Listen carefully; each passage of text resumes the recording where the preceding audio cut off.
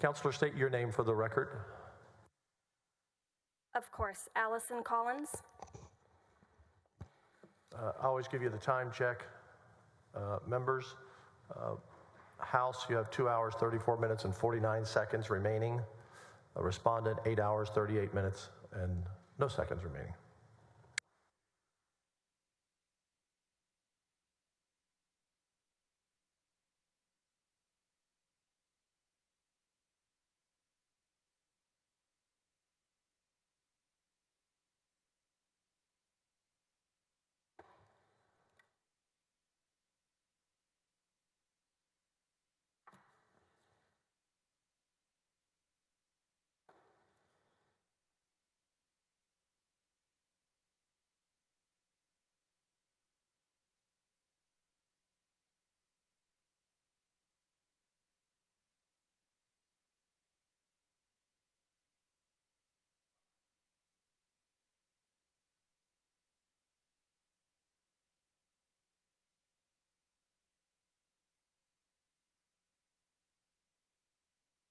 Were you here on day one to be sworn in? Yes, sir. I thought so. Please have a seat.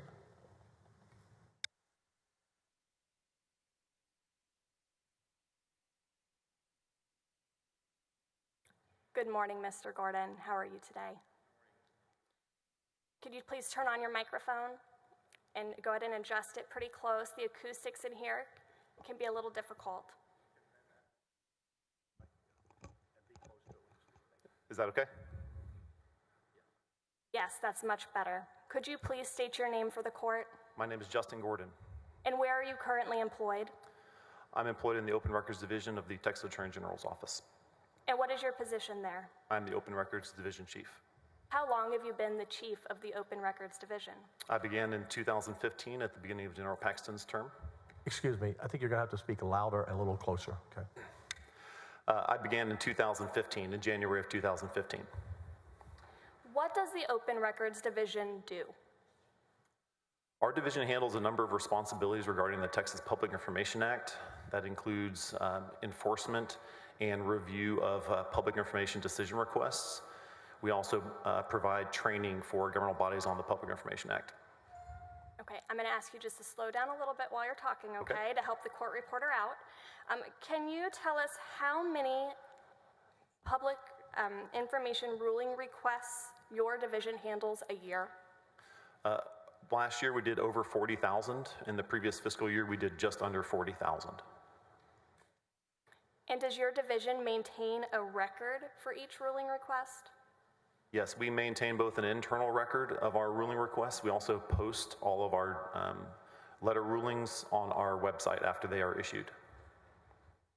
Do you recall a request for ruling from the Texas State Securities Board in the fall of 2019 for some records related to Nate Paul? Yes. Do you recall if any records were released as a result of that ruling request? I do not believe any records were released in response to that ruling request. Do you recall if there was a request for reconsideration of that ruling? Yes, there was. How frequently does the Open Records Division receive requests for reconsideration or complaints about a ruling? That's very common. I don't have an exact number to provide you, but that's something that we see certainly on a monthly basis, if not weekly. Were you also involved in deciding a request for ruling from DPS, the Department of Public Safety, in the spring of 2020, which we're going to call the big request for ease of reference? Do you recall that one? Yes, I do. Was that also related to Nate Paul, if you recall? It was. At some point, as one of your duties, as part of your employment, did you make a summary of that file? I did. Your Honor, if I may approach the witness. Yes, you may. I'm going to approach with what is marked as AG. Hold on one second. Yes, Senator Whitmire? Okay. Allison, you're going to have to speak louder as well. Even louder. Okay. That'll do it. That'll do it. I'm going to approach with what has been marked as AG 205, and it has been pre-admitted. Okay. Members, do you need for us to review with the court reporter what has already been said? You're okay? Everyone's okay? You do? Okay. Okay, so let's go back to where you began the question on DPS, Senator West. Securities. Okay, let's start No over. problem. Do you recall receiving a request for ruling from the Texas State Securities Board in fall of 2019 for some records related to Nate Paul? Yes. Do you recall if any records were released as a result of ORD's ruling? No, I do not believe any records were released in that ruling. Do you recall if there was a request for reconsideration of that ruling? Yes, there was a request for reconsideration. How frequently does ORD receive requests for reconsideration or complaints about a ruling? That's very frequent. I don't have an exact number to provide to you, but it's something that we see, if not on a weekly basis, then certainly monthly, several times a month we receive reconsiderations. Do you also recall being involved with a request from DPS in the spring of 2020 related to Nate Paul? Yes. Now, we've been calling that the big request to help distinguish them. Will you understand what I'm saying if I call it the big request? Yes. Thank you. And at one point, as part of your employment, did you create a summary of this file? Yes. Your Honor, I'm going to approach the witness with what has already been admitted as AG 205.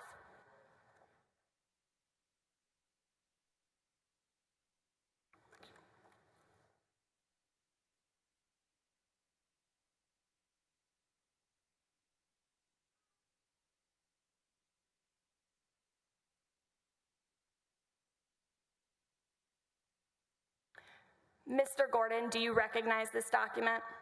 I do. Is it a fair and accurate depiction of the summary that you created for this file? Yes, it is the summary I provided for the file. Well, let's talk about it. Let's walk through it together, okay? Okay. First, how would you describe this particular request, the big request? It started off as what I would have characterized as a relatively routine request from the Department of Public Safety. Department of Public Safety routinely briefs our office on law enforcement matters. They, again, very commonly submit rulings to our office. However, as the ruling was being reviewed, it took a turn procedurally, and then there was a number of procedural irregularities that occurred with the file that made it unique. And Eric, if you could please pull up AG Exhibit 205 and highlight the first paragraph, please. And Mr. Gordon, I think it's consistent with what you just said that there were procedural issues that made this file unique. Is that correct? That's correct. Okay, and when was the request received by your office?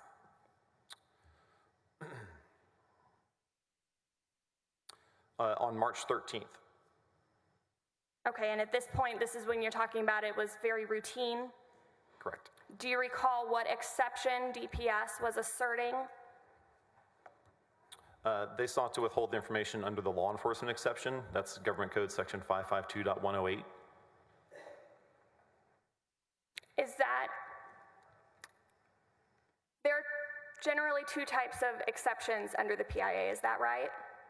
That's correct. There are two, we characterize them as two separate types of exceptions. There's an exception for confidentiality provisions that we would also call mandatory exceptions. And there's a type of exception that is just a normal exception to disclosure that we would call a permissive exception to disclosure. And which type is the law enforcement exception? Section 552.108 is a permissive exception. The government body has the option to raise it or not to raise it. What happens if they do not raise it? Nothing happens if they do not raise it. We won't address it if they do not raise it.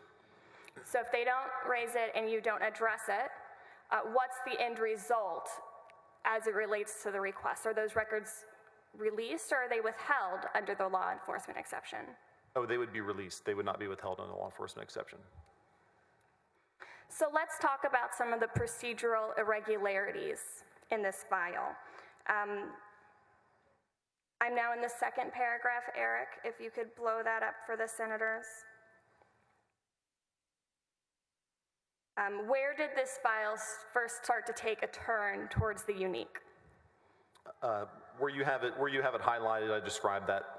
Excuse me 1 second. I'm very sorry. I'm very understanding with 8 grandchildren and a lot of little ones, but we really can't have a distraction. I'm sorry. Might have to step out. I really apologize, but I don't want to distract the jurors. Very sorry for that.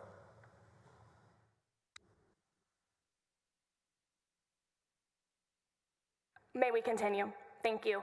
I believe you were about to point out to us where the procedural issues started to rise in this file. Sure. So we have a statutory 45-day deadline by which we have to issue all of our rulings. That's from the government code. And as we were approaching that deadline, the DPS submitted a follow-up correspondence to our office explaining that the requested information may implicate the interest of the FBI. And at that time, they also submitted additional records. So in the initial submission, they only submitted a representative sample, which they are permitted to do.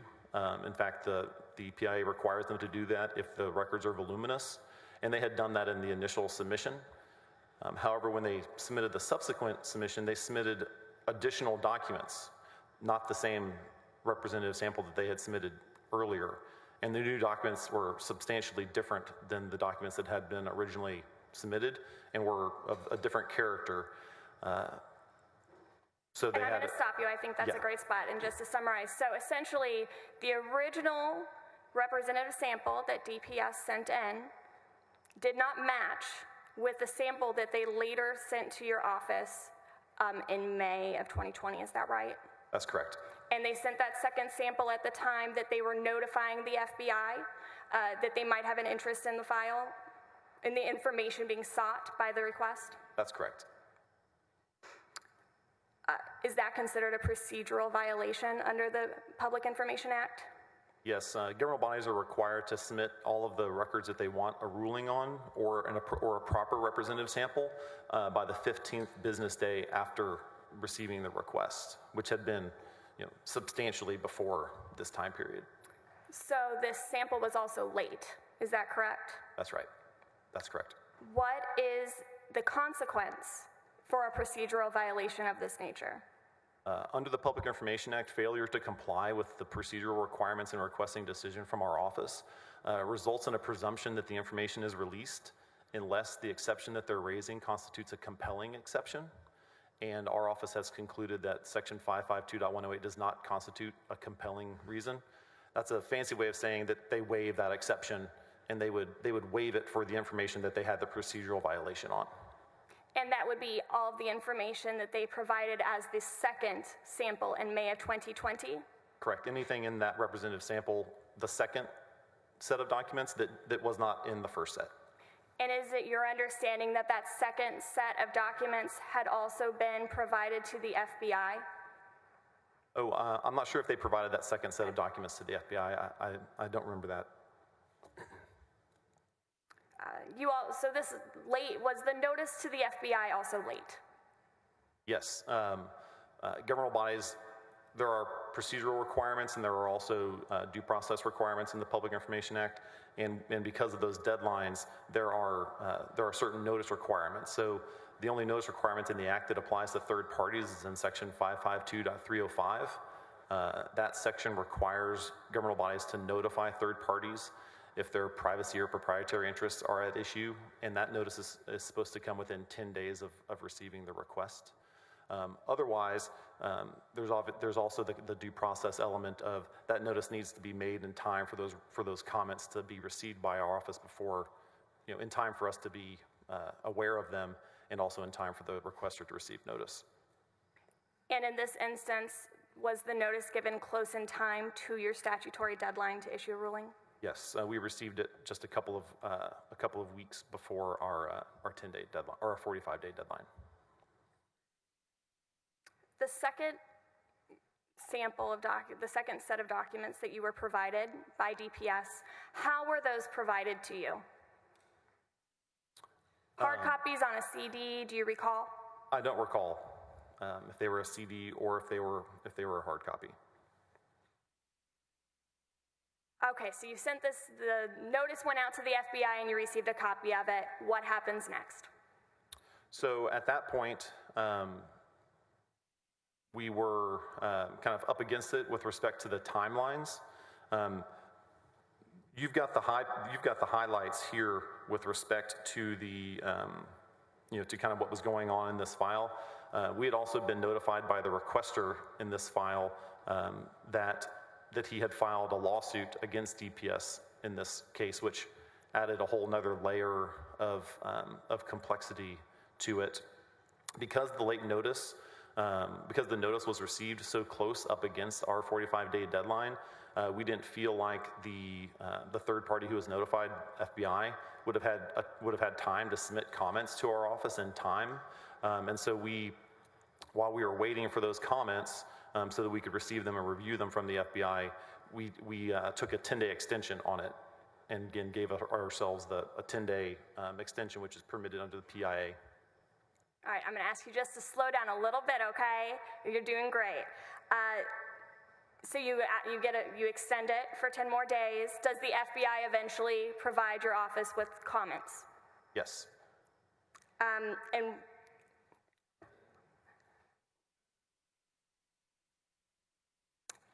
do you know if the FBI also provided the requester with a copy of those comments? At the time, when we identified the documents, we actually only found the comments because the requester let us know that he had received comments, and so then we went and tracked them down. This is at the beginning of COVID, so our mail intake was kind of thrown off. So when the requester notified that we had received comments, we went and tracked those down. To add another procedural complication to it, at that time, the requester notified us that his copy of the comments had been completely redacted. Our copy did not have any redactions on it. It just had a reference that at the end that the version that had been provided to the requester was redacted. In your honor, if I may approach with what's been marked as House Managers 46 but has not been admitted into evidence yet. You may approach the witness.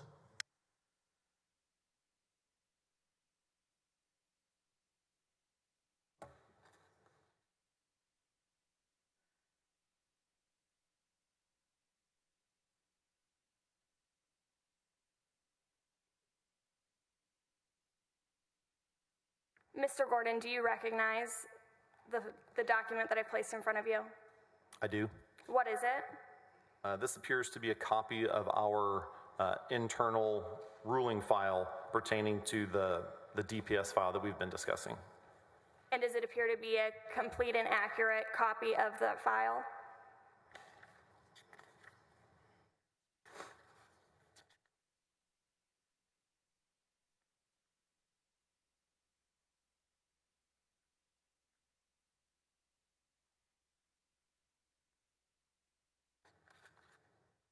I'm sorry, I'm just double checking. Take your time.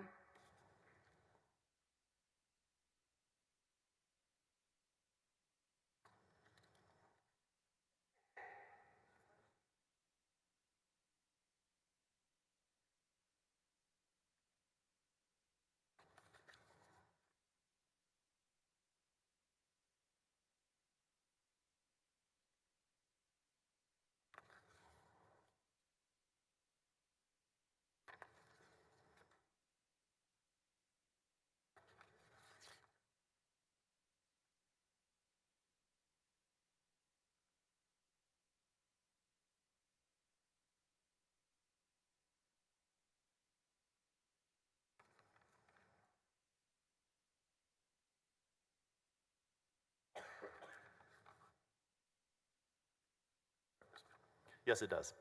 I appreciate your thoroughness. At this time, we'd move to admit House Managers 46. Any objection?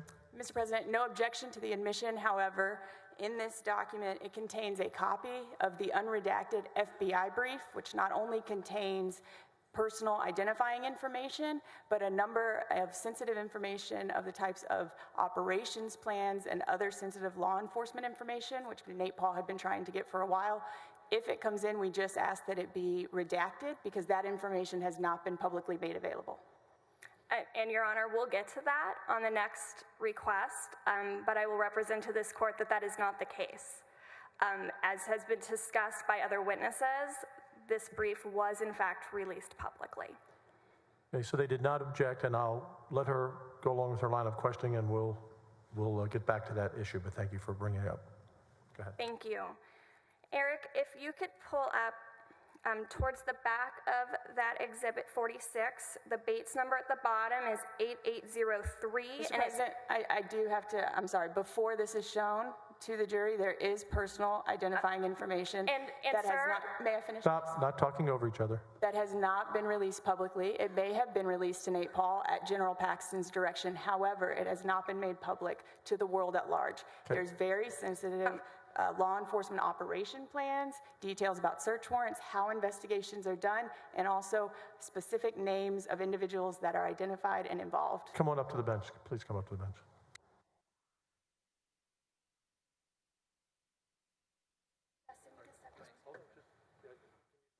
Yes, sir.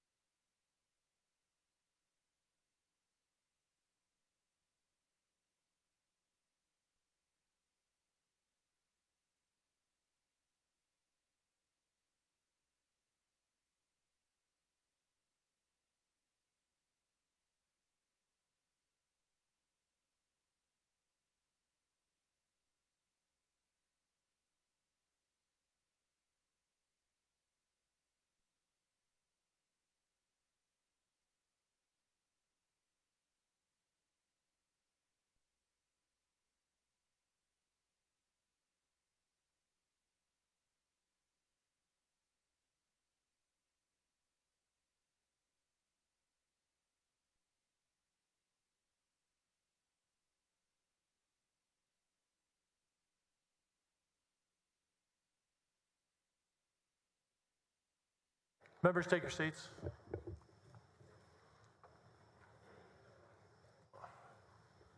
So we're going to proceed slowly, carefully. You may proceed. Thank you. Mr. Gordon, as a preliminary matter, if a document is released after a ruling request or a ruling decision, would that be released to a subsequent requester for that same information? Objection calls for speculation. Overruled. Yes, there's a specific section that directly addresses that. Section 552.007 of the Government Code prohibits the governmental bodies from selectively releasing information and provides that if information has been released to one requester, then it would be released to a subsequent requester unless there's a special right of access that applied to the initial requester. Okay. Sorry. All right. Mr. Gordon, repeat your answer. Slow down. Yes, sir. Yes, there is a specific section of the Public Information Act that addresses that. It is section 552.007. It provides that if information is released to one requester, then it would be released to a subsequent requester. It prohibits the selective release of information to one requester and not to another. So if information has been released by a governmental body, then it would be released to subsequent requesters, unless there is a special right of access that only applied to the initial requester. For example, if I ask for my driver's license number and receive it, you wouldn't release my driver's license number to the next person because I have a right of access to that. Thank you for that explanation. Eric, could you please pull up within House Managers 46 at Bates 8803, which is page 77 within that PDF.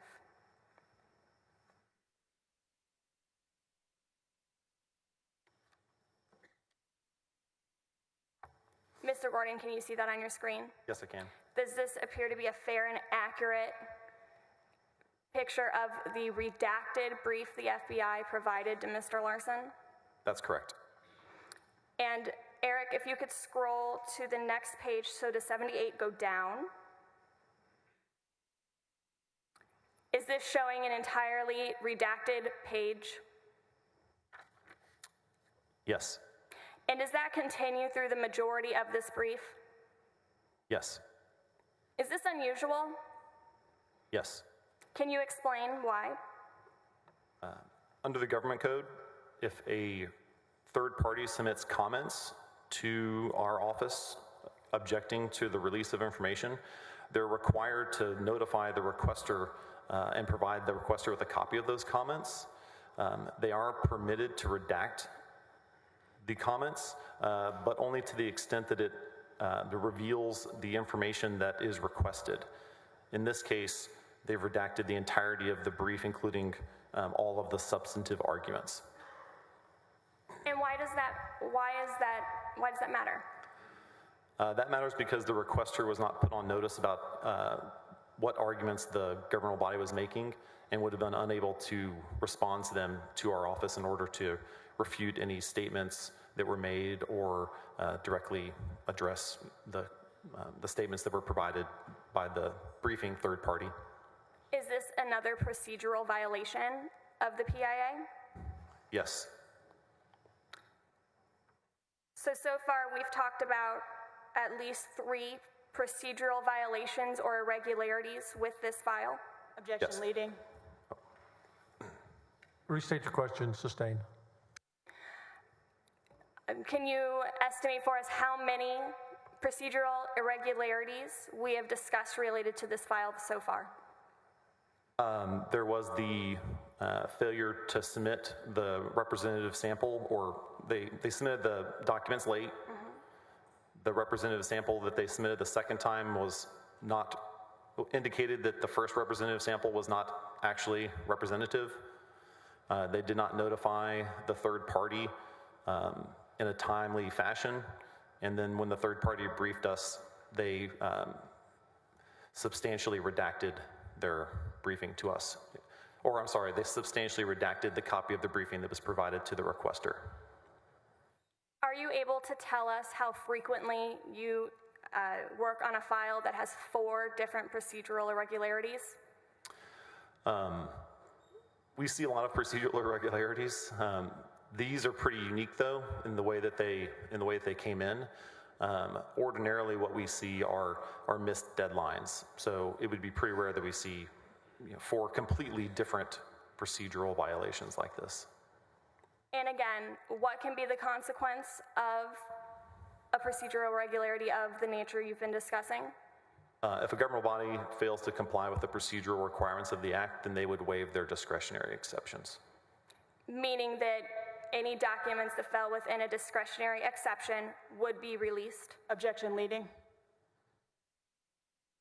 Sustained. Rephrase your question. So what's the consequence of that, of the permissive exceptions being waived?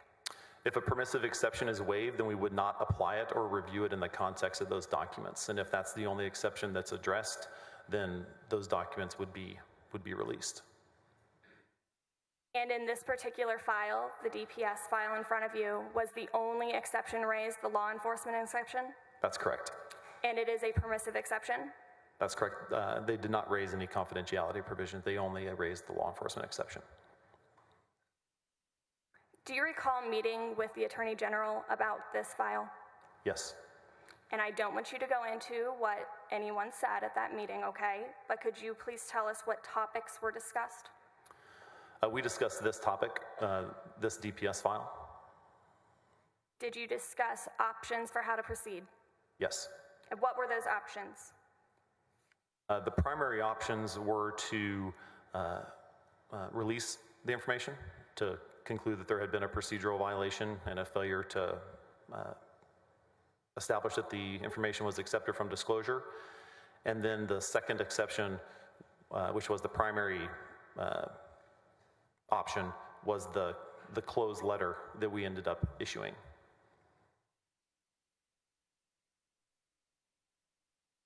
Did you agree with issuing the closed letter? Yes.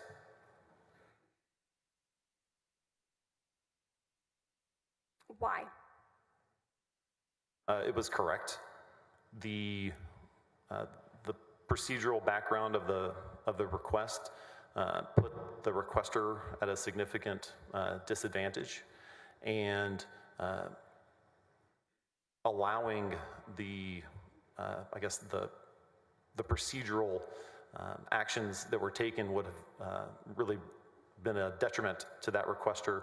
There was already a pending lawsuit, and courts will give our letter rulings great weight, and rubber stamping the actions in this procedural context would have, or could have, I don't know what the court would have done with our ruling, but it could have tilted the scale in favor of a governmental body who had failed to comply with the procedural requirements.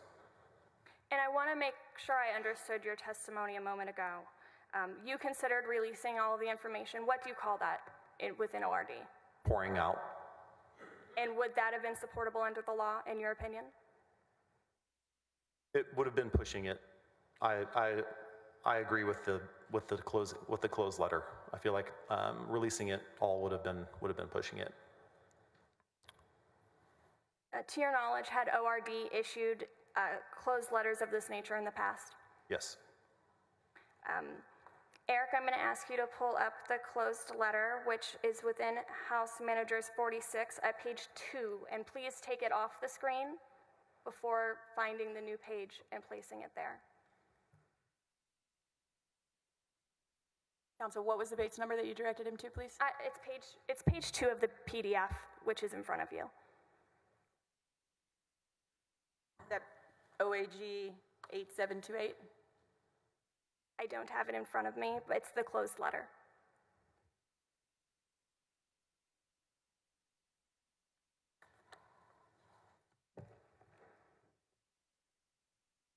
Mr. Gordon, does this appear to be a complete and accurate copy of the closed letter? Yes, it does.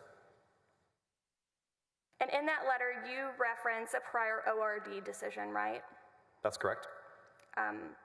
Why? Why did you reference that prior ORD decision? Well, there were a lot of reasons. The primary reason is that what this open records decision specifies is that if a lawsuit is filed after a ruling request is made, I'm sorry, let me take it back and maybe simplify it. Under the Public Information Act, a requester can sue a governmental body if they believe they're improperly withholding documents. What this open records decision provides is that if a requester files a lawsuit after a governmental body has issued or has requested a decision from our office, then our office should still go on and issue a ruling. Prior to this decision, we routinely closed files and did not issue determinations where the issue that come before us in the decision was in court. So we would demur and close that letter and let the court decide. And in your opinion, how did this DPS file differ from the closed letter that you issued in this case? How did that differ or was distinguished from that ORD decision? It was all of the procedural irregularities, especially the redacted FBI brief. That was the primary issue that prevented us from ruling in accordance with due process. It was the heavily redacted FBI brief. And why did that cause you so much heartburn? Again, our rulings are given weight or great weight, quote unquote, by the courts. And in the face of those procedural irregularities, giving a rubber stamp of approval to them could have tilted the scales in that court, even despite the procedures being handled incorrectly. Could it also set bad precedent? Objection leading. I'm asking his opinion, Your Honor. It's a yes or no. He can say what he'd like. Overruled. I'm sorry, I didn't understand. I didn't hear the question. Sure. Could it also set bad precedent in PIA requests coming into your office? Objection, Your Honor. The relevance of this personal witness's opinion is not relevant to any issue in this proceeding. And what he considers a good or bad precedent is purely subjective and not at issue in this case. Your Honor, Overruled. thank you. You can answer the question. I wouldn't characterize it as a precedent. So many of our rulings are fact specific. What I do think it could have resulted in, because DPS and FBI routinely brief our office, it could have again been seen as condoning that type of heavy redaction, which then could have led to that type of action being taken in future requests and for future requesters. So I wouldn't have characterized it as a precedent, but it could have indicated that we thought that was okay, and then they would, because they do it routinely, they request decisions from us routinely, they could have seen that as oh well, now we've got the stamp of approval to do this, and now we'll keep doing it. And now, while all of this is going on, were you made aware of a request from Mr. Larson for a copy of the FBI brief? Yes. How were you made aware of that? That came in as a Public Information Act request. The Public Information Act request was forwarded to my division for handling. And when I say handling, I mean we collected the documents. So we collected the unredacted brief in processing that Public Information Act request, and we provided it to our Public Information Office. As to the DPS ruling itself, did that closed letter result in the release of any documents? It did not.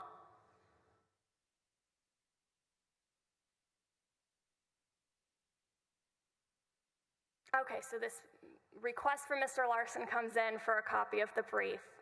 Do you know what happened after that was received? I know what happened after the fact. Because it involved open records decision documents, our division does not rule on decision requests for our own documents, so it was handled by another division.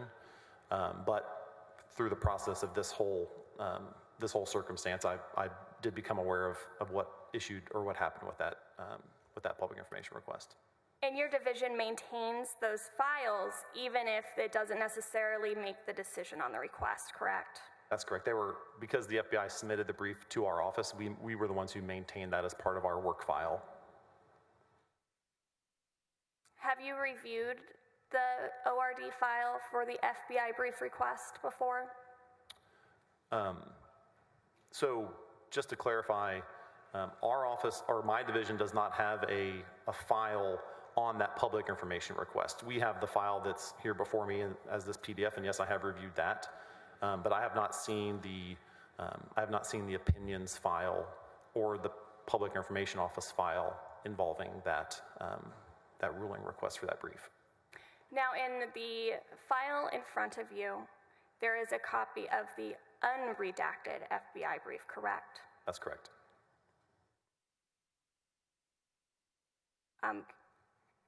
Would you take a look at it, please?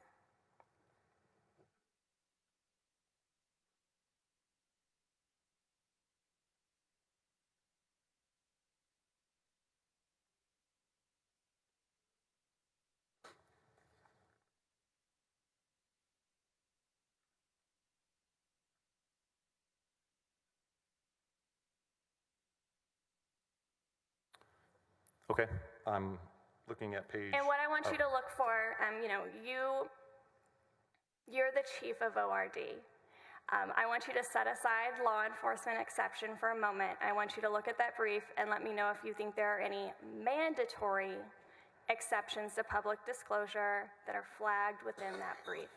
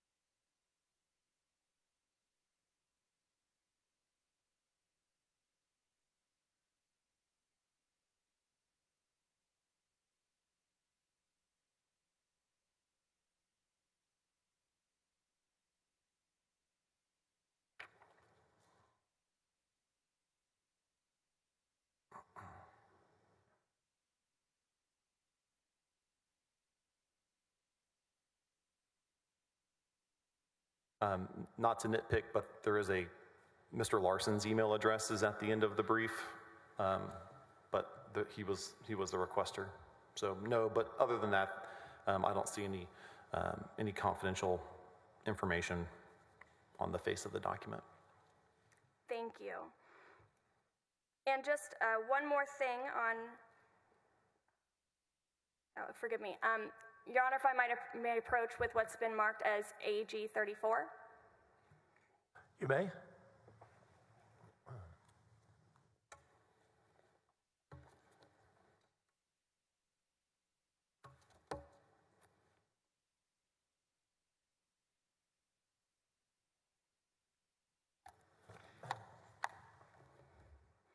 Mr. Gordon, do you recognize the document I placed in front of you? I do. And what is it? This would appear to be the internal file for the opinions ruling request that we've been discussing that was Mr. Larson's request for the unredacted FBI brief. Does OAG receive requests for copies of PIA briefing on other occasions? Yes. Does that occur can you tell us with any sort of frequency how often you receive that type of request for briefing? If I had to guess, I'd say it would be once a month, probably less than once a month. It's not very common. It's not a weekly occurrence. And were you familiar with Joe Larson? Yes. How? I've worked with Joe Larson for a long time. He is a well-known open government lawyer. He's also involved with the Freedom of Information Foundation, which our office has partnered with in the past to perform trainings. He's routinely sought after to provide input on Public Information Act requests. I've also observed a number of cases that he's handled because he ends up often handling important Public Information Act cases. So I've known Mr. Larson for a long time. Based on your knowledge of Mr. Larson and working with him, was it surprising or unusual for him to submit a request for a copy of that redacted brief? No, I wasn't surprised at all that Mr. Larson would ask for that. And you started to walk us through what OAG does when it receives a request for documents that OAG itself holds. I just want to make sure that's clear for the jurors, okay? So let's walk through it. So what's the first step OAG would do when it receives a request for records that it itself holds?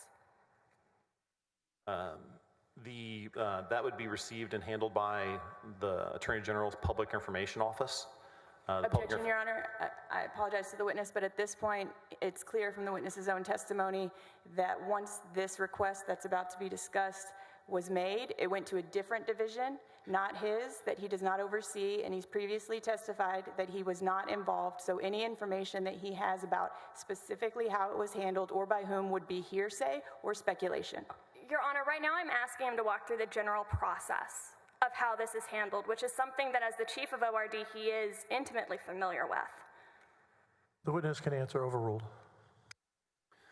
When a request comes into our Public Information Office, the Public Information Officer will identify the divisions that they believe maintain documents, and they will notify those divisions. Those divisions then collect the information. Generally, we collect the information unless there's some issue with the request, like we don't understand it or it would require a cost estimate. Those divisions, my division in that case, will respond back that we maintain documents, and then we'll follow that up by providing those documents. If a decision is required, then the Public Information Officer will prepare that decision, and they will send it to our division. As soon as we see that we've received a request from the Attorney General's office, it gets segregated out, and at this time, it would have been forwarded to the Opinions Division. So ORD is not deciding decisions on documents held by ORD, is that right? That's correct. Action leading. Sustained. You can re-ask the question. I think the point's been made, Your Honor. I'm gonna move to admit AG 34. It is an internal business record of OAG.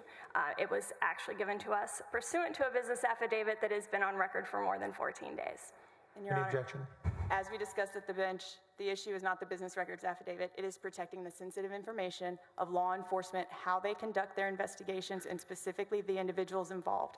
An exact identical copy of the same brief we just talked to you about at the bench is also contained in this document. And so I have no objections as long as she's willing to protect law enforcement and the integrity of their investigations and redact that sensitive information. With those redactions, no objection. And Your Honor, the chief of ORD has now looked at this brief and told you that there were no mandatory exceptions and no confidential information within that brief. Right. He's also testified that once documents are given to one requester, they are given to any subsequent requester. They are considered public. And so I do believe that he is very highly qualified to speak to this file, and that there are no confidentiality concerns raised within it based on this witness's testimony. Brief response, Your Honor. Yes. Everything my colleague said misses the point. All I'm trying to do is make sure that the sensitive law enforcement information, which is in front of you, the identities of the individuals involved in the investigation, how they conducted the investigation, their sensitive operations plans, their sealed search warrant affidavits and the details contained within, how they communicate with each other, who was on those communications, and when they were sent, all of that information I just would ask would be redacted. And Your Honor, very quickly... Stop. Don't talk over each other. Court reporters have a tough job, as it is. Come up for a moment again.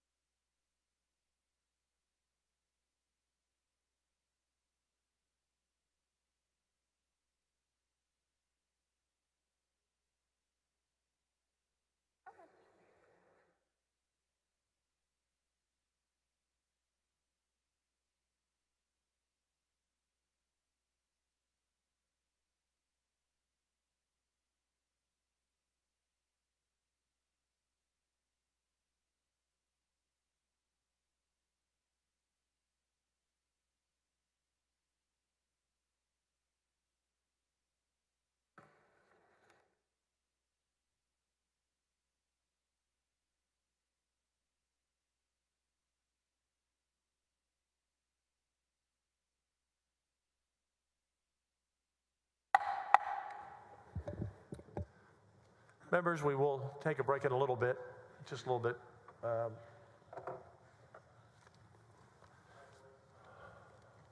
Everybody be seated, please.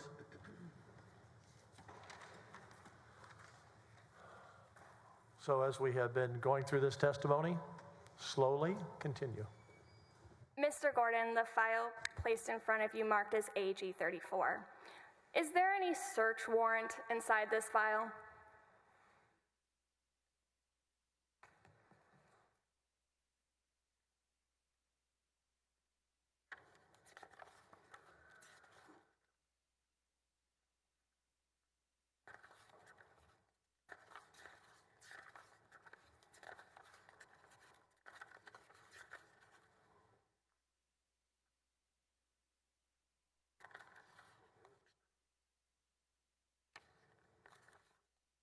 There is no search warrant inside this file.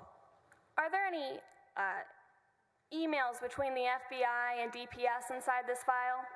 There are no emails between the FBI and DPS in this file. Did you notice any victim information inside this file? I did not. And if the redacted FBI brief had been released to one requester, it would be released to other requesters? That's correct. And you've had a chance to look at this file now, correct? Yes. And at the back of it, you'll see that, well, let's walk through it. So I think you've testified that based on this file before you, does it appear that OAG sent a notice to the FBI about this request for their redacted version of a brief? Yes, it does. Did the FBI respond? Yes, they did. And I want you to take a close look at their response brief, and specifically the last page under the signature line. It's the last page of the file. Are you there? Yes, that's page 6 of the draft. Witness needs to stay close to the mic and speak up.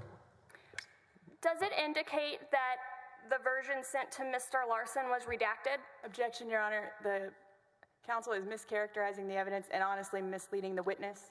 The document that she Overruled. is... You may answer the question. On this brief, it does not say redacted after the CC list to Mr. Larson. And this brief was filed by a Mr. McPhillips from the FBI, is that right? That's correct. And from the front of this brief, was it filed, and it's actually marked as received by Open Records on or about June 18th, 2020? Do you see that? Yes.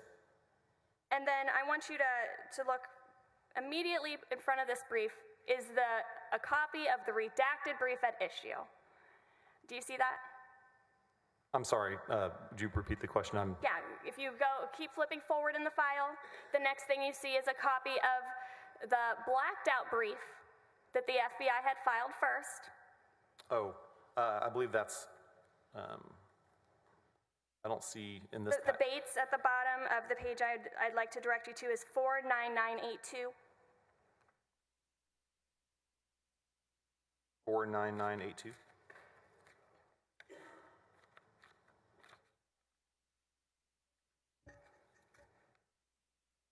Oh, yes, okay. That's the last page of the redacted version? It's the last page of the brief that the FBI filed in May of 2020, right? That's correct. I'm sorry, I was looking for the version that was actually redacted. There's no redacted I version. apologize. There is no redacted version in here. And when you look under the signature, first, who signed this brief from May 2020 for the FBI? Matthew Phillips? So the same Mr. Nick Phillips. McPhillips? Yes. And underneath his signature line, what does it indicate next to Mr. Larson's signature? I mean, next to Mr. Larson's name on the copy list? Next to Mr. Larson's name on the copy list, it says it was redacted. So the first brief was sent to Mr. Larson, redacted. Is that what that represents to you? Yes.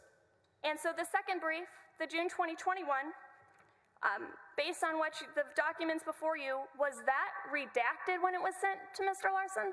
It does not indicate that it was redacted. Does that indicate to you that the FBI provided a copy of this brief directly to Mr. Larson? Objection leading. Sustained, rephrase your question. What does that indicate to you? That indicates that they provided the same copy of this brief that they provided to DPS, not unredacted. And I want you to take a look at this June 2020 brief and tell me how it compares to the May 2020 brief.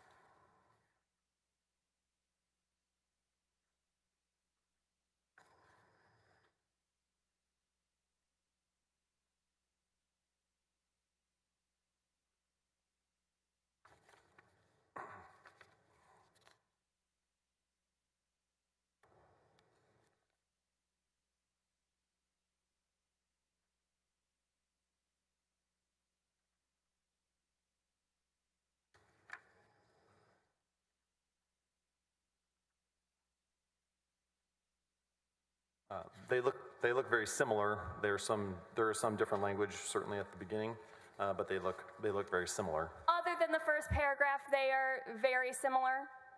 Yes, that's correct. So based on the documents in this file, does it appear that Mr. Larson that the FBI provided this information itself to Mr. Larson? Yes. And the very front of this file is the decision issued in this case. It starts with Bates 49954. Do you see that? I do. And you just looked at the FBI's June 2020 brief addressing whether or not that blacked out brief should be released to the public, right? You just looked at it? I did. Did it anywhere in there argue that their redacted brief should be withheld from public disclosure? No, it looked like the arguments applied to the documents that were issued in the underlying DPS file. And so when that happens, when the comments don't address the information being sought, what, in your experience in ORD, happens in a file like that? In that case, we would not apply the exception to the documents that are submitted. We ordinarily, because this opinion was done by opinions, they use slightly different language than us, but we've got boilerplate for that type of circumstance. Either that the entity that submitted the arguments is arguing against the release of information that was not submitted to our office, or that the arguments that they've submitted don't apply to the information that is at issue. Because we have a presumption of openness, there has to be an exception to disclosure in order to withhold the information. And if it's a discretionary exception, it wouldn't be applied to information that they don't seek to withhold. If it's a discretionary exception, they have to seek to withhold it in order for the exception to be applied to it. And the FBI, so the FBI just didn't address their redacted brief at all, based on this file, is that right? That's right. Which would result in what, ultimately, for the requester? That would result in the information, that would result in the arguments that are raised not being addressed to the information for which there are no arguments. And if there are no other arguments, then the information would be released. Okay, so I want to make sure we all understand what your testimony has been here today. So we had the first request to TSSB in the fall of 2019. Was any information disclosed to Nate Paul as a result of OAG's ruling? No. Then we move on to the big request to DPS in the spring of 2020. Was any information released to Nate Paul as a result of that ruling? No. And then we get to this third request. And what we see is that the FBI provided a copy of the brief directly to the requester itself. Is that right? That's right. Objection leading. Oh. Overruled. Repeat the question and answer. We get to this FBI request for their blacked out brief, and what we see is that the FBI directly gives a copy of the brief to the requester, to Nate Paul. Is that correct? Objection, Your Honor. It should be made clear for the record that we are talking about two different briefs, one in May and one in June. And the one in June, yes, there's no dispute. The FBI provided that to Nate Paul's counsel. That is not the one that contains the sensitive information that we have been discussing. Clarify. Of course. I sustain the objection. Clarify. What we're seeing from this file is that the FBI provided a copy of its June 2020 brief directly to Mr. Larson. Is that right? Yes, that's correct. And you've also testified that that June 2020 brief is very similar to the May 2020 redacted brief, right? Yes, that is correct. And that ultimately, because the FBI did not address why their redacted brief should not be released to the public, it was released. Objection leading. Sustain. Rephrase your question. What was the ultimate outcome of the opinion on this FBI request related to its redacted brief? The opinion concluded that the unredacted brief could be released to the requester. And you reviewed that brief? Yes. And you did not see any mandatory exceptions within that brief that would require OAG to apply its own redactions before release? That's Objection correct. leading. Overruled. That's correct. And after this ruling in August of 2020 on the FBI brief, do you recall one way or another if Joe Larson, on behalf of Nate Paul, continued to seek information from public safety agencies through public information requests? Yes, he did. And how do you know that? He continued to pursue complaints against the Texas State Securities Board all the way through September of that year, seeking to obtain documents that TSSB was withholding from him in the context of Public Information Act requests. So then that continued, throughout the summer and into the fall. And after ORD rules on a request, what does ORD do with the documents that the governmental agency provided to you to make your ruling? We send the documents back to the governmental body. You don't keep a copy? No. Those are all my questions for this time. Thank you. Thank you, Ms. Collins. Examination, Your Honor. Yes. I'm so sorry. One thing, we are moving for admission of HM 46 and AG 34 based on this witness's testimony. Your Honor, same objection. All we're trying to do is protect the sensitive law enforcement operations, who was involved, when emails were sent, what the subject of those emails were, what the FBI's operations plans were, how they work with the State Securities Board, the FBI, the DPS. If that information can be redacted, no objection. Hold on. We've discussed this at length. He testified there was nothing confidential. The FBI could be here. They could be called. Yes, Your Honor, or Mr. President, yes, that's correct. Either one, doesn't matter. Okay, yes, sir. But they're not here. They're not, however, I would like to, for the record, remind the court that it was Mr. Bangert's testimony opposite to Mr. Gordon's. Your Honor, I'm going to insist that she not say testimony of another witness in front of this witness. Okay. Both of you, just stop for a moment, okay?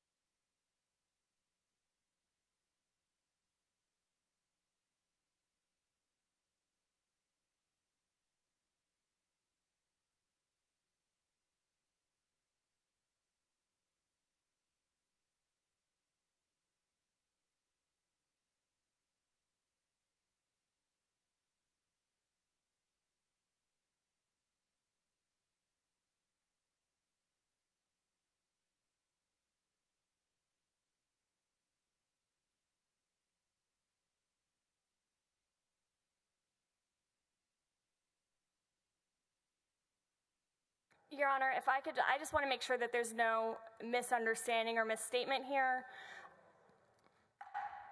Jurors, please take your seats again. I just want to make sure that there's no misunderstanding here, that you have a complete copy of those files in front of you, and you can see for yourself that there are no copies of search warrants, there are no copies of the actual emails within those files, which appear to be the documents that counsel is concerned about, and I just want to make sure that's clear for the record, that those documents are not in those files. And we have reviewed them while up here, going through this testimony. Is it your representation as an officer of the court that this document has already been released to the public? Yes. Both documents? Yes. And that was the testimony? It was. I have to overrule your objection. We'll admit into evidence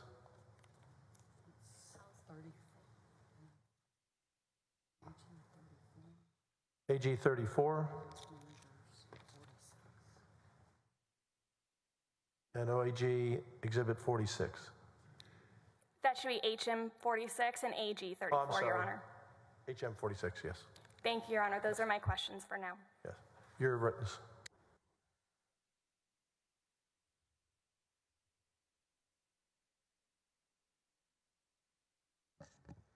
Good afternoon, morning, Mr. Gordon. Please state your name for the record for the... Leah Graham. You talked about this decision being fact-specific. Do you recall that testimony? Yes. So let's talk facts. The requester in this case was Nate Paul's lawyer, correct? Objection, speculation. I believe that same testimony was elicited on direct that Joseph Overruled, Larson. go ahead. Correct. We did not know that at the time. It's become apparent that that is the case now, but we did not know that at the time. In your original opinion, as it relates to the request for the full release of the DPS file, was that it should not be released and that the law enforcement exception applied. True? That's the big DPS file that we're referring to? Yes, sir. The original draft on that, I believe, did just address it under the law enforcement exception.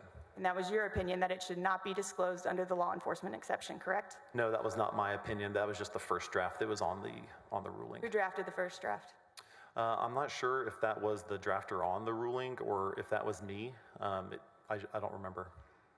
You had direct conversations with Ken Paxton about this specific request for a full copy of the DPS file, true? Yes. He made it clear to you that he wanted to find a way to release the documents that Nate Paul's attorney was requesting, true? Objection, Your Honor. That's improper testimony through this counsel, assuming facts that have not been addressed with this witness. Your Honor, this testimony has already been elicited. Overruled. True? No. Mr. Paxton did not summon you to his office to talk about this file? Yes, he did. He did not put pressure on you to either not rule against the requester or to release the information? No, I would not classify it as pressure. The decision that we made was not. Sir, I appreciate that. I'm not asking you what the decision was made. I was asking about your conversation with Mr. Paxton. He had one of two things that he wanted to occur. Either release the information or at a minimum, figure out a way not to rule against the requester. True? Same objection, Your Honor, assuming facts not before this witness. Sustained. In your conversation with Ken Paxton about this particular DPS file, can you recall any other time when Mr. Paxton directly came to you and got involved on a DPS open records request? No. Ultimately, you did exactly what Mr. Paxton wanted, correct? You did not rule against the requester, Nate Paul's attorney, true? Again, objection, Your Honor, assuming facts not before this witness. Overruled. True? I'm sorry, could you repeat the question? Yes, sir. Ultimately, the opinion was not to rule against the requester, which was exactly what Ken Paxton was pressuring you to do, correct? Again, Your Honor, I'm going to object. She's now mischaracterizing this witness's testimony. He said he was not pressured. Sustained. By not ruling, you were not ruling against the requester. By making a no decision, that's not ruling against the requester, true? That's correct. We didn't rule against either party, the requester or the governmental bodies at issue. Now, earlier you said that the OAG decision not ruling against Nate Paul's attorney, quote, tilted the scale in terms of how a court would ultimately decide whether or not to rule on the disclosure of that information. True? No, if I said that, I may have misspoken. We did not want to tilt the scale. We didn't want to tip the scale either way. We wanted to maintain the status quo and allow the court to review it completely de novo without our opinion, which is due great weight, tilting the scale based on the procedural requirements. Withholding the information would have been detrimental to the requester. That's what you said on direct. Do you remember that? I'm sorry, could you repeat the question? You said withholding the requested information would have been detrimental to the requester. Do you recall that testimony? I'm going to object, Your Honor. I don't recall that testimony either, so mischaracterization of his testimony. And I'm happy to put her on the stand. I'm asking the witness if he recalls his testimony. We can check with the court reporter. I have a quote, it would have been detrimental to the requester. I'm going to overrule. You can answer yes or no. Yes, it would have concluded that the information could be withheld. Now, on June 8th, after the opinion came out, Joanna Ward, do you know who that is? John Award? Yes, sir. Yes. Okay. On June 8th, she was asking if you still had the file in your possession. Do you recall that? Yes. In the file she was referring to was the entire DPS file, correct? Yes. And within that file is one part of it would have been the probable cause affidavit that Nate Paul was looking for, correct? No. I believe that, if I'm not mistaken, I think that was after the ruling had been issued. It is, sir, but that's not my question. Included within the DPS file would have been the probable cause affidavit that Nate Paul was looking for, true? No. The probable cause affidavit would not have been within the DPS file. Not after we issued the ruling, we would have sent the documents back to DPS. But by June 8th, after the decision was released, do you recall Joanna Ward emailing you and specifically asking you if you still had it, it was still checked out to you, and asking when you were going to return it? Do you recall that? Yes.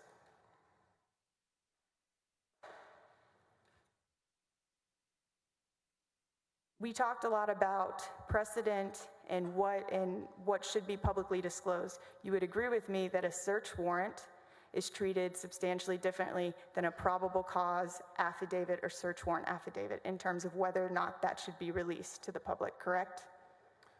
There are different exceptions that can apply to those, but I would not characterize anything as what can or should be released to the public. It needs to have an exception that applies to it. But both can be released to the public. A search warrant affidavit is more likely to have an exception that applies. They're not automatically confidential.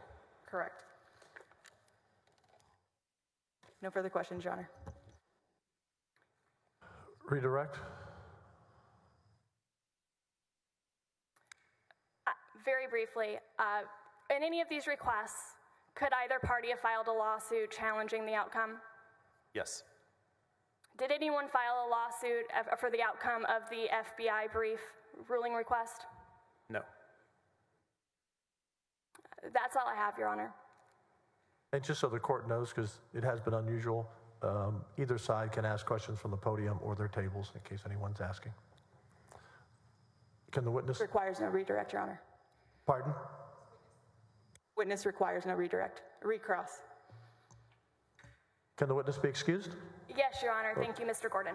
Am I released, Mr. President? I'm checking with the House. Yes, you can be released. Thank you.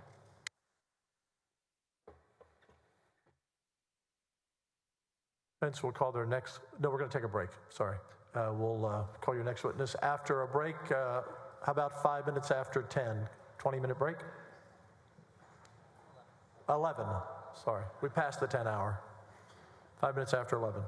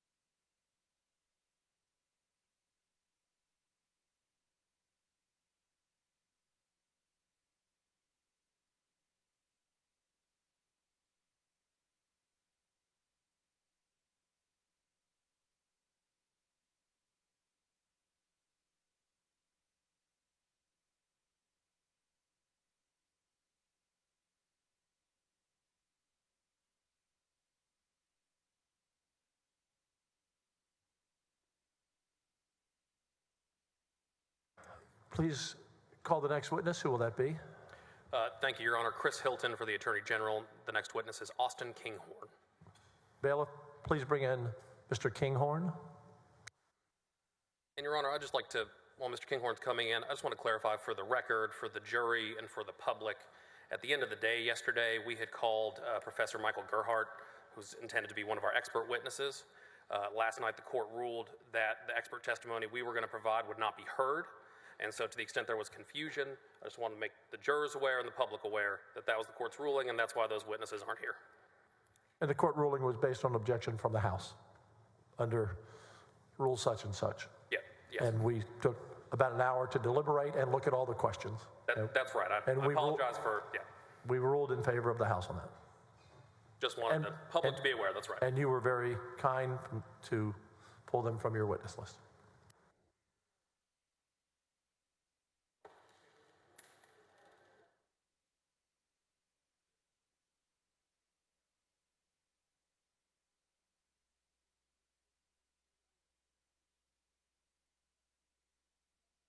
Thanks, sir. Mr. Kinghorn, I believe I already swore you in the group. You may be seated. Speak loudly and closely to the mic. Thank you.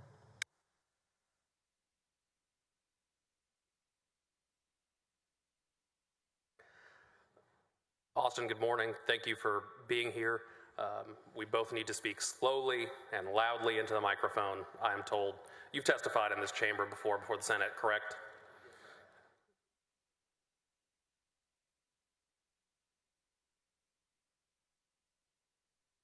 Yes, I have. Okay, so you know the acoustics in here can get a bit weird, especially for our folks in the back. That's correct. So please just introduce yourself to the jury and tell us about your career. My name is Austin Kinghorn. I'm the Associate Deputy Attorney General for Legal Counsel at the Office of the Attorney General. Would you like me to go back from the beginning? Yeah, sure. Why don't, if you could please just start with law school, walk us through what you've done up to the present day. So I graduated from Baylor Law School in 2010. After that, I did a clerkship on the 14th Court of Appeals for then Justice Jeff Brown. I did a stint in commercial litigation. Yes, sir. I did a stint in commercial litigation after that, primarily doing insurance defense. After that, I went to work for the AG's office in the Civil Medicaid Fraud Division. When Justice Brown was elevated to the Texas Supreme Court, I went to work for him again as a staff attorney. I worked at the court for about 6.5 years in that capacity for Justices Brown and later Justice Jane Bland, and then came back to the AG's office in the General Counsel Division. From there, I was promoted to General Counsel, and then most recently to the title that I hold now. Thank you, sir. And tell us a little bit about your work for the Attorney General and your current roles, both as General Counsel, Opinions Committee, and your current title. Right. So as the Associate Deputy for Legal Counsel, I'm over two divisions. It's a General Counsel Division and the Opinion Committee. In that role, I am both the Division Chief of General Counsel and General Counsel for the agency, and also Chair of the Opinion Committee. How many employees do you oversee? 19. And are you proud of your time at the Attorney General's office? I am very proud. I think this is a bit of a silly question, but it's come up a lot. Are you a rhino? Do you know what a rhino is? Yes, I do. I've been called a lot of four-letter words. That's not one of them. What are your politics? Are you conservative? Yes, I am. Again, I think it's a silly question, but it's being asked. On a scale of 1 to 10, how conservative do you think you are? 11. Fair enough. What I'd like to do today with you is go through these articles of impeachment, see if there's any perspective you can provide as to each, and I appreciate you being here helping explain the work of the agency for the jury. So let's start with Article 1, which relates to the Mitty Foundation and the intervention into that lawsuit.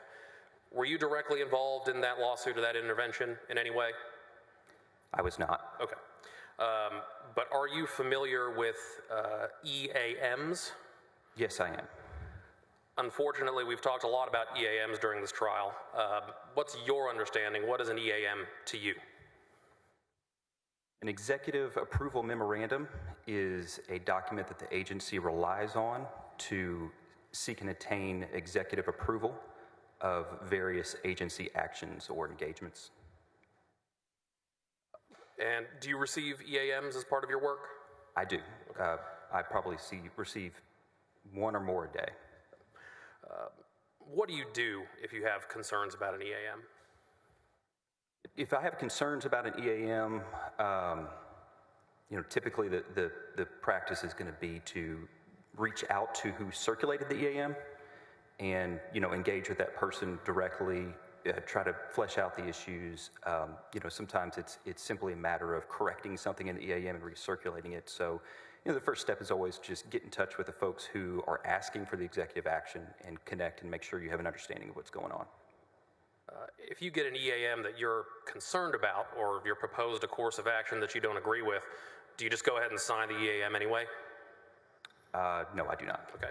So what does signing the EAM signify? That would signify that you have reviewed the EAM, you reviewed the legal authority in it, the explanation of the rationale for the action that's being sought, and that you approve of that action being taken. So if someone at the Attorney General's office signs an EAM, does that mean they've approved that action? That's correct. What about, let me ask you this.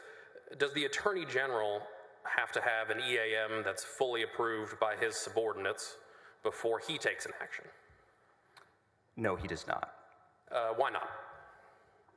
The Attorney General's authority and the First Assistance Authority flow directly from the Texas Constitution and from statutes, specifically Government Code Chapter 402. The EAM process exists to vet certain proposals, but it is ultimately not binding on the person or persons who actually possess the constitutional executive power to act as Attorney General or on behalf of the Office of the Attorney General. So just to make that clear, the Attorney General has the legal authority to act without an EAM approved by his subordinates? Absolutely. Okay. Does that include the authority to sign a contract? Yes, it would. Let's look at an example of an EAM. Can we pull up House Exhibit 62, please, Mr. Arroyo? Your Honor, I believe this has already been admitted into evidence, and I'm going to try and go electronic today, so we'll see if it works.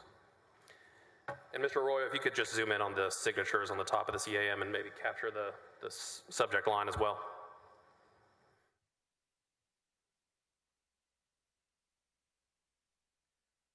Have you seen this EAM before, Mr. Kinghorn? Yes, I have. Okay. And which EAM is this?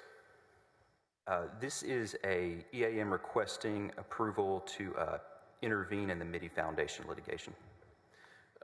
You weren't a signatory on this EAM, correct? No, I was not. Okay. But let's look at the first signatory. That's Mary Henderson. Who is that? Mary Henderson at the time was in our financial litigation division, and she held a senior attorney role in that division. And what does her signature on this EAM indicate? That would indicate that she has approved of the action described in this EAM, and it looks like she's the one who actually circulated this EAM.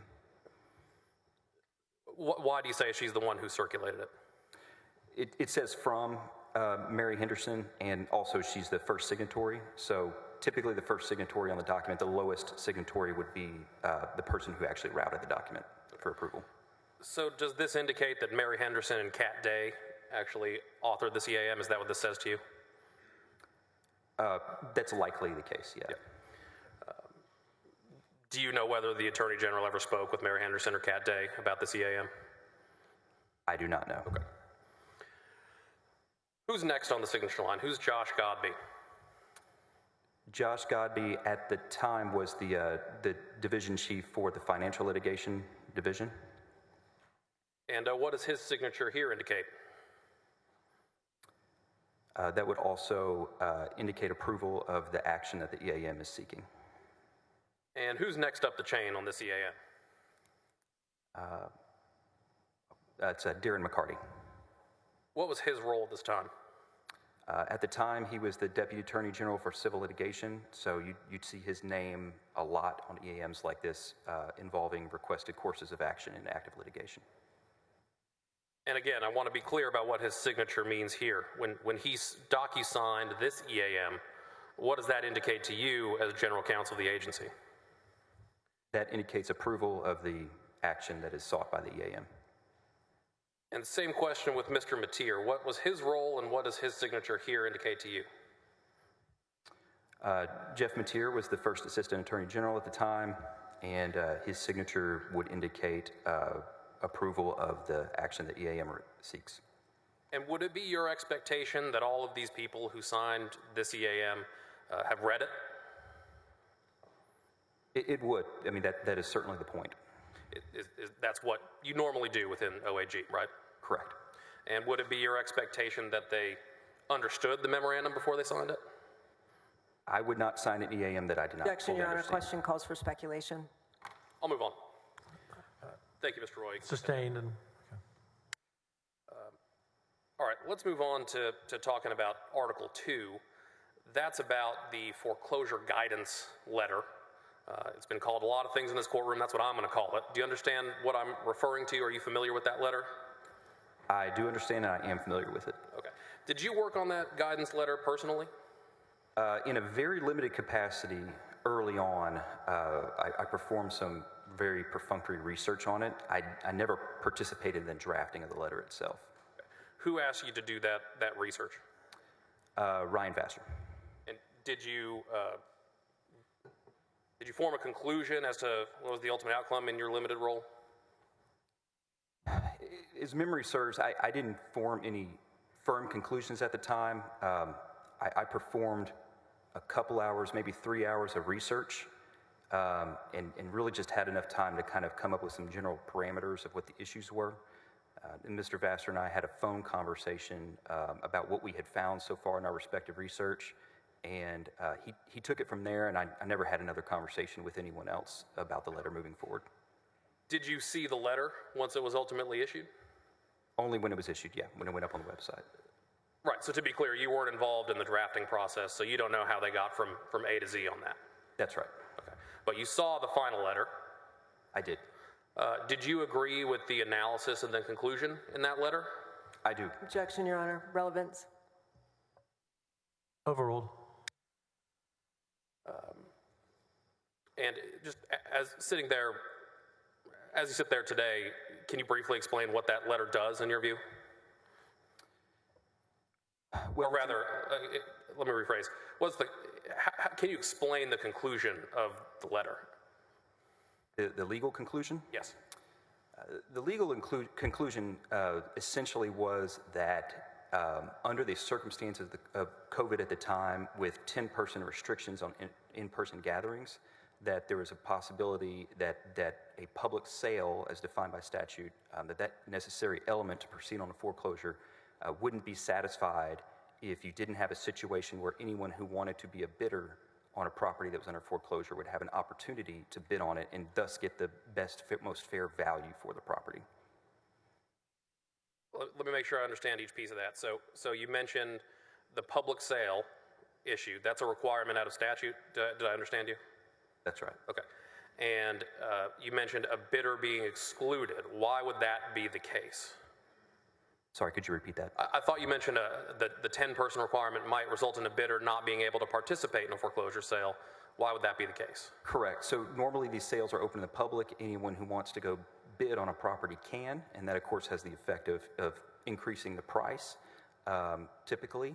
And the COVID restrictions are at the time, the governor's executive orders only permitted 10 people to gather at once in what was considering, I think the nomenclature was at the time, a public gathering. So to make sure I understand what you're saying, if there were bidders that were excluded, that could drive the price down at the sale? Yeah, that's certainly a possibility. Okay. In your view, does that letter shut down foreclosure sales in the state of Texas? I don't have an opinion on whether it did or didn't. I do know it was non-binding and informal legal guidance. Did you work on any other COVID-related opinions or guidance documents? I worked on a great number of them. During my first several months at the agency, starting in June of 2020, COVID-related work was the vast majority of what I was doing. And if you could just briefly for a minute here, explain to the jury, explain to the public, we're trying to explain the work of the Office of the Attorney General today, so explain what it was like to be working on these issues during COVID. It was intense. It was a demanding time, as I'm sure it was for a lot of people in this room. We were on the cutting edge of a lot of novel legal issues.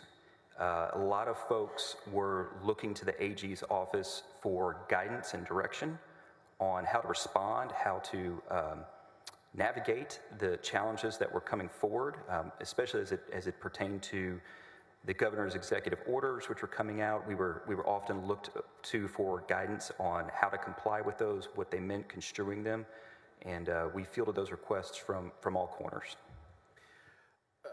Was it unusual during that time to have expedited requests or to be working on short deadlines? That is never unusual at the OAG, under any circumstances. Particularly so during COVID? Sure, particularly so. Let's Everyone who came to us with a problem needed an answer and wanted an answer, at least quickly. Understood. Let's talk about opinions and guidance documents from the Attorney General's office more broadly. What kinds of guidance can the Attorney General issue? Well, there's a range of options. A lot of folks in this room are probably familiar with our formal legal opinions. Under Chapter 402 of the Government Code, a authorized statutory requester may request a formal legal opinion from the OAG, and that opinion, while non-binding, is a source of persuasive legal authority that courts typically will look to and consider when resolving a case. But we have other tools in our belt beyond that. Additionally, under Chapter... Before we go to the next one, I just want to clarify one thing. You mentioned that a lot of folks in this room might be familiar with that formal legal opinion. Why would that be the case? Why would these senators and some of these House members be familiar with that?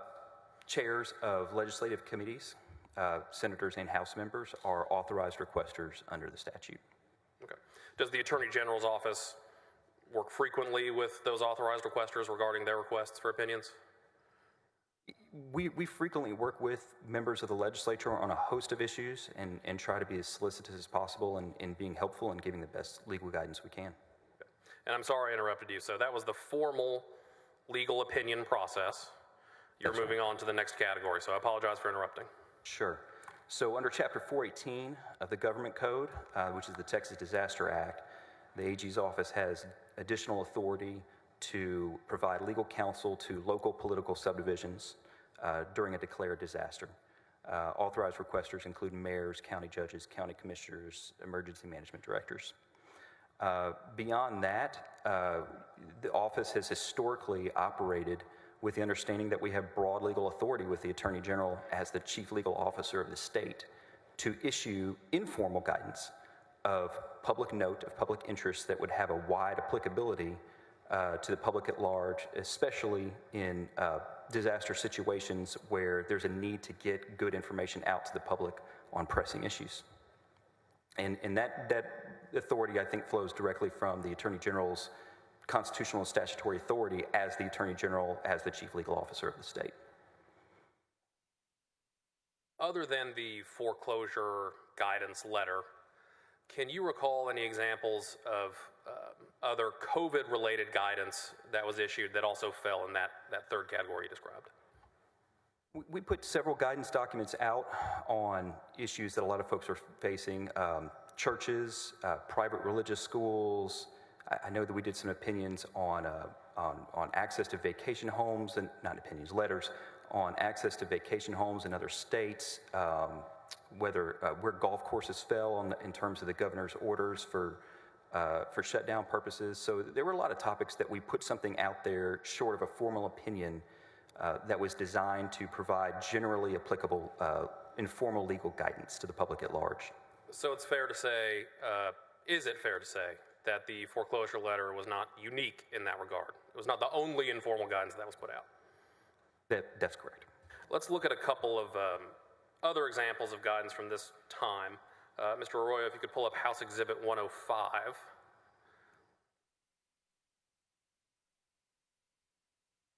And I believe this has already been admitted, Your Honor. Are you familiar with this document, Mr. Kinghorn? Yes, I am. And just very briefly, what is this document? Objection, Mr. President. This document is not in evidence. I apologize. I thought it had been admitted. It's House Manager's Exhibit 105, and I'd offer it if it hasn't been admitted. We thought it was pre-admitted, Ms. Epley? No, Mr. President, I don't believe so. We don't object. It's our document to begin with. I just wanted to make sure the record was clear. Yeah, I apologize. I tried to get this smoothed out with counsel before we started, but yes, I offer it, if it hasn't already been admitted. Okay. It will now be admitted into evidence. That's exhibit, what's the number, 105? House Exhibit 105, Your Honor. Okay. Admit it to evidence. Mr. Kinghorn, if you could, please just, if to the extent that you can, please just describe briefly what this document is. This was a general guidance document that the agency issued to houses of worship during the COVID pandemic. Is this a full-blown opinion under Chapter 402? It is not. And is this a disaster council letter under Chapter 418? No, this is not. Mr. Arroyo, if you could show us the bottom of the page, there's a date next to the exhibit stamp. And when was this letter issued?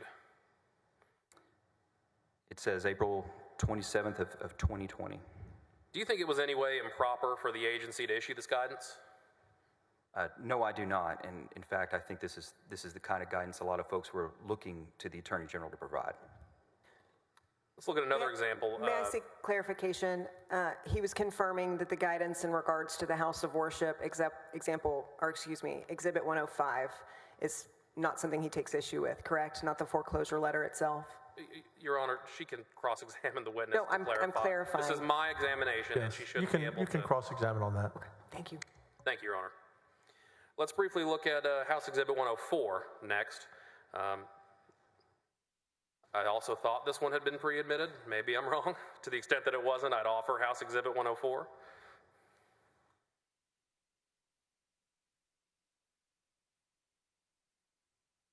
Thumbs up.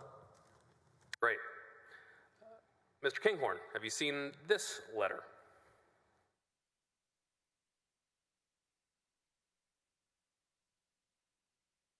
Or rather, are you familiar with this letter? Yes, generally speaking, yes. Okay. This is a letter in response to Chairman Frank. Yes, this is the one about the golf courses. Okay, I had to read a little bit into it. Okay, great. Let's look at the last page, please, Mr. Arroyo.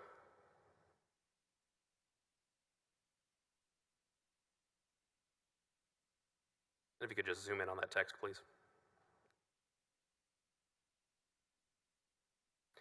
So this letter, was this a full-blown Chapter 402 opinion? No, it was not. And how can you tell that? It's got some language there caveating that it is not a formal opinion issued pursuant to Section 402.042, which is our formal opinion statute. It says on the letter that it is not a formal opinion under Chapter 402. That's right. So if someone were to say that this was a Chapter 402 opinion, they would be wrong. Do you agree? I do. Are you aware that the foreclosure guidance letter has substantially similar language in it? Yes, I am aware of that. Okay. And who was this letter signed by? Ryan Vassar. So Ryan Vassar signed an informal guidance letter. Yes. Does that indicate to you whether Mr. Vassar thought he had the authority to sign that letter? Do you think there was an issue with authority for issuing this letter? I assume that he operated under authority to issue this letter on behalf of the agency. Did you think a requester was necessary for the foreclosure letter? No, I did not, personally. Do you have any personal knowledge as to why one was sought? I do not. So you'd have no reason to disagree with me if I were to tell you that a requester was demanded because someone was trying to get out of doing the Objection, work. Mr. President, I'm sorry. Counselors testifying to facts not known to this witness.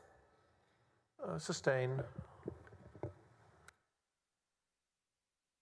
You can take that down, Mr. Royal. I think that's enough for Article 2. I think we're going to skip Articles 3 and 4 because I don't think you have any unique responsibility with regard to the PIA. Is that true? I do not, that's right. And we've heard plenty about the PIA today. But as an aside, does the Attorney General have the authority to access any case file or file in the agency?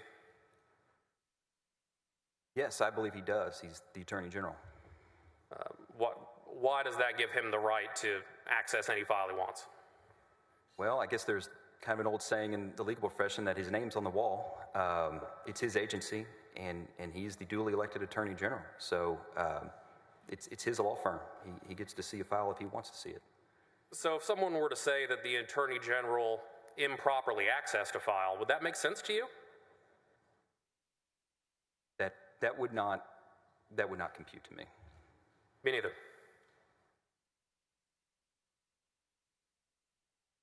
Can we pull up Article 4 briefly, Mr. Royal?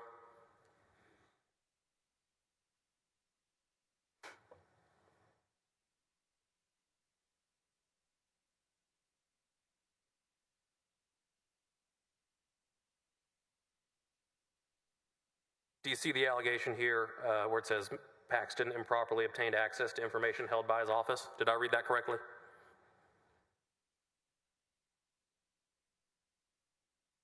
Yes. Let's go to Article 5 now. Take that down, Mr. Royal.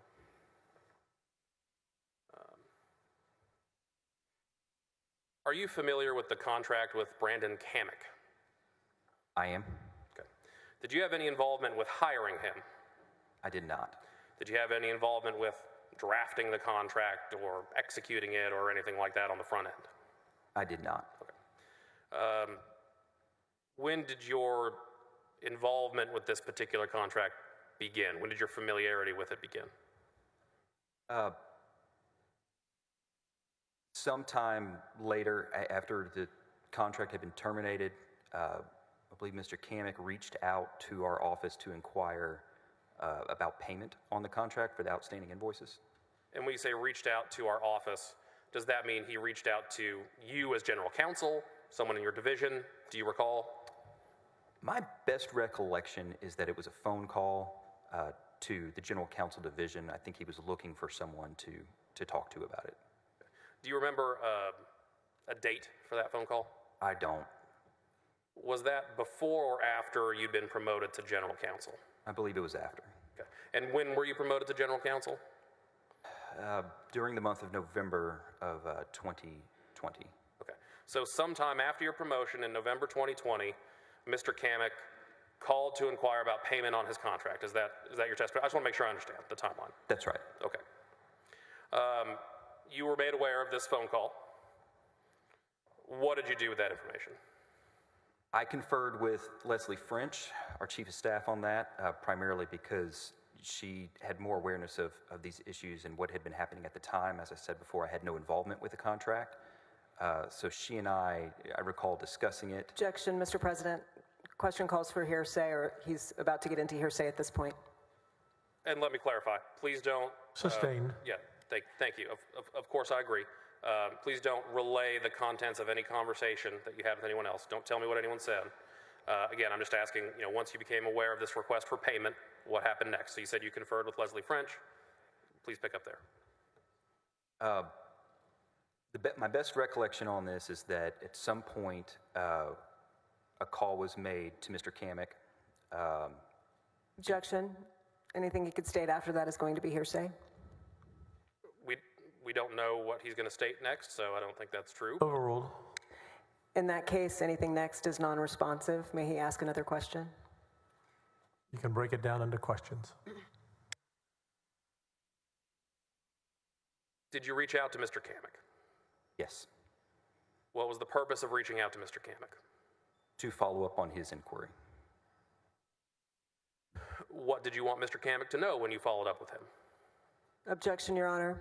Hearsay. I didn't ask for what he said. I asked for what he wanted Mr. Kamek to know in response to his inquiry. Overruled.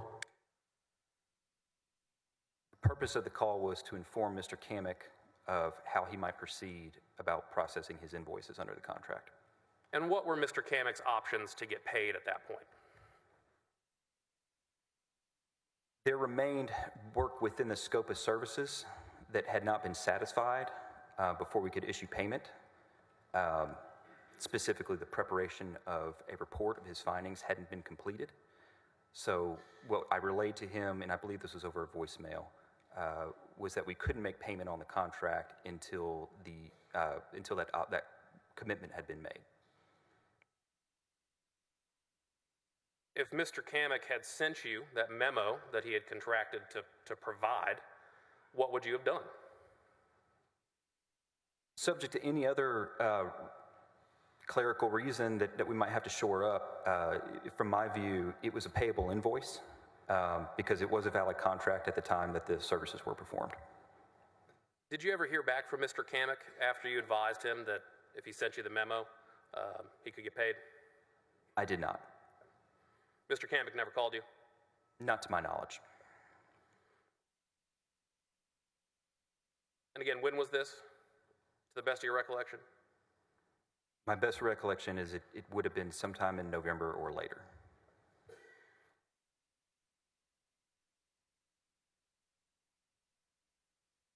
Let's go ahead and skip ahead to Article 7, just briefly. Are you aware of the Attorney General's Office internal report regarding the events underlying this impeachment proceeding? Yes. And broadly speaking, what is that report as you understand it? That report is the findings of a 10-month investigation that was conducted internally at the Office of the Attorney General concerning the allegations that the whistleblowers raised. Did you ever review that report? I did. How many times? What was the nature of your review? No more than 3 times. I was provided a copy and asked for general feedback on the document, proposed edits, revisions, things along those lines. Were you ever directed by anyone to make sure that the report was a sham? No. Were you ever directed to make sure it included false or misleading statements? Absolutely not. Are you aware of anyone else receiving such a direction? Absolutely not. What would you have done if you had identified a false or misleading statement in that report when you reviewed it? If I had identified a false or misleading statement, I would have immediately raised that issue to the folks who were working on the report for consideration. When was that report published? That was August 24th, I believe, of 21. And just to be clear, I'm looking at the text of Article 7 here. The allegation is Paxton directed employees of his office to conduct a sham investigation. Are you aware of that occurring? I'm not aware that that occurred. And you're one of the employees who, at least to some degree, worked on the report? That's right. The report was published in August 2021, you said? That's right. And it's been on has it been on the Attorney General's Office website continuously since that time? Yes, it has. So, was that before or after November 8th, 2022, that this report was issued to the public? After. Can you repeat the question? Sorry. I Was may the have misheard the date. report made public before or after the Attorney General's election on November 8th, 2022? Oh, I'm sorry, before. Before. It's been on the Attorney General's Office website continuously since then. That's right.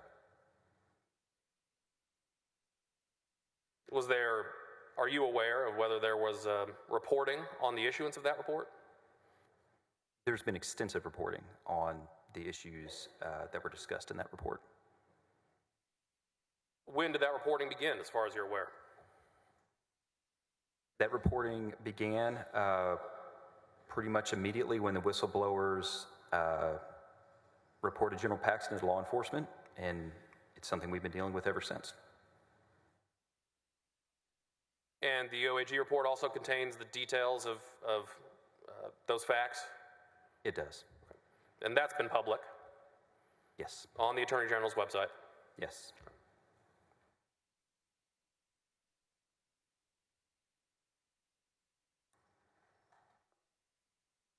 You can take that down, Mr. Roy. Let's move on to discussing Article 8 a little bit. Article 8 deals with the settlement of the Brickman versus Office of Attorney General litigation. Are you generally aware of that litigation and that settlement? Yes, I am. As part of the agreed settlement terms in that case, are there any contingencies that must be satisfied before the settlement is fully effective? Well, the biggest contingency would be funding for the settlement itself. I think there may have been some non-monetary considerations as well, but I think maybe the one you're asking about is the contingency of the legislature funding the requested amount. That is the one I'm asking about. Why is that legislative appropriation of funding contingency necessary for this settlement? Like other state agencies, the Office of the Attorney General is prohibited in the General Appropriations Act from settling a case for more than $250,000 without seeking additional funds to do that. Does state law set out a process for seeking funding for such a settlement? It does. Did the Office of the Attorney General follow that process? Yes, we did. Do you know whether funding was appropriated? It has not been appropriated to the state. Has the Office of the Attorney General paid out a single dime on this settlement? It has not. As far as you're aware, has a single dime of taxpayer money been spent funding that settlement? It has not. Who decides whether that will ever happen? At this point, ultimately, the legislature will. The House and the Senate? Correct. It's up to them whether to fund it. That's right. The Attorney General can't force them to do that, can he? He can only ask. Let's pull up Texas Government Code section 554.010. Your Honor, this is just a statute. I'm not offering it as an exhibit. It's going to be up on all of the screens. Mr. Roy, if you could zoom in on that.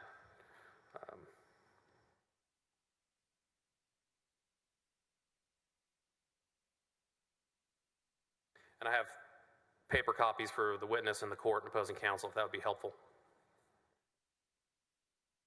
Now this will work. Are you familiar with this provision in the Whistleblower Act? Yes, I am. Can you explain in English what the statute means? So this is essentially a reporting requirement. There's two parts to this. When you pay out on a settlement or judgment in a Whistleblower Act case, the agency is required to essentially put together a report on that case. And following that report, the state auditor's office may initiate an audit or an investigation of basically what went into what happened with the Whistleblower Act complaint. And if the SAO initiates that investigation, then they must follow up with a report to several entities on improvements that can be made, things that can be changed to prevent this from happening again. So let's break that down. Let's go piece by piece. If the settlement is consummated, the Attorney General's office has to do what? It has to put together a brief memorandum describing the facts and the disposition of the suit, and it has to provide that to the state auditor's office. Okay. The Attorney General's office has to prepare a memorandum describing the lawsuit and send it to the state auditor's office. What happens after that? What does the state auditor's office do with it? The state auditor's office will review the report, and not later than the 90th day after that report is submitted, the SAO has the option to investigate the governmental entity or conduct an And audit. let's just pause right there. They have the option. Has the Attorney General's office been contacted by the State Auditor's Office regarding this provision in connection with the Brickman versus OAG matter? Yes. And what's your understanding of that contact from the State Auditor's Office regarding this statutory audit? We were made aware of the existence of the statute, and they just wanted to bring it to our attention in light of the settlement road that we were on to make sure that we were aware of this requirement. The audit's coming. That's right. And under this statutory audit, who would have received the State Auditor's report? The Legislative Budget Board and the Legislative Audit Committee, and the governing board of the chief executive officer of the entity involved. What would that report contain pursuant to the terms of the statute? The SAO's report would include recommendation on changes that would be necessary to correct the problems that gave rise to the whistleblower suit. Mr. Arroyo, could you pull up the text of Article 8, please? If I'm understanding your testimony correctly, the OAG's been notified of the statutory audit by the State Auditor's Office, and those findings and recommendations will be given to the legislature under the terms of the statute, correct? That's right. Are audits and cover-ups the same thing? I'm sorry, could you repeat that? Is an audit the same thing as a cover-up? Did you say a cover-up? A cover-up. No, it is not. It's kind of the opposite.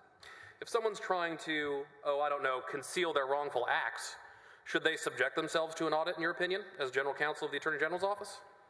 No. Do you know whether the State Auditor's Office likes to conceal facts when it conducts an audit? I do not believe that is the way they are wired.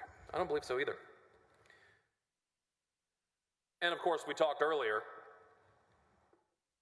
your testimony is that the allegations underlying the facts at issue in this impeachment have been reported since they happened. That's your understanding. Correct. You've seen reports in the media frequently about the goings-on at the Attorney General's office. That's right. Texas Tribune seems to have a story every other day about the Attorney General's office, don't they? There is a lot of coverage.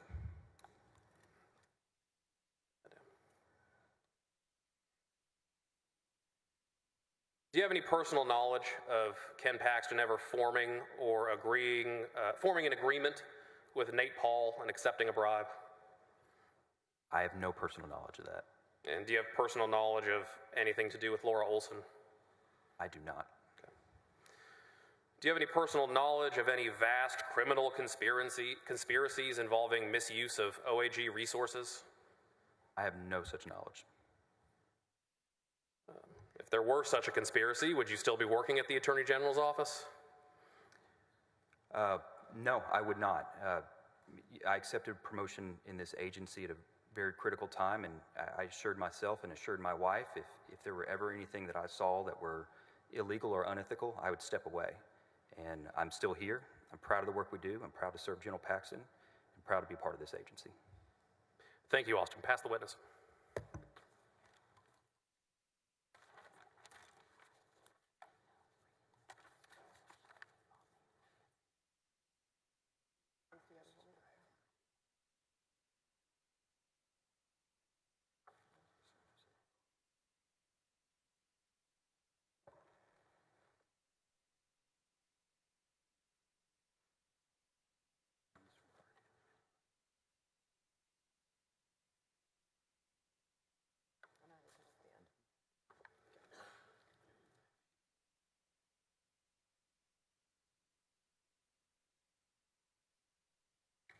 Ms. Sempley, your witness.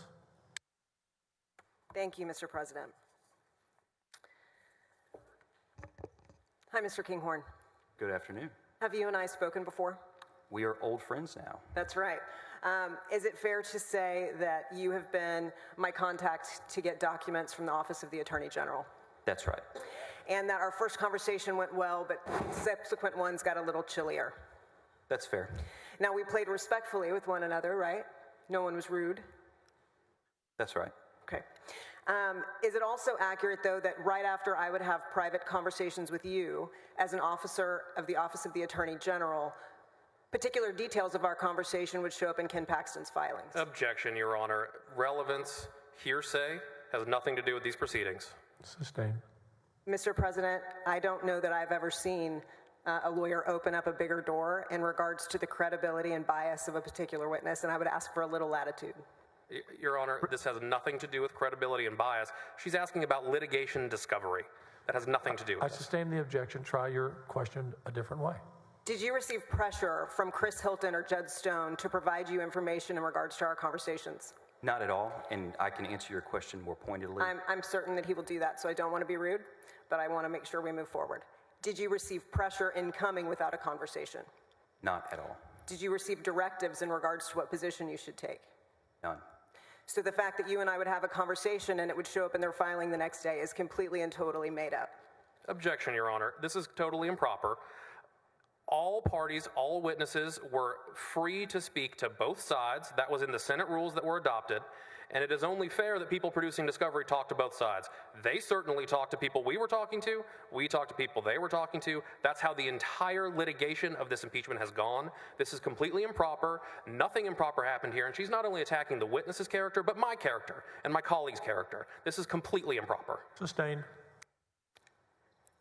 To clarify then, maybe it was the subjective use of a word. As opposed to pressure, did you receive incoming communications that inquired about our conversations? Objection, Your Honor. Same objection, and this is hearsay.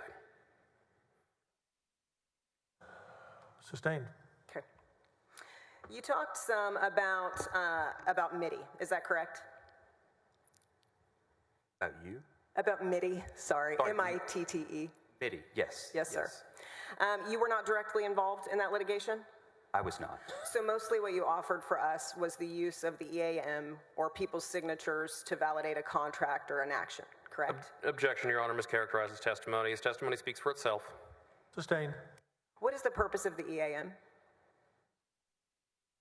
The purpose of an EAM is to solicit and attain executive approval of an action that's being proposed to be taken or an engagement that's being proposed within the agency.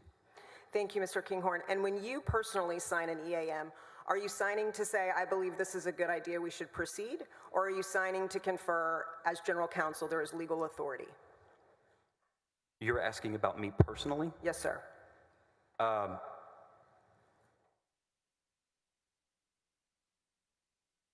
And I would be signing generally as to legal authority.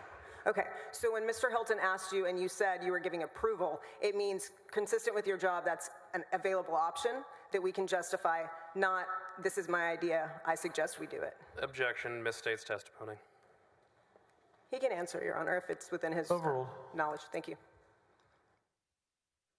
I think that everyone's, depending on their role, their reasonings for going into their signatures a little different. For my role as general counsel, I'm primarily focused on whether the agency has the legal authority to take the action proposed.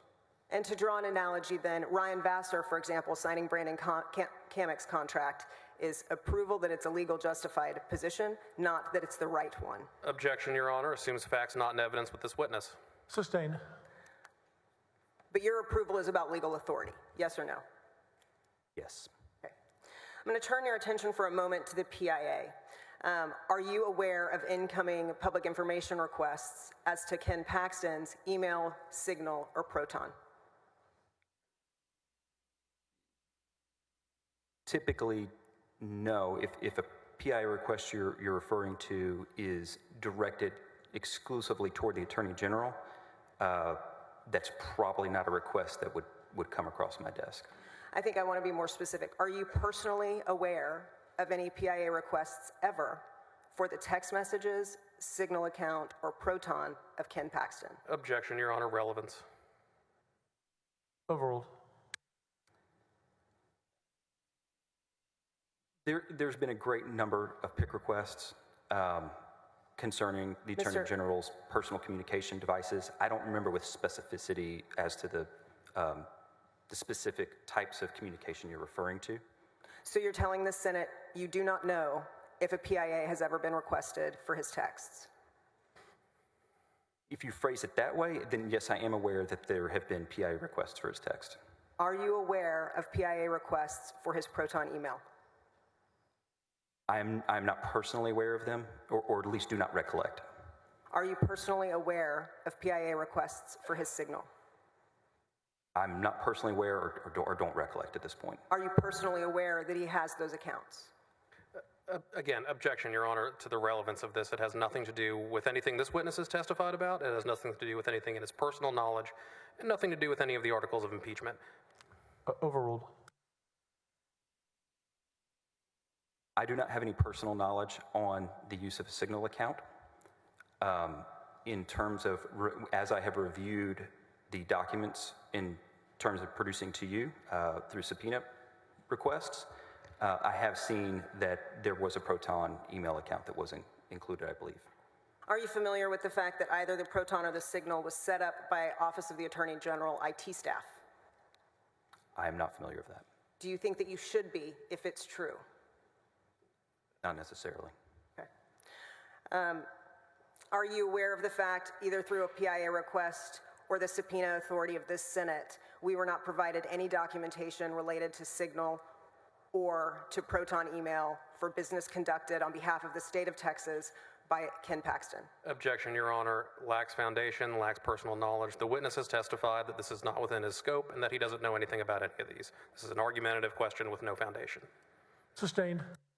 Did you personally respond to our discovery requests? Yes, I did. Did you personally have a conversation with me about Proton email? Objection, Your Honor. Hearsay. I don't know what to say to that, Your Honor. We're both here. I'm going to overrule. You can answer the question. Thank you. Can you restate the question for me? I'm sorry. Did you personally have a conversation with me about Ken Paxton's Proton email? I do remember that conversation, yes. Do you remember telling me that you knew it existed but couldn't provide me any of those documents? I did not say that. You didn't tell me that you knew that there was a Proton email account, but you didn't know anything about it. Objection, Your Honor. Asked and answered. She's attempting to impeach the witness with a conversation that she thinks she recollects. This is improper. I'm certain I recollected, if that helps. Overruled. You did ask, he did answer, but overruled. Okay, so let's try this one last time. Will you tell the ladies and gentlemen of the Senate if you provided us any Proton or Signal documentation for Ken Paxton? Sorry, can you ask it just a little bit more slowly, just the echo is... That's fair, I speak quickly. Will you tell the ladies and gentlemen of the Senate whether you did or did not provide us any document in regards to Ken Paxton's Proton or Signal account? We did not provide any documents related to a Proton or Signal account. At one point during the questioning, I think what you had said was the Office of the Attorney General is Ken Paxton's law firm. Did I get that right? Objection, misstates prior testimony. It was in court today and a moment ago on the subject of Gross. Overruled. Thank you. I'm analogizing, but yes, I did say that. But of course, that kind of brings me to my next point. As a prosecutor, your job is to zealously advocate for your job is to seek a true and fair, I've forgotten my oath. As a defense attorney, your job is to zealously advocate. But as a civil attorney who works on behalf of the Office of the Attorney General, what is your oath? What are you supposed to do? What's the most important part of being a lawyer for the state of Texas? Objection, Your Honor. Compound question. Overruled.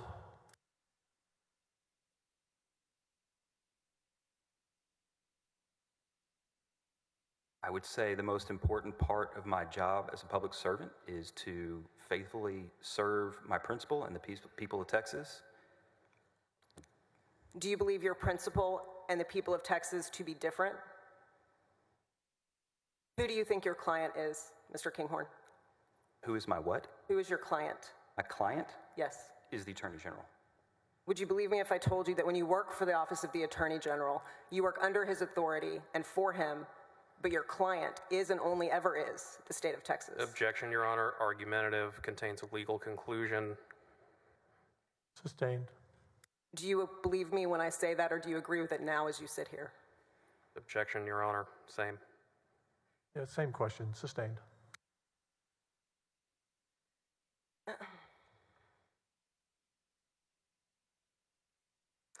You were asked questions about Brandon Kamek, and you relayed a conversation in which he'd called to find out about payment. Do you recall that? I do. And can you tell us what month and year that was? Not with any greater specificity than what I indicated earlier. I didn't hear you, so would you tell me again? Sure. I believe it was after I was promoted general counsel, which would have been sometime during the month of November. But it wasn't necessarily during November. It could have been December. I don't remember exactly when it happened. Okay. So Ryan Vassar was part of bringing you into the Office of the Attorney General, is that correct? He was. And Ryan Vassar was a friend of yours, correct? Yes. And is it fair to say that you liked and respected Ryan Vassar? Yes.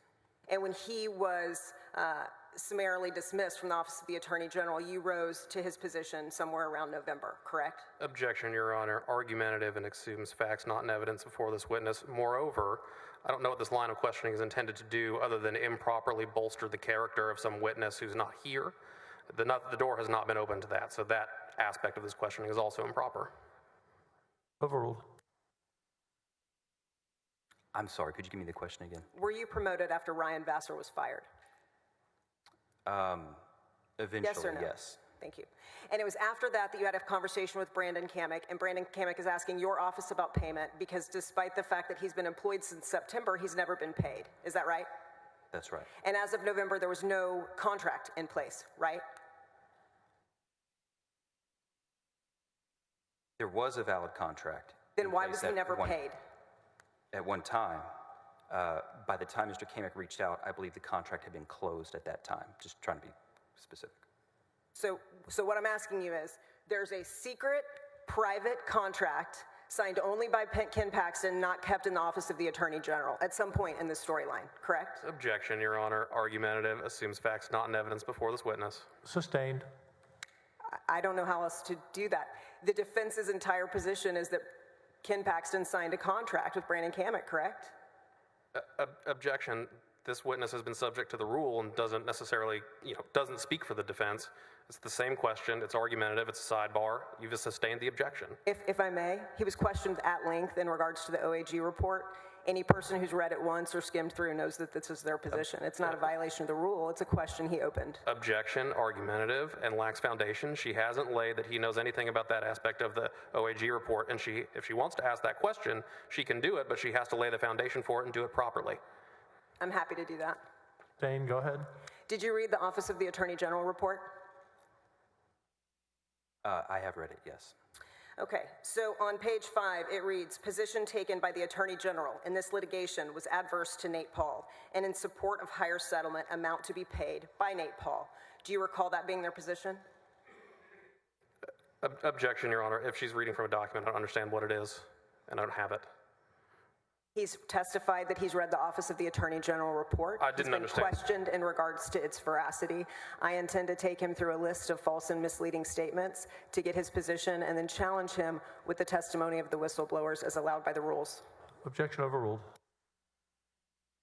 In regards to the Mitty Foundation, on page 5, it says the position taken by the Attorney General in this litigation was adverse to Nate Paul. You understand that's his being Ken Paxton's position, correct? Objection, Your Honor. There's been no testimony about Ken Paxton's position, and there's no, are we talking about the report or are we talking about Ken Paxton? I'm still confused as to what we're doing here. Sustained. Is the Office of the Attorney General report in question published on the AG's website? I'm sorry, say that again. Is the Office of the Attorney General report published on the AG website? Yes, it is. And do you have to have either title status, meaning Ken Paxton, or the first assistant in order to publish it? Yes, that's a fair statement. And therefore, every statement put onto that website is adopted and made on behalf of Ken Paxton, correct? I believe that the report is issued by the Office of the Attorney General. Whether that extrapolates to a legal position that Ken Paxton holds pursuant to this proceeding, I'm not going to go there. So as an officer of the court and a government agent, you're not going to honestly say that anything published on the Office of the Attorney General website is the responsibility of Ken Paxton and something he should be held accountable for? That's your position? Objection, Your Honor. Argumentative. She's demanding that this witness make a legal conclusion that he's justified, that he's just testified that he cannot make. He is the general, thank you. Is your position that he cannot be held accountable for what he posts on the website? My position is that I can't speak to the Attorney General's legal positions. Isn't that your entire job duty? Objection, Let Your him Honor. answer. Let him finish his answer. Thank you. No, it is not. My job is to provide advice and counsel to my client, the Attorney General of Texas. Okay. So if you had to choose between the state of Texas interest and Attorney General's interests, whose do you choose? I do not see them in conflict. Okay. Then back to this point. Do you or do you not, as attorney for Ken Paxton, think that he is held accountable for the items that he posts on his website? I don't know what you mean by held accountable. That's a very vague question. I'll help. Are you familiar with the Texas Rules of Evidence? Somewhat. I am general counsel, not a litigator. Do you understand what an admission by adoption is? Or an admission because it's made by a representative? Or an admission because it's made by an employee? I'm aware of those rules. Do you believe that those things would apply in appropriate context to Ken Paxton? That's not something that I've researched specific to this proceeding. I don't have an answer for you on that. I think we're all clear on you not wanting to answer this question, so I'll move along. I'm going to give you a series of statements then, and I would like for you and I to discuss them. This investigation revealed the OAG's intervention worked to the foundation's advantage on mediation. If I was telling you, or if that statement's about MIDI, and you have Ryan Bangert, Josh Godby, Darren McCarty, and Ray Chester all disagreeing with this statement, would even them disagreeing change your opinion as to it being valid? Objection, Your Honor. Assumes facts not in evidence before this witness as to those other folks' positions. I don't have an objection to her questioning the witness about a document that I believe is in evidence, but I think in fairness he should be provided with a copy of it. Sustained. So earlier when Mr. Hilton asked you if you believed in the OAG report, you're not actually saying anything in it is true or not true, or that any of us should really entertain your opinion on it, right? Objection, argumentative, misstates testimony. Overruled. Can you restate the question? Your opinion on the Office of the Attorney General report being truthful is irrelevant to this proceeding because you will not address the statements within it. Is that accurate? I don't agree with the question as you phrased it. Okay. Then let's talk about the foreclosure letter. You went into great detail in regards to the distinctions. You relied on 418. Is it accurate to say that applies to mayors and local subdivisions, but not Senator Hughes? That's correct. And so Senator Hughes's authority or name wouldn't be necessary if that was the basis of that letter, correct? I do not believe it was necessary. That's correct. That's a different question. If the Attorney General was relying on 418, Senator Hughes's approval would not be necessary, correct? If I understand yes, that's correct. In regards to 402.042, that you do need an official requester for, correct? That's right. And if it was an informal guidance, then no requester is needed at all, correct? That would be my position, personally. So in regards to items 1 and 2, you wouldn't need to involve Senator Hughes at all, let alone use his name to put forth an opinion that he certainly would never have approved of, right? Objection, assumes facts not in evidence. Moreover, she's stating a juror's opinion without following the rules. Sustained. Okay, last in regards to your credibility and the Attorney General's reliance on you. Is it fair to say that you represented him in a bar grievance relying on in a government filing or a court filing? And you took the position that the Attorney General was not subject to the bar rules or the state Texas ethics rules? Objection, Your Honor, assumes facts not in evidence. I'm asking him, he's on the stand, it was his position. And you're characterizing that grievance and that litigation. You're mischaracterizing it. You haven't established that any of those things are true with this witness. That's the purpose of the questioning. Overruled. Did you or did you not take the position that the Attorney General of the state of Texas is not beholden to state bar ethics rules? Objection, relevance. That doesn't have anything to do with an article of impeachment. Overruled. Ms. Epley, I'm not sure which, can you be more specific about what complaint you're referring to? I don't have recollection when I sit here as to specific. Does it positions feel we took. appropriate to you that you would ever, for any reason, for any purpose, indicate that the Attorney General of the state of Texas was not beholden to bar ethics rules? I don't think that's what we said at any point. Pass the witness. Mr. Kinghorn, do you know if any Proton Mail or Signal documents that would be responsive to their subpoena exist? I do not. Did you conduct a diligent search for those documents on behalf of the Office of the Attorney General? I conducted a diligent search of all documents that we had in our custody and control.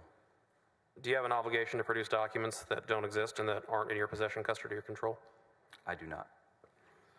Can I have one moment, Your Honor?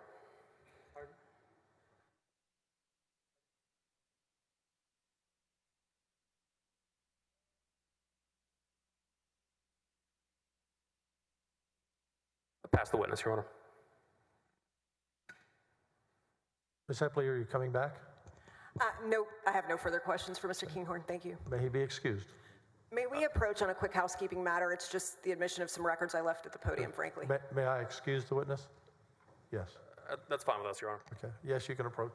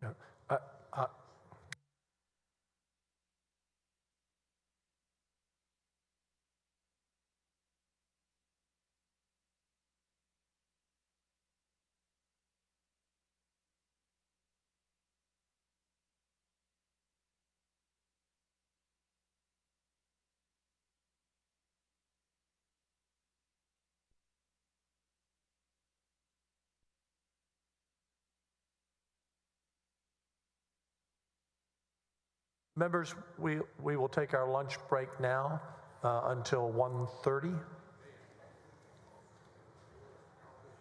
Yes, and there's a short meeting before that.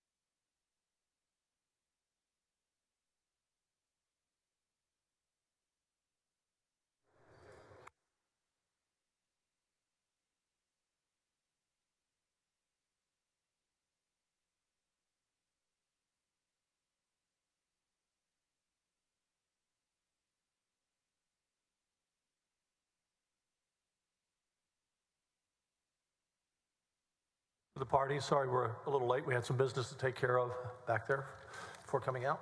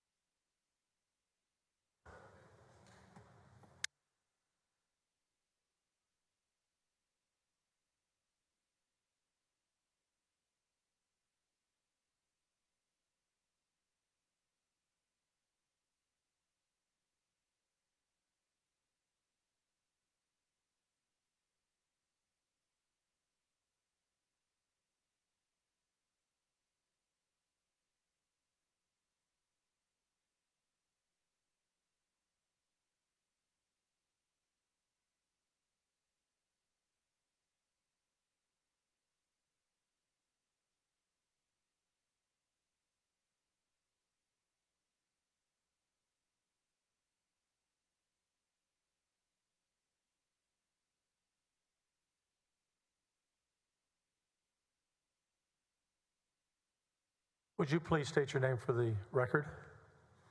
Yes, Your Honor. Amy Hilton for the Attorney General. Would you call your first witness? Yes, Your Honor. The Attorney General calls Henry De La Garza. Will the bailiff bring in Henry De La Garza?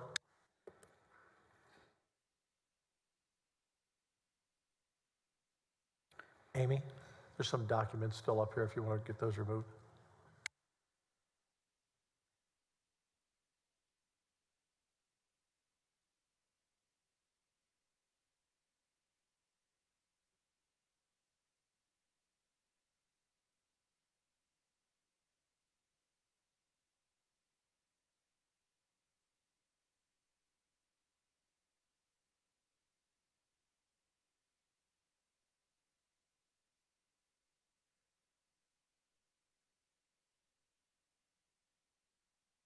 Watch your step. Need to swear you in. Raise your right hand. I do solemnly swear or affirm that the evidence I give upon the hearing of the Senate of Texas of the impeachment charges against Warren Kenneth Paxton Jr. shall be the whole truth. Shall be the truth, the whole truth, and nothing but the truth, so help me God. I do. Please be seated and speak closely to the microphone. I think we need to swear in the new court reporter. Hold on, I understand we have a new court reporter I need to swear in also. Where is our new court reporter?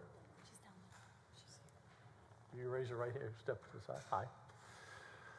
I do solemnly swear or affirm that I will correctly transcribe and report all the proceedings of the trial of Warren Kenneth Paxton Jr. on the impeachment, so help me God. Welcome. Give her a moment, and then when you see she's ready, proceed.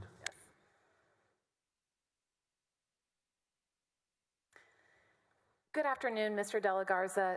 Could you please introduce yourself to the jury?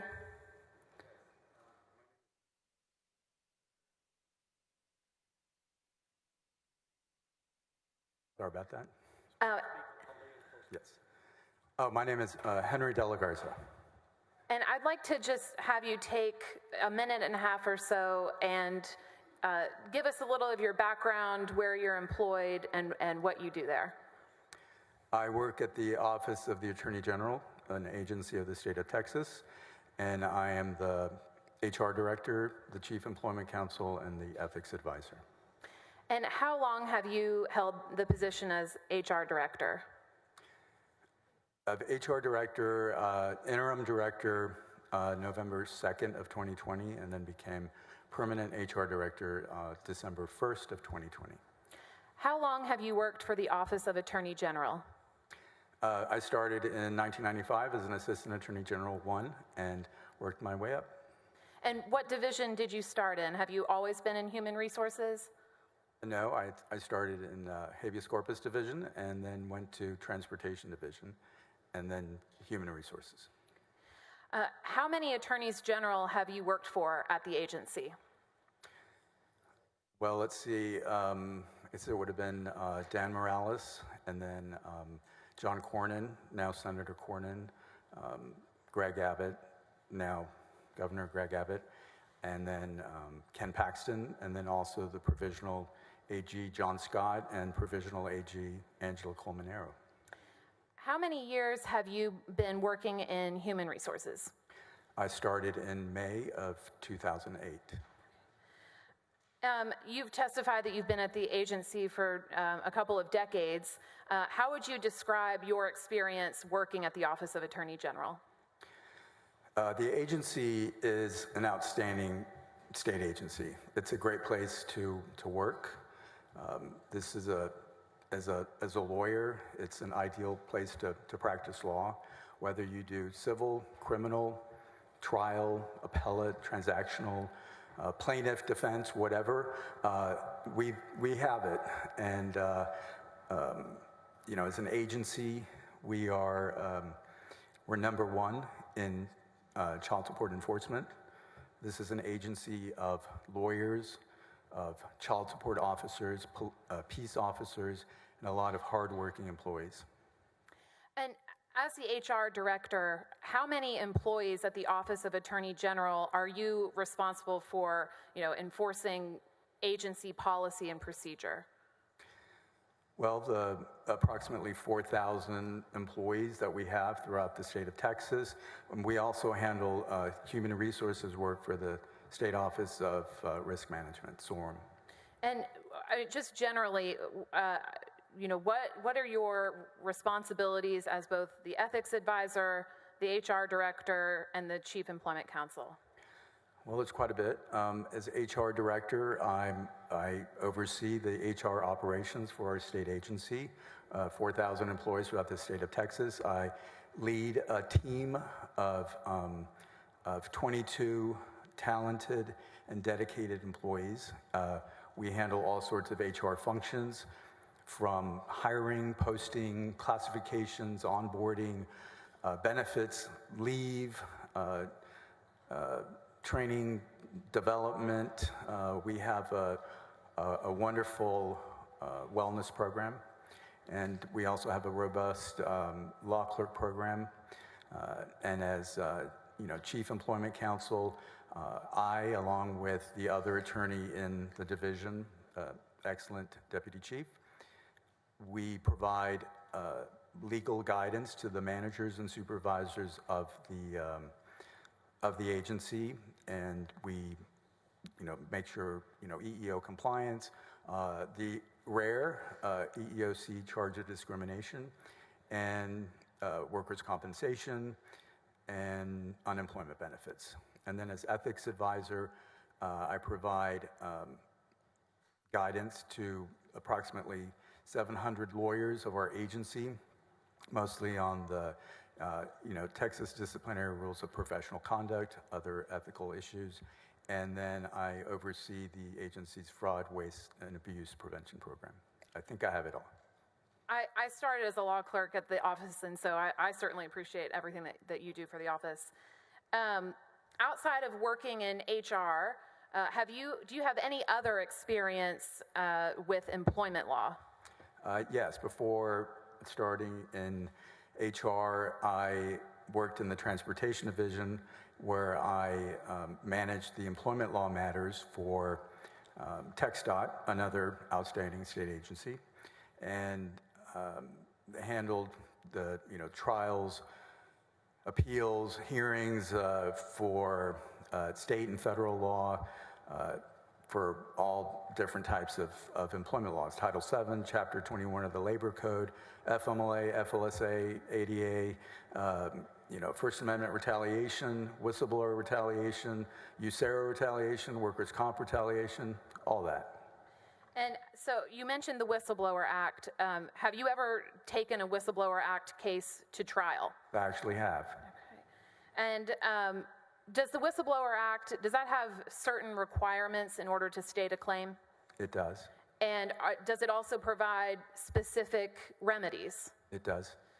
Is one of those remedies removal from office? It is not. And who is a proper defendant under the Texas Whistleblower Act? The government entity. Is an elected official a proper defendant under the Texas Whistleblower Act? No. Where are Whistleblower Act claims usually adjudicated?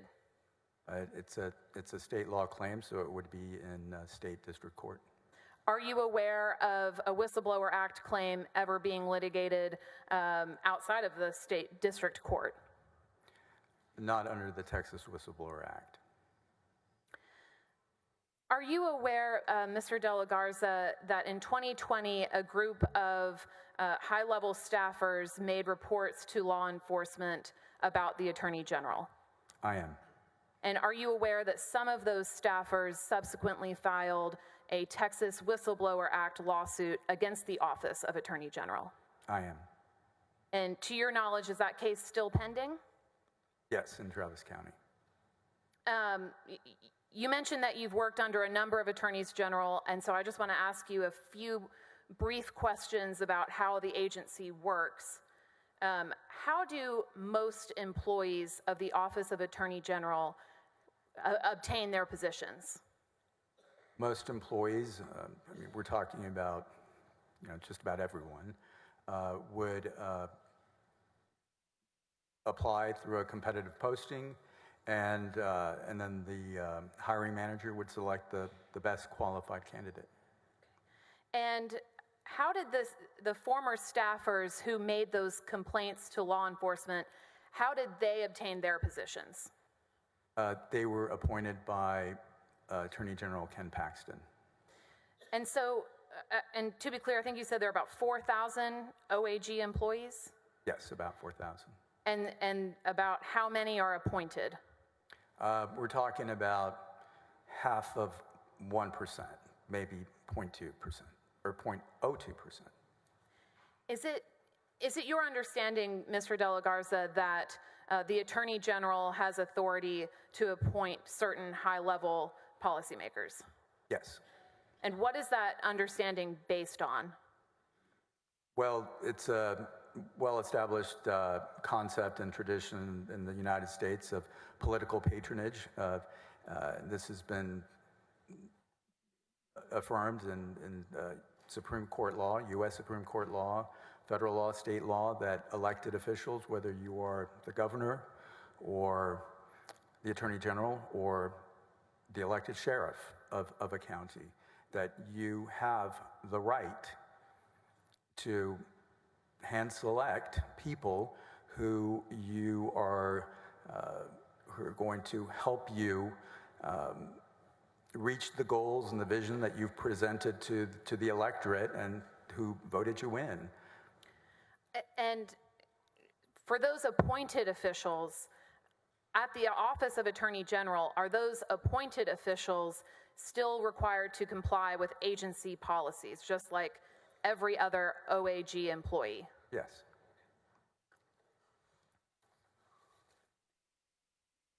At this time, Your Honor, I'm going to move to admit Attorney General Exhibit 431.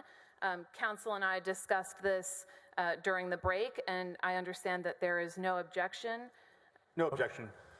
Admit AG 431 into evidence. Mr. Arroyo, could you please pull up AG 431? And could you turn to the second page, please, Mr. Arroyo? Mr. De La Garza, is Exhibit 431, do you recognize this as a copy of OAG policies and procedures? On the screen, there's nothing on the screen. Oh. Hold on one moment.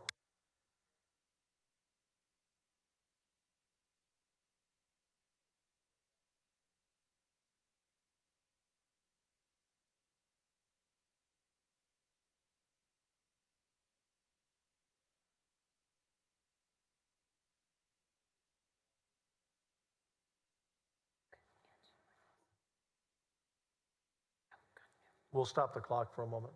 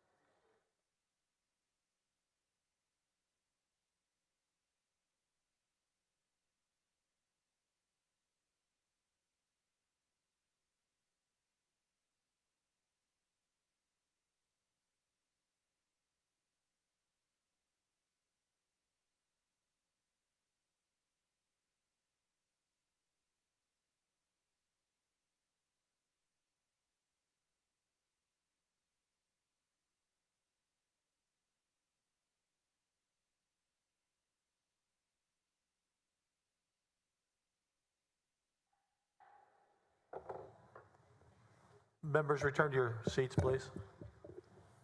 Hold on one second, Amy.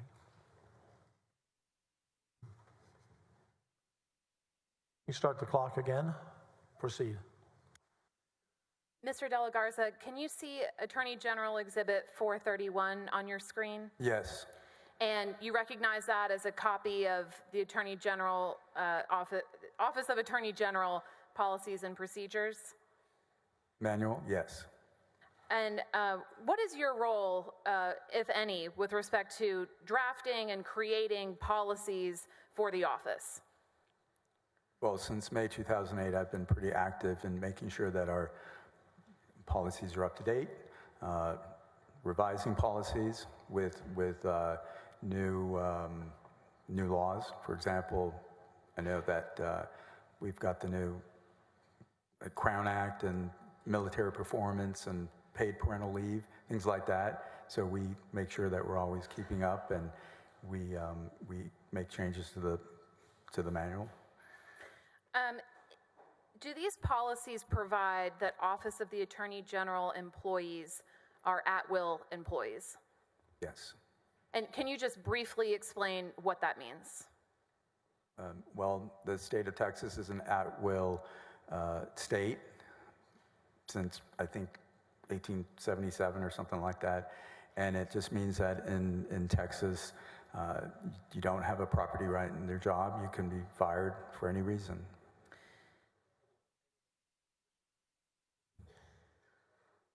A little more? This? Oh. Oh, perfect. Thank you. Thank you. Mr. De La Garza, are members of the executive administration at-will employees? Yes. Does OAG have an unacceptable conduct policy? Yes. Mr. Arroyo, could you please flip to page 43 of Exhibit 431? At the bottom, the bait stamp should end in 535.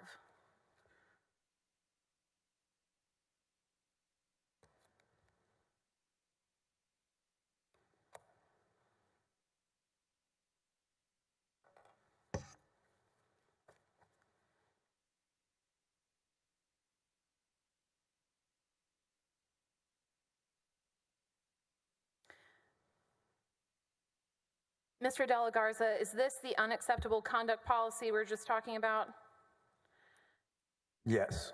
And Mr. Arroyo, if you could just flip to the next page, please.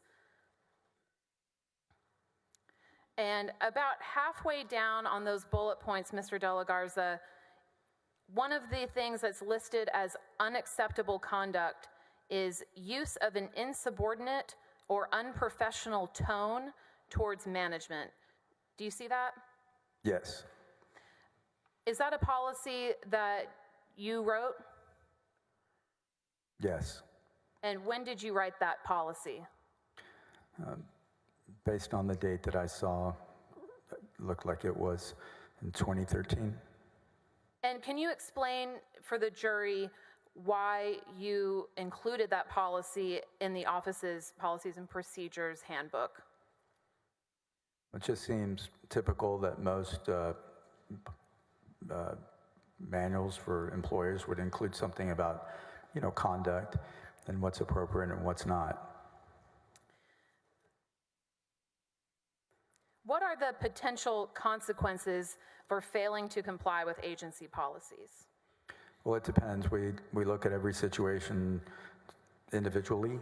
It could be corrective action, such as a counseling session, a reprimand, but if it's, depending on the situation, it could be disciplinary action, including involuntary separation. As the Chief Employment Counsel, the Ethics Advisor, the Director of Human Resources, do you provide advice to executive management on matters on employment issues? I do. And do you provide advice related to the application of the policies that are contained in AG Exhibit 431? I do. I'd like to switch gears a little bit here, Mr. De La Garza, and talk about the ex-staffers, the former staffers that left the Office of Attorney General in 2020. Who was Jeff Mateer? Jeff Mateer was the first Assistant Attorney General.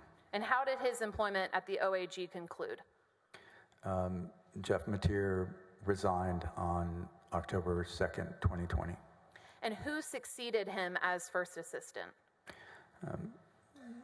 Because Jeff Mateer resigned and Attorney General Ken Paxton had, a right to then select someone, and under the Texas Government Code, every state agency needs to have an executive head, and at the Attorney General's office, that executive head is the first assistant, and so they pretty much manage the division day to day, and so Attorney General Paxton appointed Brent Webster, and then he began that same Monday, I believe, October 5th, 2020. At the time that Mr. Mateer resigned, were the other former staffers still employed at Office of Attorney General? Yes. And so at that time, they reported to Mr. Webster, is that right? Yes. Starting on October 5th, 2020, they would have been reporting to First Assistant Brent Webster. And would those staffers be required to comport with OAG policies in their interactions and their work for First Assistant Webster? Yes. And that would be a reasonable expectation that Mr. Webster would have of them? Yes. Let's talk about Ryan Bangert. Do you recall what his title was? Ryan Bangert was the Deputy First Assistant Attorney General. And how did his employment at OAG conclude? Mr. Bangert submitted a letter of resignation on approximately, I think it was October 28th, 2020, and then left the agency as identified in the letter on November 4th, 2020. And what about Darren McCarty? How did his employment at OAG conclude? Darren McCarty was the Deputy Attorney General for Civil Litigation, and Mr. McCarty submitted a letter of resignation on, I believe, October 26th, 2020, and then left the agency pursuant to the letter he left on November 4th, 2020. And what about Blake Brickman? Do you remember his title? Mr. Brickman was Deputy Attorney General for Policy and Strategy. And how did his employment at the office conclude? Mr. Brickman was involuntarily separated. Mr. Arroyo, could you please pull up AG Exhibit 224? And Your Honor, I'm going to move to admit this exhibit. I understand from counsel during the break that there is no objection. No objection. The exhibit shall be, what was the number again?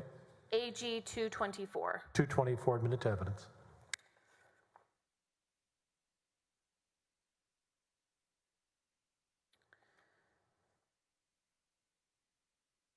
Mr. De La Garza, is this memo a memo that you drafted related to Mr. Brickman's employment with the Attorney General's office? Yes.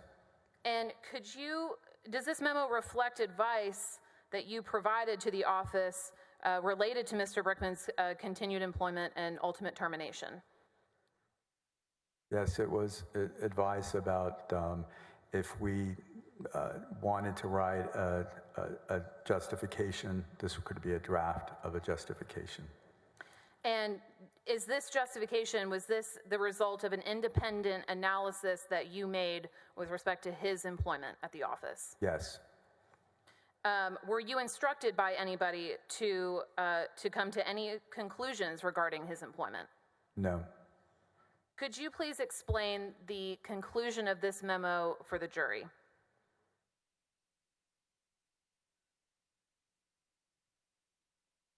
I only see page 1. I'm not sure. Your Honor, may I approach the witness, please, with a hard copy? Yes, you may.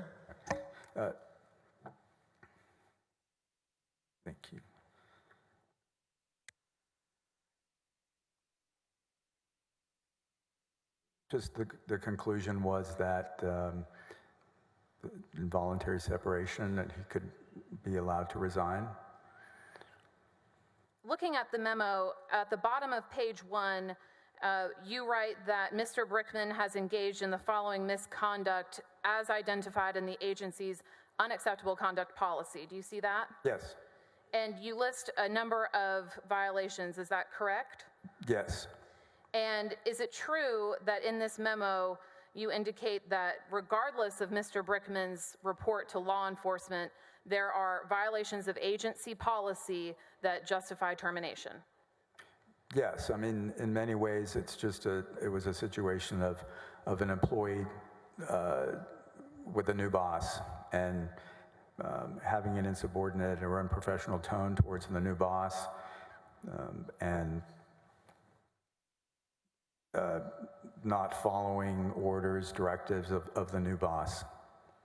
And based on the information that you were aware of at the time, was it your opinion that Mr. Brickman's had some job performance issues in the workplace following his report to law enforcement?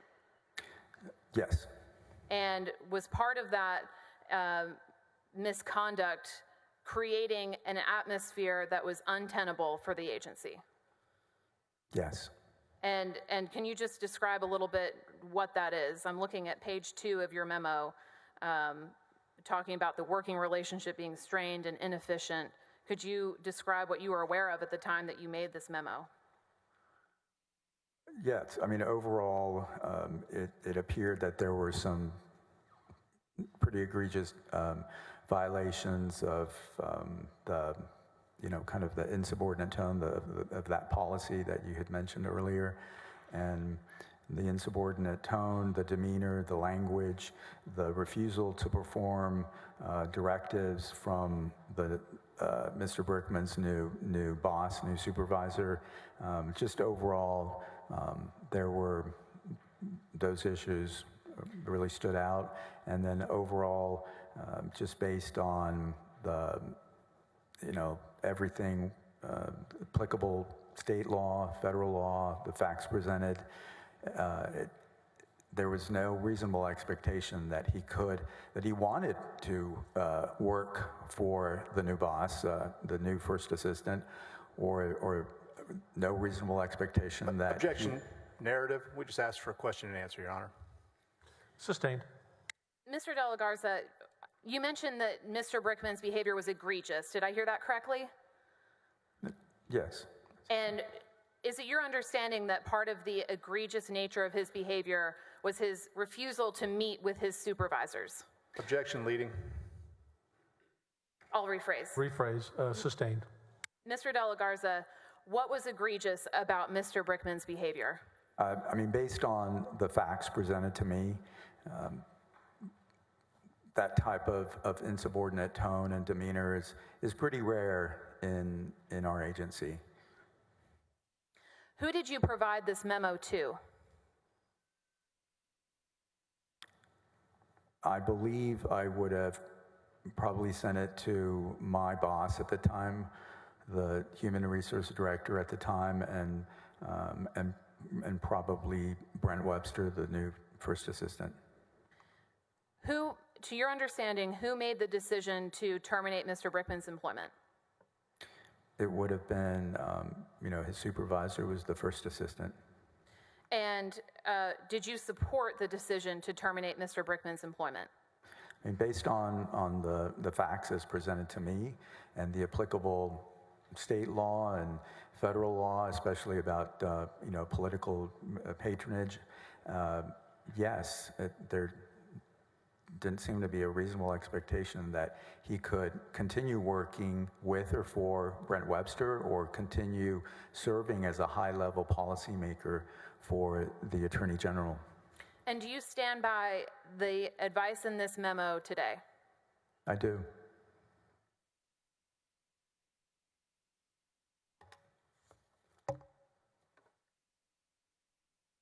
Okay, let's talk about Mr. Ryan Vassar. Was he the Deputy Attorney General for Legal Counsel? Yes. And his employment at the office was terminated, is that correct? Yes, involuntary separation. Yes. And who made that decision? That also would have been the first assistant.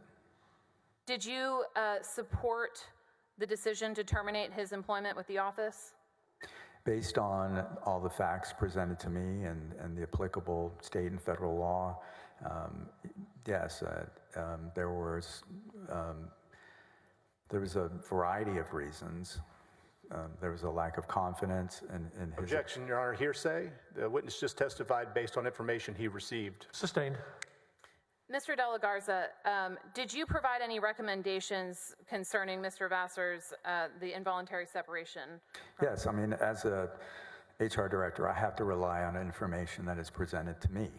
Okay, and sorry, I didn't mean to talk over you. When you were providing those recommendations, were you advised by management of some issues, some job performance issues that they were experiencing with Mr. Vassar? Objection, hearsay, advised by management, out of court statement, Your Honor. Your Honor, if I may, I'm asking about the facts that inform his recommendation. I'm not offering them for the truth of the matter, but rather for just the things that he was aware of at the time he made his recommendation and why he made that recommendation. So Your Honor. I'm going to sustain your objection. Find another way to ask the question. Thank you, Your Honor. Did agency policy support the decision to terminate Mr. Vassar's employment with the agency? Yes. And was it your understanding that Mr. Vassar had violated agency policy by sharing confidential grand jury subpoenas outside of the agency? Objection, Your Honor. I need to interrupt. This is knowledge gained through hearsay and leading. Sustained. Could you please describe what the violations of agency policy were that supported termination? Well, just overall, as far as the reasons presented to me for separating him were, there's a combination of... Objection, Your Honor. Reasons stated to me is an out-of-court statement, hearsay. Your Honor, again, this goes to the basis for his recommendation. This is not he's not testifying as to the truth of it, but rather the information, his understanding of the information and what informed his advice to the agency. We'll overrule your objection this time. You can answer the question, Mr. Delahunt. Yes, I mean, I have to rely on the facts presented to me. I mean, we have 4,000 employees. So with respect to Mr. Vassar, I had to rely on the facts presented to me on what he had done or had not done. And so as far as the overall reasons, there was a variety of reasons, a lack of confidence. There were some issues about his performance, some issues about the handling of grants or mishandling of grants. Overall, there was some insubordinate tone and demeanor, and overall there was, my understanding, there was one last meeting to see if there was any reasonable expectation that Mr. Vassar could or wanted to work with or for his new boss, Objection, Your Webster. Honor. I apologize for interrupting. Can we keep this question and answer? My objection is narrative. Sustained. Mr. De La Garza, let me ask you about that meeting. You mentioned that there was one last meeting before there was a decision made to separate Mr. Vassar from his employment at the office. Were you present at that meeting? No. Were you later requested to provide counsel as a result of what had happened in that meeting? Yes, And sorry, I'm going to stop you right there just because I want to make sure that we're keeping this question and answer. But I appreciate your testimony. When you were asked for advice, did you ultimately recommend separation? Yes. And do you agree with that decision today? Yes. Let's talk about Mr. Maxwell. Was he the director for law enforcement? Yes. And was his employment also terminated from the Office of Attorney General? He was involuntarily separated on, yes. And who made that decision? First Assistant Brown Webster. Did you advise Mr. Webster with respect to that decision to terminate Mr. Maxwell's employment from the agency? I recommended that it could be done, that it was reasonable based on the facts presented to me. And did you personally have prior experience with Mr. Maxwell and some violations of agency policy in the past? Yes. And how would you recommend, or excuse me, how would you describe your experience working with Mr. Maxwell? I mean, I admire all that he's done, but with respect to HR issues, in HR, certainly it was a developing pattern of not going to HR for guidance on some very sensitive HR matters. And did the failure to go to HR for guidance on very sensitive matters, did that ultimately expose the agency to liability? It could have. And about how many instances? Well, there was one case with a Hispanic peace officer, a female, who had been subject to sexual harassment. Objection, Your Honor. This is knowledge gained through hearsay. Presumably, he did an interview with this woman who will not come in to testify. All of the information he gathered and he's relaying to us is hearsay. Your Honor, I'll move on. Sustained. Continue. I'd like to offer what's going to be marked as AG Exhibit 1055. I understand counsel does not have an objection to this either. No objection, Your Honor. Admit 1055. And Your Honor, may I approach the witness with a hard copy? Thank you.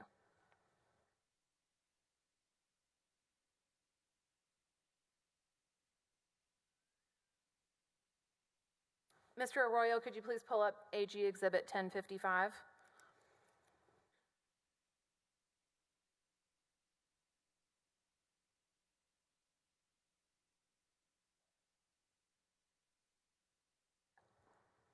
Mr. De La Garza, do you recognize AG Exhibit 1055 as an email that you drafted to Brent Webster and Aaron Reitz?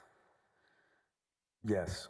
And does this memo provide your legal advice regarding the continued employment of these staff members?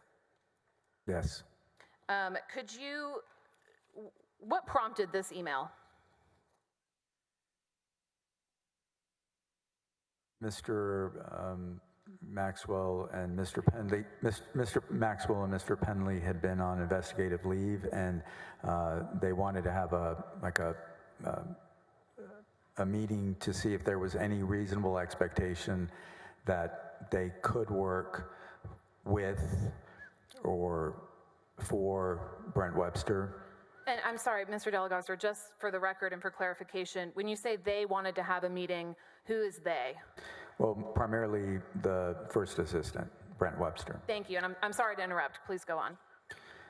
And there was this kind of a sort of a last-ditch, let's see if there's any reasonable expectation that they could work with or for Brent Webster, the new first assistant, and whether there was any reasonable expectation that they could continue as high-level policymakers with Attorney General Ken Paxton.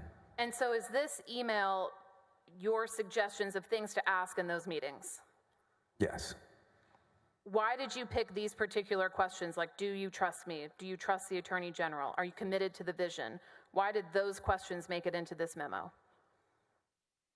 Well, based on the case law, Elrod v. Burns, Branty v. Finkel, and its progeny, that's what you focus on, the loyalty, trust. Can the elected official, trust the people that he's or she is chosen to support their vision, their goals. And why would that be important to the agency? Well, it's definitely a question about efficiency. I mean, you want everything to move along, and if his deputies aren't, if they're not seeing eye to eye, it's going to break down, and then it eventually starts trickling down, and we start losing efficiency, and there could be worse problems.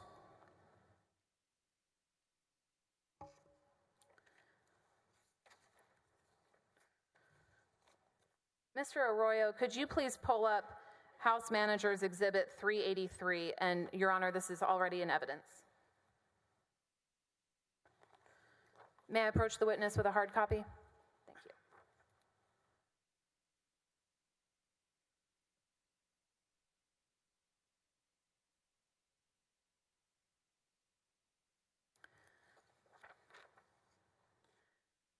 Mr. De La Garza, do you recognize this email that was sent by Greg Simpson, your former boss, to Brent Webster copying you related to the CID division? Yes. And I don't want to go through this whole thing, but I just want to ask you, on the second page, could you please read aloud the last two sentences on the last page of this document? It reads, overall, HRD has had difficulty getting CID to work with us on matters that are appropriately and exclusively within HRD's authority. Maxwell's actions have exposed the agency to potential liability. And what does HRD and CID, what does that mean? HRD would be the Human Resources Division, and CID would be the Criminal Investigations Division. And the Criminal Investigations Division, that was the division that Mr. Maxwell was chief of, correct? Yes, that's one of the primary divisions under law enforcement, under his purview. And so does this email identify a number of issues with Mr. Maxwell's management of his division? Yes, Mr. Simpson explained that there were some challenges that HR had faced. Did you agree with the decision to terminate Mr. Maxwell's employment with the agency?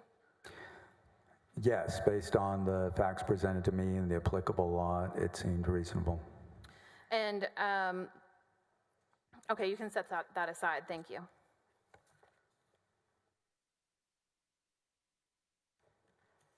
Do you agree with that decision today, Mr. De La Garza? I do. And who made that decision? That would also have been the first assistant, Brent Webster. I'd like to talk to you about Mr. Penley. Do you recall that he was the Deputy Attorney General for Criminal Justice? Yes. And he was also involuntarily separated? Yes. Was he offered the option to resign? Yes, he was. And to your knowledge, before Mr. Penley was let go, did he meet with Brent Webster?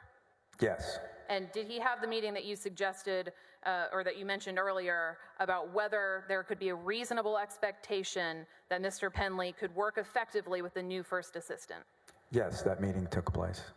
And what was your understanding about the prospect of Mr. Penley being able to effectively work with Mr. Webster following that meeting?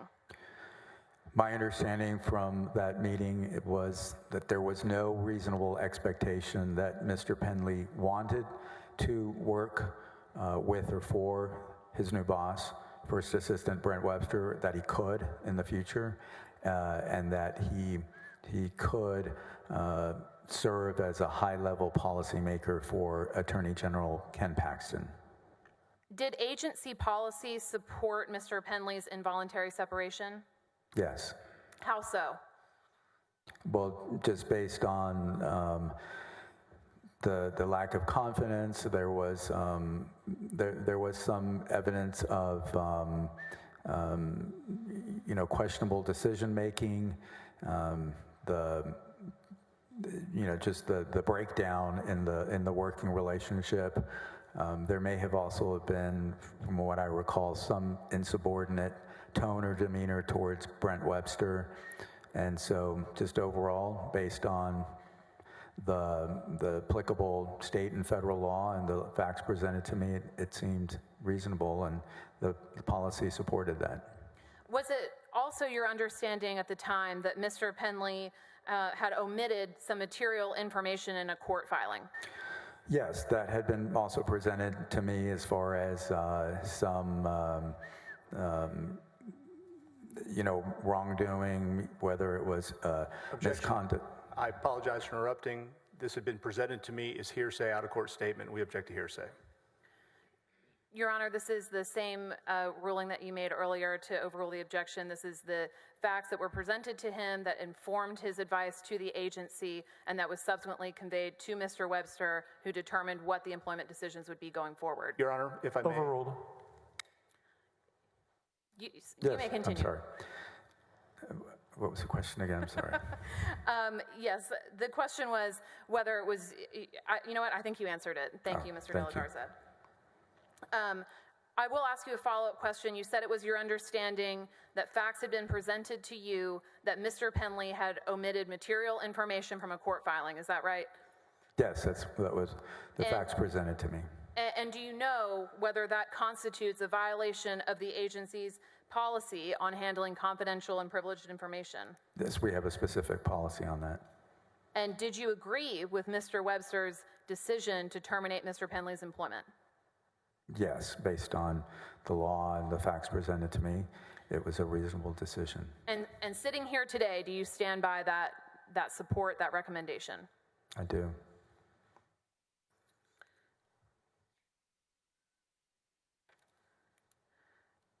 Mr. Arroyo, could you please pull up AG Exhibit 120? And Your Honor, this is not in evidence, so I'm going to offer it now. I understand that counsel does not have an objection. No objection.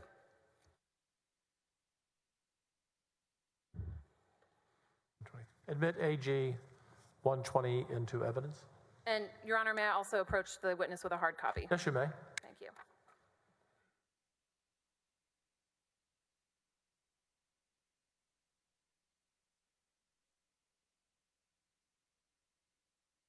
Mr. De La Garza, do you recognize this email? Yes.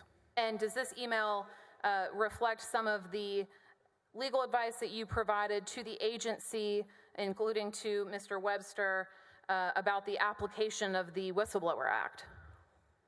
Yes, I provided some what I considered privileged and confidential advice regarding the petition that had been filed.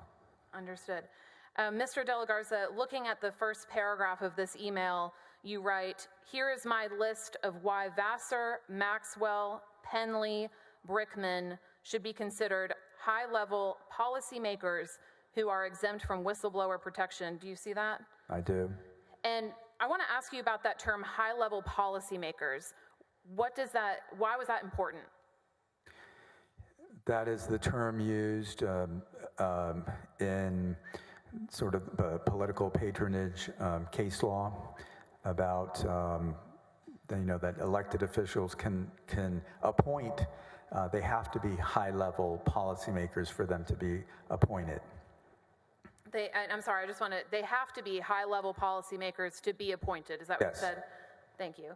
And all of the former staffers who made reports to law enforcement, in your view, fell under the category of high-level policymakers. Objection, leading. Your Honor, I'm just clarifying his testimony, but I can restate. Sustained, just restate it. Mr. De La Garza, is it your opinion that the former staffers who made reports to law enforcement were all high-level policymakers? They were high-level policymakers. And could you just summarize for the jury some of the points that were important to you here that led you to your conclusion that they constitute high-level policymakers that are exempt from the Whistleblower Act? Well, based on the list that I have here, and it was supported by case law, they required more than simple ministerial competence. They created or implemented, agency goals, policy. They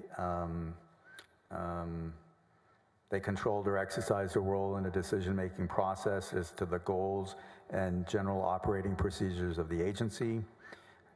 They ensured that policies which the electorate had sanctioned by electing the Attorney General were effectively implemented. They all had access to confidential documents or other materials that embody policymaking deliberations and determinations. Party affiliation was an appropriate requirement. They served as Sorry, Mr. De La Garza, if I could, I just want to stop you there at the bullet point about party affiliation. You write here that party affiliation was an appropriate requirement for effective performance of the public office involved. Is party affiliation something that the agency would look for in the employees who apply for competitive jobs in regular postings? No.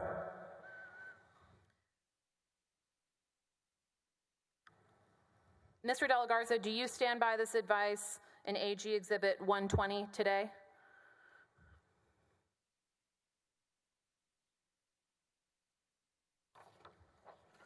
I do. Thank you. You can set that aside.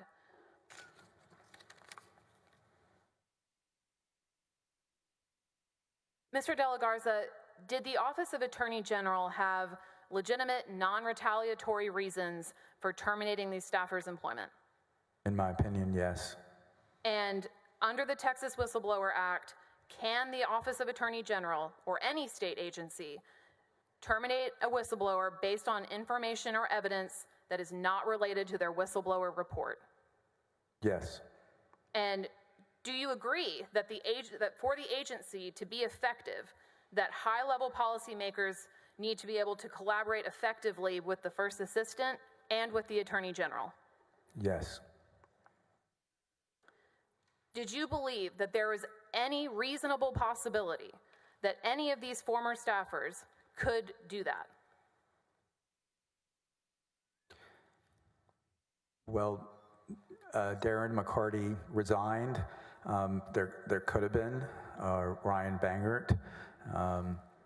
So, I would say that there was possibly with them, but For the ones that resigned, but for the ones that were terminated, was there a reasonable expectation that they could work with the new First Assistant and with the Attorney General? yes. For the ones who were involuntarily separated, no, in my opinion, there was no reasonable expectation. Did Ken Paxton ever indicate expressly or implicitly that these former staffers needed to be fired because they made a report to law enforcement? Not to my knowledge. Do you have any knowledge that Brent Webster ever indicated expressly or implicitly that these former staffers needed to be fired because they made a report to law enforcement? Not to my knowledge. Did anyone at the Office of Attorney General determine what your recommendations would be with respect to the legal advice you provided for these former staffers who were involuntarily terminated? Not to my knowledge.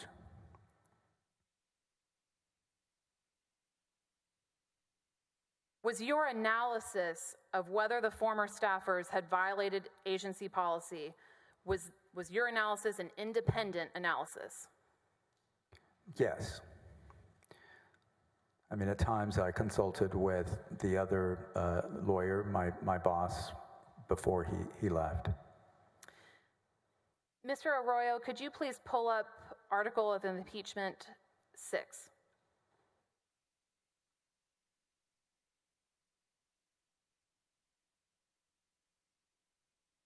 And could you turn to the next paragraph of Article 6, please, Mr. Arroyo?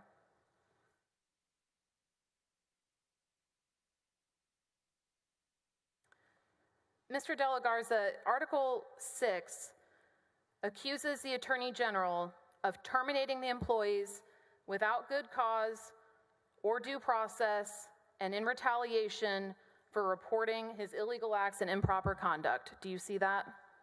I do. Is good cause required to terminate an employee in Texas? No, it's not. But at the Attorney General's office, we ensure that there are good reasons and that it's fair. And did good reasons and fair reasons exist for each of the former staffers that were involuntarily terminated? In my opinion, yes. Is due process required to terminate an employee in Texas? No, there's no property right to our jobs since we're at will. So due process, there's no constitutional right, but we ensure that it's fair. So, okay, thank you. And were any of the former executive administration staffers terminated in retaliation for making a report to law enforcement? In my opinion, no. Thank you, Mr. De La Garza. I pass the witness, Your Honor. Thank you. Your witness. Please state your name for the record. Yes, Your Honor. Yes, Your Honor. Daniel Duco.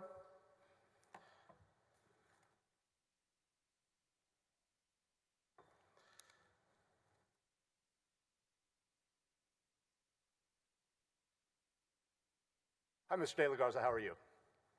Fine, thank you. How are Mr. you? De La Garza, you testified a moment ago that you are familiar with the Texas Whistleblower Act, correct?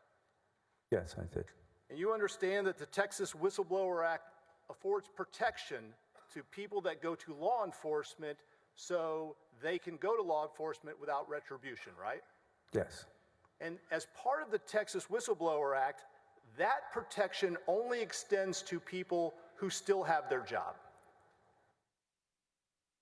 Yes, they are, yes. Right, so what I mean is, if you report someone to law enforcement and they still have their job and then they're retaliated against, they are protected by whistleblower, correct? If they, yes, if they comply with the retaliatory, the requirements in the Texas Whistleblower Act, yes. But if they get fired before they go to law enforcement, they're not afforded the protection of the Whistleblower Act, correct? Right, it has to be, right. Right, so before you go to law enforcement, you don't want to tell your boss, I'm going to law enforcement. Objection, speculation. Sustained. Under the Whistleblower Act, if you tell your boss you're going to law enforcement, you get terminated, then you go to law enforcement, you're not entitled to the whistleblower protection, correct? Objection, speculation. It's the same question, Your Honor. Just said he knew this. You can answer if you know. All right, could you just repeat the question, please? Sure.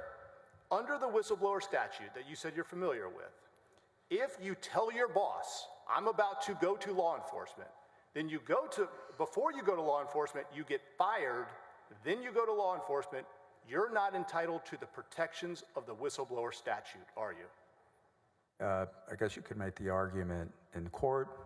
I'm not sure how successful you'd be. But you agree with my statement, correct? Probably wouldn't be the best way to do it. So if someone were to stand up here over and over, Witness needs to speak up when you speak. Oh, excuse me. if someone were to stand up here over and over and say, why didn't you just call your boss? Before you went to law enforcement, why didn't you just call your boss? Under the Whistleblower Act, that wouldn't be a good idea, would it? I mean, if your plan was to file a lawsuit, then yes, you shouldn't do that. You should not go to your boss first. If you were planning to file a lawsuit, I mean, it depends on the situation. I'm not talking about a lawsuit. I'm talking about whistleblower protection. It would not be a good idea to call your boss first, right? Objection, asked and answered. Overruled. Right? You're asking me to speculate. I'm not sure what a plaintiff should or shouldn't do. You don't want to answer that, do you? I'm not here to, speculate as to what a potential plaintiff under the Whistleblower Act should do or could do. Just so we're clear, you're not here now. A moment ago, you were okay with it, right? Objection, Your Honor. It's argumentative. Sustained. All right, let's put up AG 120, please.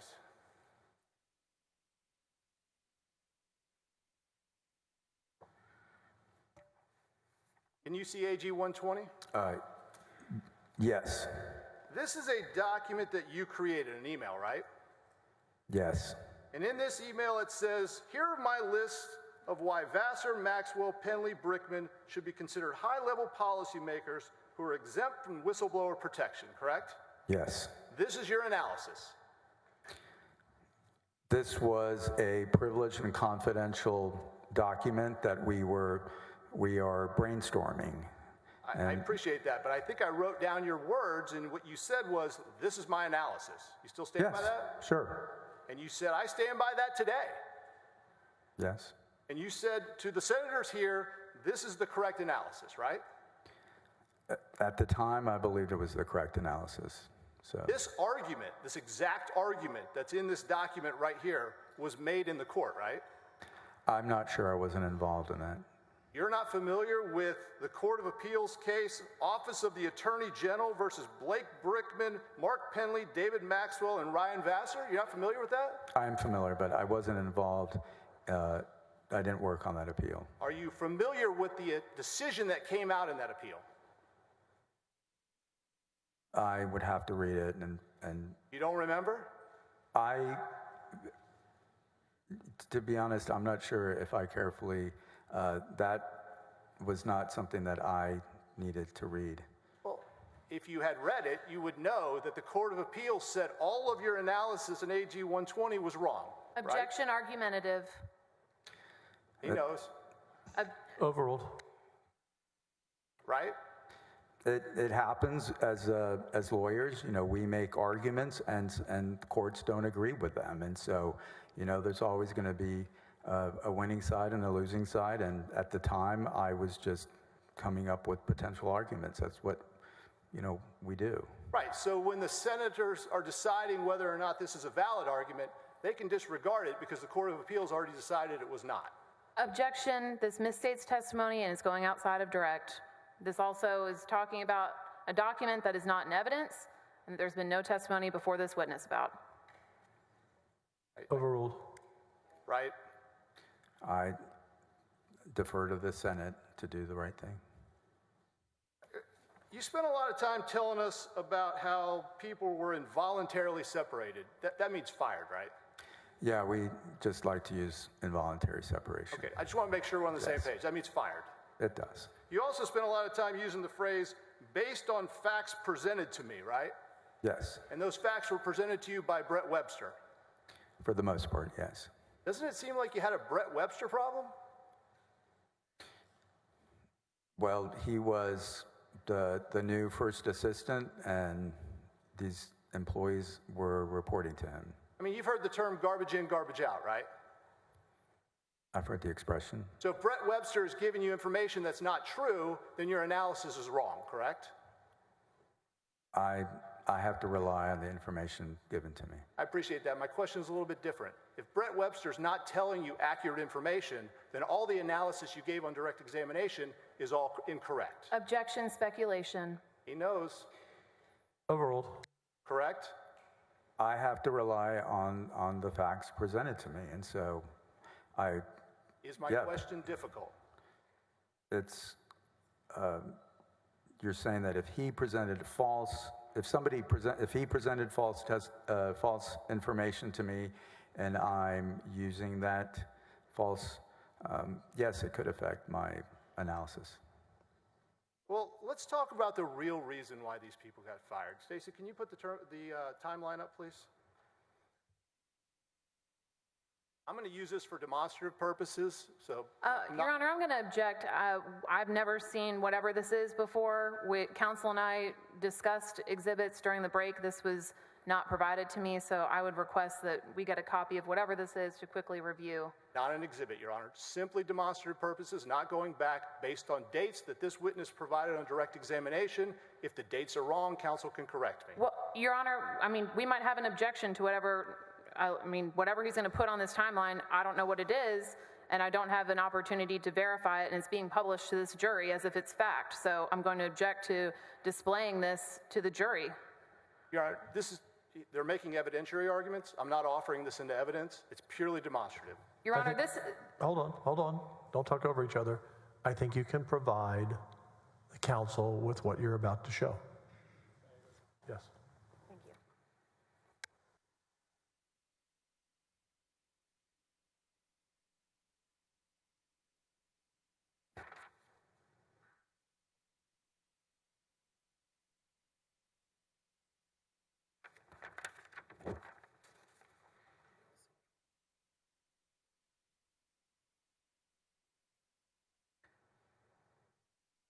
Your Honor, I might have objections as this goes along because I don't think there's any foundation that he's laid yet, at least, to ask to publish these as something that's within this witness's personal knowledge. But subject to that, I appreciate counsel providing this copy, and we can move along. Move along. Mr. De La Garza, on September 30th, and just before we get started, I want to point out this timeline is a... Yes. Stay at the microphone. Yes. I want to point out, Mr. De La Garza, that this timeline is roughly a month and a half, less than a month and a half. Do you see that? Yes. And as you are familiar with the whistleblower statute as you testified in direct examination, I'm sure you're familiar with 554.004, right? Is that, could you remind me? Sure. It says, in an adverse action, if within 90 days of reporting to law enforcement, there's a presumption of retaliatory conduct. There is a presumption that can be rebutted. And so the law says, if within 90 days of reporting something to law enforcement, you're terminated or have an adverse action, we are to presume that was retaliatory, right? There's a presumption. So, September 30th, whistleblowers go to the FBI, right? I'm not sure. I have no personal knowledge of what they did. The head of HR, you don't know? That's what I heard. That's what they presented to my boss, a letter saying that they had gone there. Let's start over. You're the head of HR, right? Now, yes. You know that they went to FBI on September 30th, right? I have received information that they did. I have no reason to disbelieve that. You also know on October 1st, the whistleblowers notified HR and the AG Paxton of the FBI report, correct? Yes, I believe it was the first. The next day, Mark Penley and David Maxwell were placed on administrative leave. That's correct. On October 13th, David Maxwell made his formal complaint against Ken Paxton. I'm not aware of exactly when he did. Formal complaints go to the formal complaint officer, so if you say it was the 13th. But you spent a lot of time telling us about David Maxwell. You reviewed all the file. You're telling me you don't know when David Maxwell made his formal complaint? I don't have personal knowledge of that because formal complaints go to the formal complaint officer. They don't go to HR. Well, we can assume by the fact that your lawyer hasn't stood up and objected that that's the day he made his formal complaint, okay? No reason to disbelieve that. October 15th, Brickman, Vassar, Bangert, McCartley, and Penley all file formal complaints. You know that as well, right? I understood that they all filed formal complaints. October 20th, so 20 days after going to the FBI, 19 days after the whistleblowers notify of the fact that they went to the FBI, Blake Brickman was fired, right? Yes. Lacey Mace was fired. Yes. November 2nd, a month after going to the FBI, David Maxwell was fired. Yes. November 2nd, a month after going to the FBI, Mark Penley was fired. Yes. November 17th, 6 weeks after going to the FBI, Ryan Vassar is fired. Yes. Have you ever heard of the expression, there's no coincidences in Austin?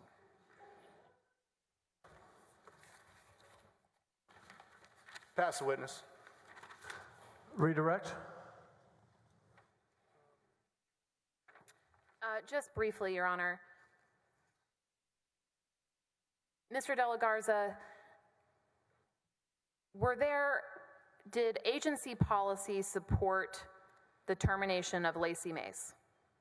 Yes. And did you recommend that termination? I did. Do you stand by that recommendation today? I do. No further questions, Your Honor. Are you, No need for it. okay, we can excuse the witness? Yes, Your Honor. Yes? You may step down, thank you. A little housekeeping before the next witness. I said that after the break, I would admit 702 into evidence. We did not do that, so 702 is admitted into evidence. Mr. Donnelly, I think that was the correct number. Also, if both parties would like to come to the bench for a moment.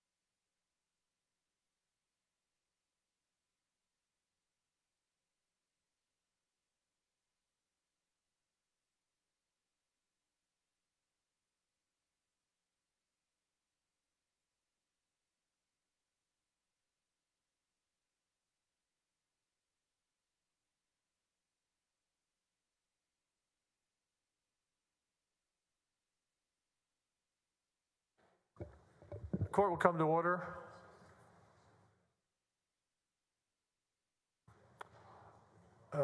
Members of the jury, there was a motion filed yesterday by the House to amend the rules to collapse a vote into one vote. That motion has been withdrawn.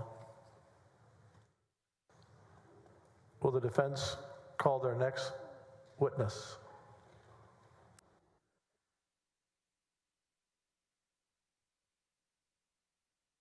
Defense calls Grant Dorfman to the witness stand. Please bring in Grant Dorfman.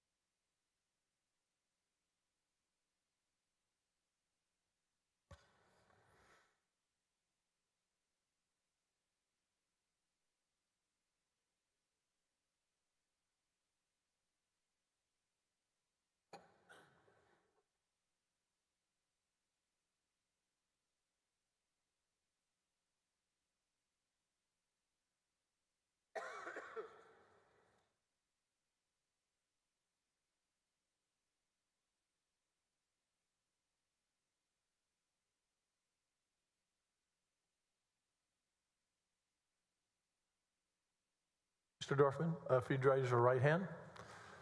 I do solemnly swear or affirm that the evidence I give upon this hearing by the Senate of Texas of the impeachment charges against Warren Kenneth Paxton Jr. shall be the truth, the whole truth, and nothing but the truth, so help me God. Please have a seat.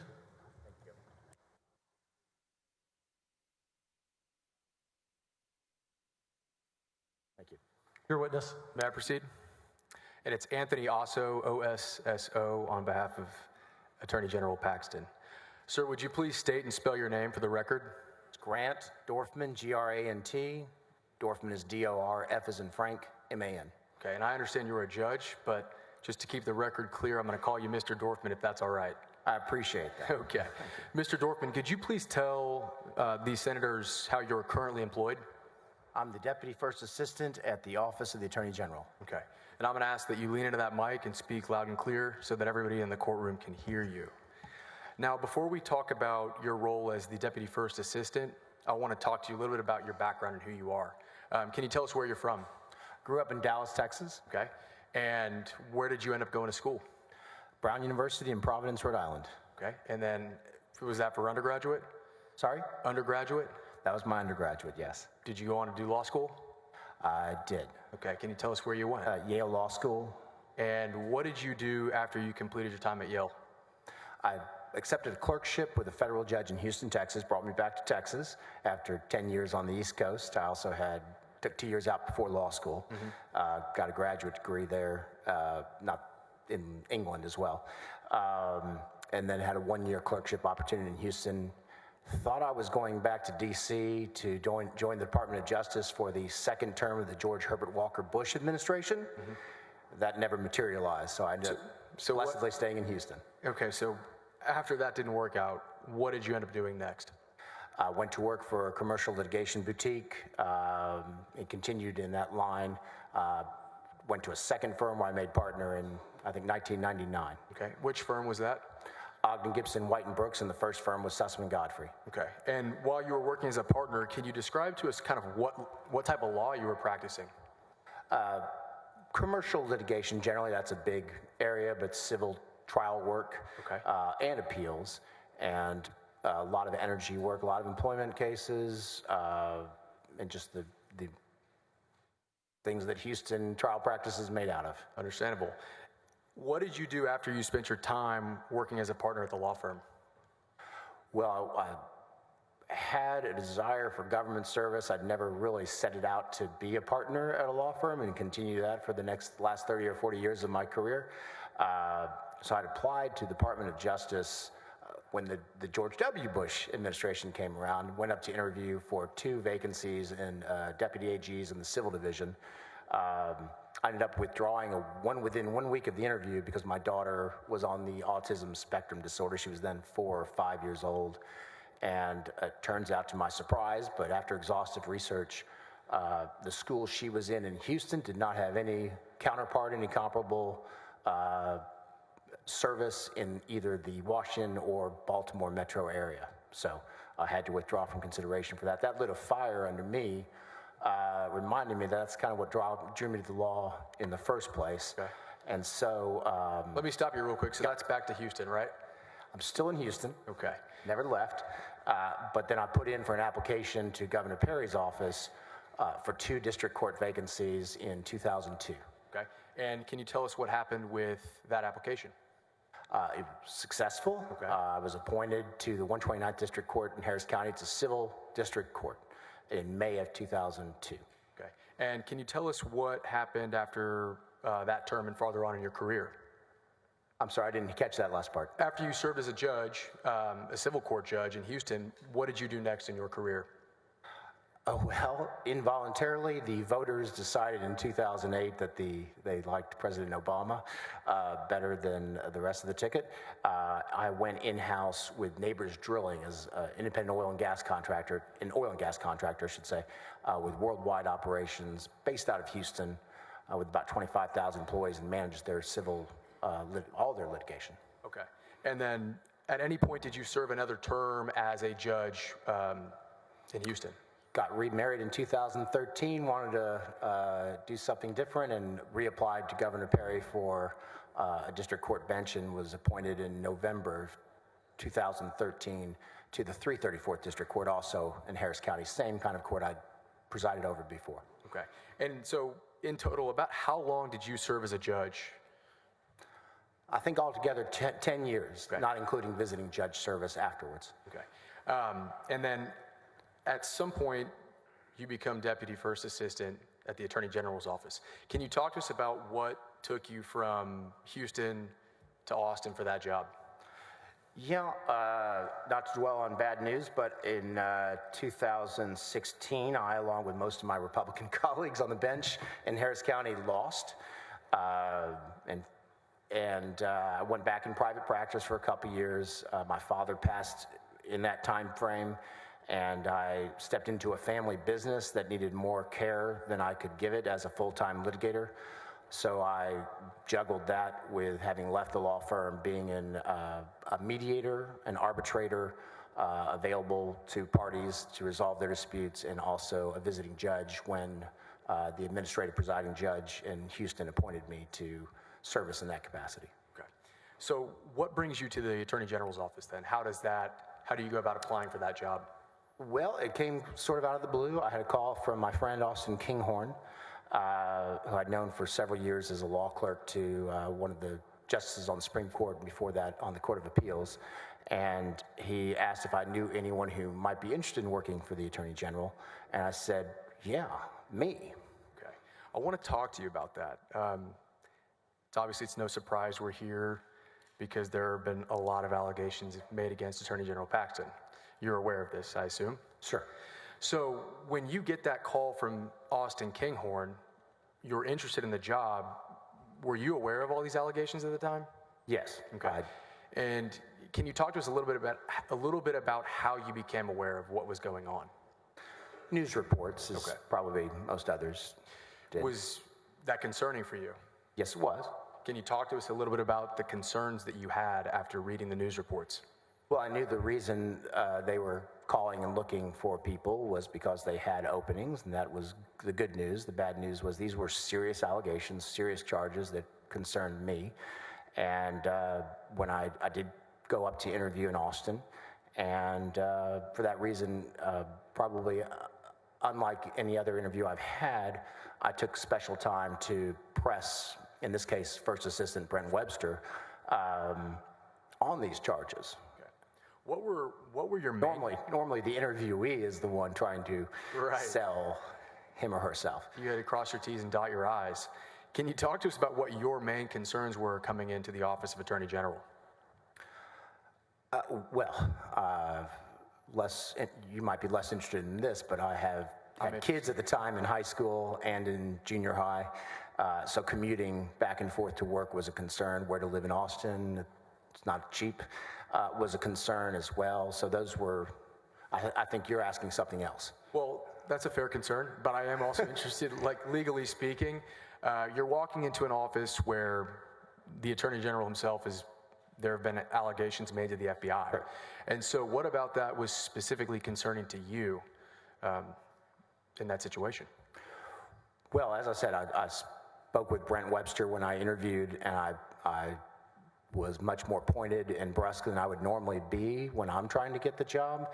And I knew he was a prosecutor, and by all accounts, a good one. So I pulled no punches. I pressed him, asked what I thought were fairly pointed, direct questions as to, okay, this is the allegations I'm seeing in the paper. What's the answer to that? Kind of like a cross-examination a little bit? A little bit. And it had an evidentiary quality to it as well, because he very patiently, I thought, given the busy nature of the office and the constraints he was under, took the time with me to walk me through the documents he'd assembled at that point. Okay. Now, after leaving that conversation, can you talk to us about what your opinion was with regard to taking the job as Deputy First Assistant Attorney General? Well, I satisfied myself that these charges were, in my opinion then, not well-founded. I knew as part of my job there were a number of interesting things going on in the office, but I also knew as part of that, like the Google ad tech lawsuit was coming. In addition to that, I'd be in charge of defending, I think it was then pending, the Whistleblower Act lawsuit involving these charges. So that was also a concern. Right. So I assume you take the job because we're here right now. I did. All right. And I want to talk to you about, well, when exactly was it that you started as the Deputy First Assistant? December 3, 2020. Okay. So that's after everything kind of went down with regard to October and the reports to the FBI, right? Yes. You mentioned that you were a part of ultimately the whistleblower suit. Are you aware of reports that were drafted within the office? Yes. How many reports were there? 2. Can you distinguish the 2 different reports that were drafted on behalf of the Office of Attorney General? Yes, the first one started almost from the time I was there. The first I remember seeing a draft was sometime in January, I think early January, because I was still working from home right after the holiday. I remember that going through edits of 2021. And that was released by our office in August of 2021, publicly on our website. Okay. And that detailed the main whistleblower allegations and what our office, after forensically collecting documents, emails, exhaustively compiling everything, was able to put together to address these allegations. And can you tell us who actually authored or published that report? The Office of the Attorney General. Okay. Now, is it safe to call that the internal report? Yes. Was there a secondary report that was drafted? Yes, and if you have a copy, that would help me be clear and precise, but I believe it is on Louis Brisbois' letterhead or in the format of a memo to the Office of the Attorney General. Objection, Your Honor. Testifying from a document not in evidence, testifying about a document not in evidence, and hearsay. Thank you. Sustained. There's a report in existence, correct? Same objection, Your Honor. There are 2 reports. He's not testifying with regard to what is stated in the document. Overrule that. Go ahead. Okay. There is an existence of a Louis Brisbois report, correct? Yes. All right, we'll get there. But before we do, I want to be very clear. You started in December of 2020, right? Yes. You've looked at both of these reports, the internal report and the Louis Brisbois report, right? Objection leading, Your Honor. So only to lay a foundation, Judge. I'm going to sustain, just, Yes, Judge. ask the questions one at a time. Certainly. Are you aware of It's hard for me not to rule, by the way. Are you aware? It's in their allegation, so I'll talk about it. Are you aware of the 2 reports? Yes. Have you read the 2 reports? Yes. Now, were you present at the Office of Attorney General during any of the subject matter involved in those reports?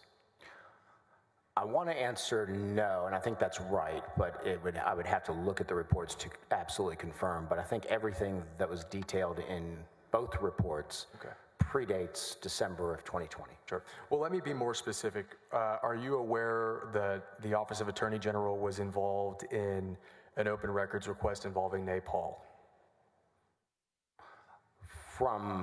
Historically, I'm aware. I wasn't there at the time. Are you aware that they were involved in litigation with the Mitty Foundation?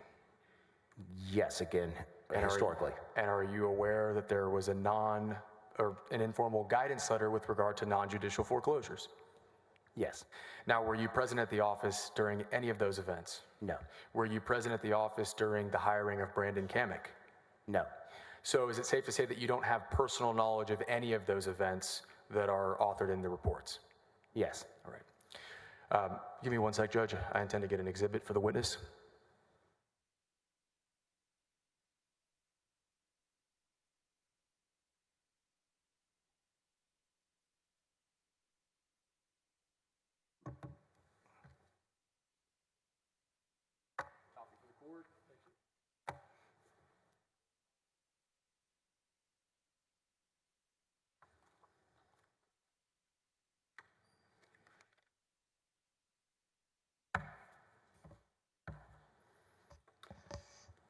Mr. Dorfin, would you take a second to look at a copy of my exhibit numbers cut off? Attorney General Exhibit 23, and let me know whether you recognize the document. I have looked at it and I do recognize it. What is this document? This is what you're referring to as or referred to as the Lewis Brisbois report, the second report in time that our office released on these matters. Well, I say our office, this was outside counsel sending it to the office. Okay. And is this a fair and accurate copy of the report issued by Lewis Brisbois on behalf of the Office of Attorney General? Near as I can tell. At this time, Judge, I would offer Attorney General Exhibit 23. Your Honor, there's so much hearsay in there, I don't know where to begin. The document itself is hearsay. Within this document are conversations between people that are out-of-court statements that are hearsay. It relies on documents that are out-of-court statements that are hearsay. It also relies on people talking to other people who talk to other people, which is 3 layers of hearsay. So my objection, Your Honor, is hearsay squared. Judge, may I respond briefly? My understanding, and Mr. Arroyo, if you would pull up Article 7, please. My understanding is that the House Board of Managers' allegation in this case is that Ken Paxton and the Office of Attorney General issued a report that basically alleged false and misleading facts. This is a legally operative document in this case. Your Honor, may I respond? And the House doesn't want it in evidence? I don't understand how they can argue it's a lie if it's not even in evidence before the jury. Your Honor, I hope counsel is not trying to mislead this court because this article of impeachment is based on the internal AG report. This report, the Lewis Brisbois report, came out after the article of impeachment. And so I'm sure counsel would like to retract his statement and not mislead this court.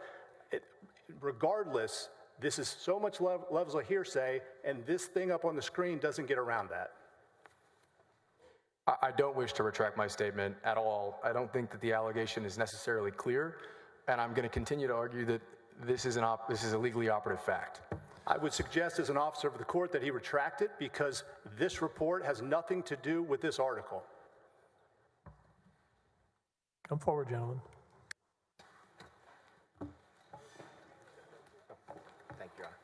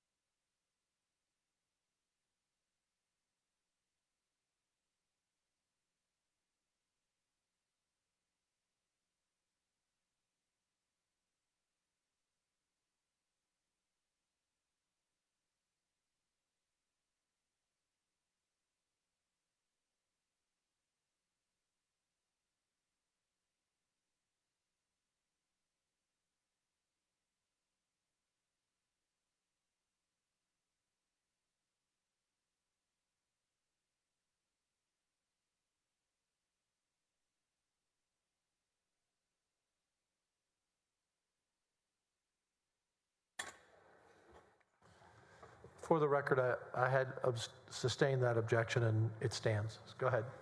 May I proceed, Judge? Pardon? May I proceed? You may proceed. Okay. Hold on 1 second. Our jurors left the building for a moment. I did not notice. Give a senator a minute, and they're gone. We will be taking a break shortly, members, okay? We've just been back 90 minutes, and we normally take a break between 90 minutes and a little bit more. I think we're still missing a few. That was a short meeting at the bench compared to other ones, so they were basing their exit on their experience here the last 2 weeks. I could tell where it was going, so.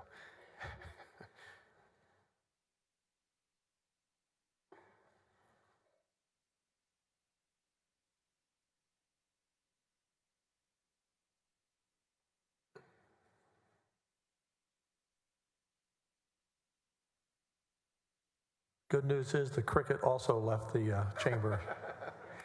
I just think we're more entertaining, Mr. Dorfman and I, so cricket's out of here.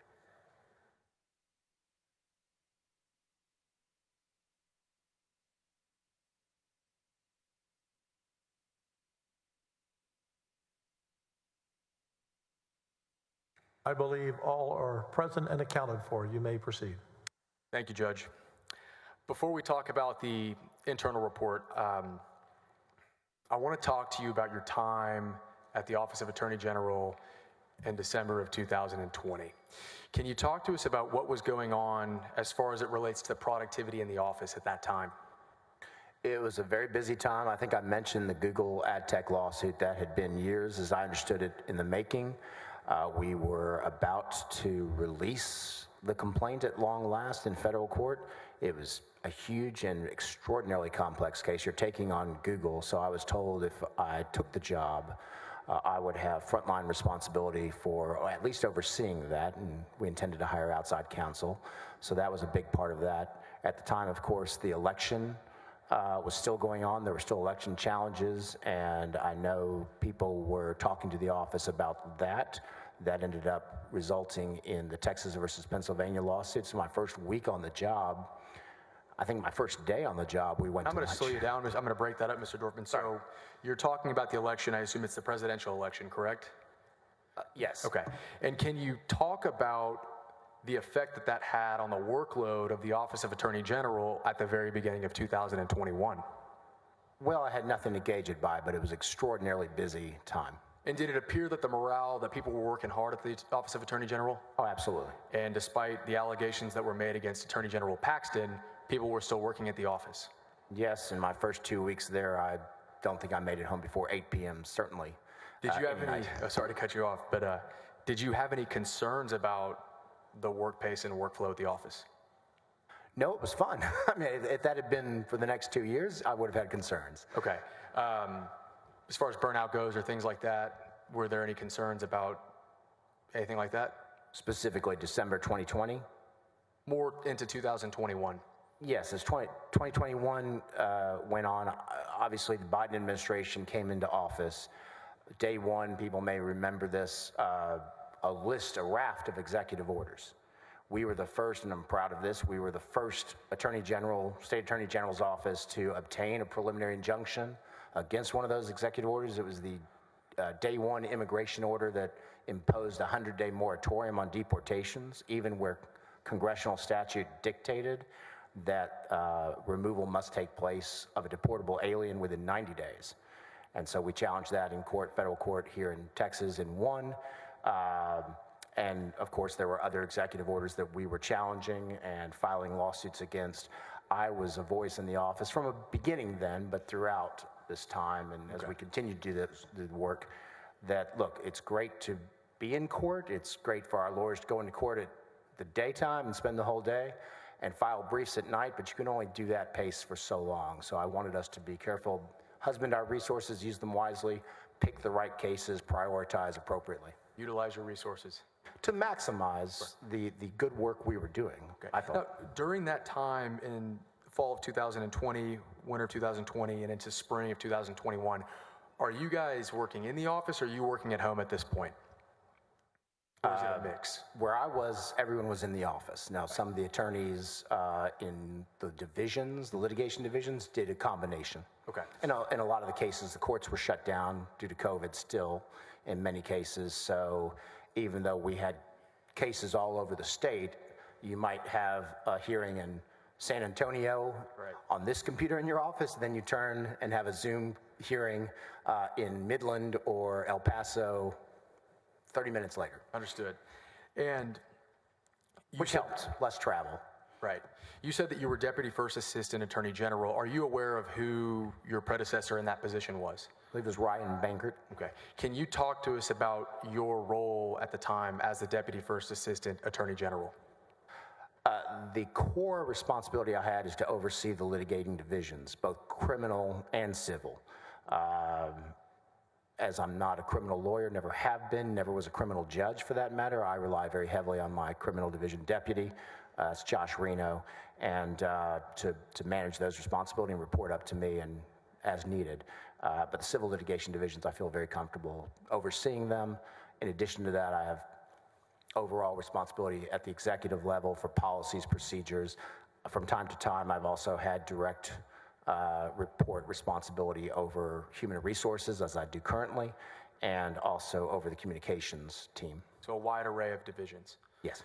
Now, are you familiar with whether at any point special litigation was under the oversight of your position, Deputy First Assistant Attorney General?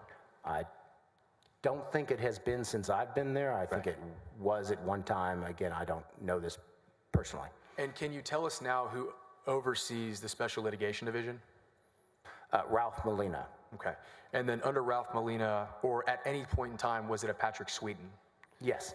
Is he still working that position, moved to a different position? He's currently our lead counsel in the Buies case in the Rio Grande River, but that's on loan from the governor's office. Did you have the occasion of working at the Office of Attorney General while he was in charge of special litigation? Absolutely, yeah. I mean, until I think earlier this year, he joined the governor's office. Up till that point, he was there the entire time I was there. Okay. Did you feel like you had to help him with his job, or did he appear to be qualified in handling his business in that position? Patrick? Patrick. Very talented lawyer, very experienced, very capable. If I had one criticism of him, it's that he's in court more and managing less. We wanted him to clone Patrick Sweetens, so we had a team of Patrick Sweetens, but Patrick's so good and so natural in the courtroom, I think he longed to be there. Okay. Do you feel that Patrick is the kind of guy that takes pressure off you if you didn't have to watch the Special Litigation Division? Certainly. They're the Special Litigation Division for a reason. I think that was a creation of Attorney General Abbott to have the tip of the spear. We have a lot of litigating divisions. We have our General Litigation Division, which are outstanding. All our divisions are very good, do different things. And Special Litigation is you need to be at the courthouse in 30 minutes. We just found out the Obama administration's filed doing this. They've issued that executive order. No time, let's go. Okay. And so if I had to oversee that as well as everything else, you're right, it would put more pressure on me. I want to fast forward and talk to you about the internal investigation report. You said you had no personal knowledge of the contents or the subject matter of that report, right? Say that again, please. You had no personal knowledge. You weren't personally there for the subject matter that is in the internal report authored by the Office of Attorney General. I wasn't there at the time these events happened. Were you present at the Office of Attorney General when the report was being drafted? Yes. Can you talk to us about who was responsible for that, and if you know what process went into drafting that report? I think in the first instance, we relied on an office-wide forensic compilation of documents, emails, et cetera, that were relevant. Brent Webster took the lead in compiling that, and then we had a team, and again, as early as January, I was editing drafts with others, Josh Reno, later Murtaza Sudarwala, our deputy for legal policy, Austin Kinghorn, Enrique Varela. There were others, but I may have left them out. Okay. And can you talk to us about what your role was with regard to the publishing of that report, or at least getting the report ready to be published? Well, I don't think we published it until August of 2021, and that probably is a reflection, one, of just how busy the office was and how much other stuff there was to attend to. But I'm sure I had revised and edited and redlined at least 5 or 6 times the entire document front to back. Okay. Now, understandably... and others did as well. Right. Understandably, you weren't present for these events that the document summarizes. Did you play a hand in trying to find documentation to support the positions taken in that report? More oversaw that process. Can you talk to us about your oversight of that process? Yeah, I felt very strongly this had to be, it was going out as a report of the office. I believe the Attorney General had said, look, these allegations are baseless, and I will investigate and present the facts and let the voters decide. Words to that effect. I wasn't there. And so this was a fulfillment of that commitment. I took that as a charge to lay it out there. And I think it's fair to say that the document, my emphasis throughout this process of editing was, look, this needs to be the voice of the agency. It's not any one person. It's all of us, and it's objective. It's factual, both in tone and substance. If we make a conclusion or from the facts that we presented from the documents that isn't supported by the document, let's not make that conclusion. Let's take that out and let the people reading it make their own decisions. And so really, you're just trying to make sure that they're not making allegations that they can't back up. Objection, leading. Sustained. Would you agree that your job was to make sure that the claims were verified? Same objection, Your Honor. Sure. Was it your job to make sure that there was evidence or at least something to corroborate statements that were made? Was there an objection there? Not to that, Your Honor. I didn't think so, okay. I certainly viewed that as my job, yes. All right. Now, you mentioned earlier that at some point you get involved into the lawsuit in this case, and I want to talk to you about the lawsuit, okay? Can you tell us your understanding of when the whistleblower lawsuit was first filed against the Office of Attorney General? I think it was November of 2020. Okay. Can you tell us who the named parties within that lawsuit are? Going to struggle on their first names. No problem. Ryan Vassar. Okay. Mr. Maxwell's first name is David Maxwell. David Maxwell. Thank right. you. Mark Penley, ring a bell? Mark Penley and Blake Brickman. Sorry. Okay. And more focused on who is the named party or the named defendant in that lawsuit? There's just one defendant, the Office of the Attorney General. Okay. Was Ken Paxton specifically named as the party to the lawsuit? No. All right. So it's the Office of Attorney General on the filing? Yes. And what is the first thing that you all do? Who all is working on the lawsuit with you at this time? About the same time I was interviewing, I think they were interviewing for outside counsel, so I knew Louis Brisbois had been hired, and either the first or second week we might have had a phone conference or meeting with them. At that point, I think the lawsuit had been amended at least once.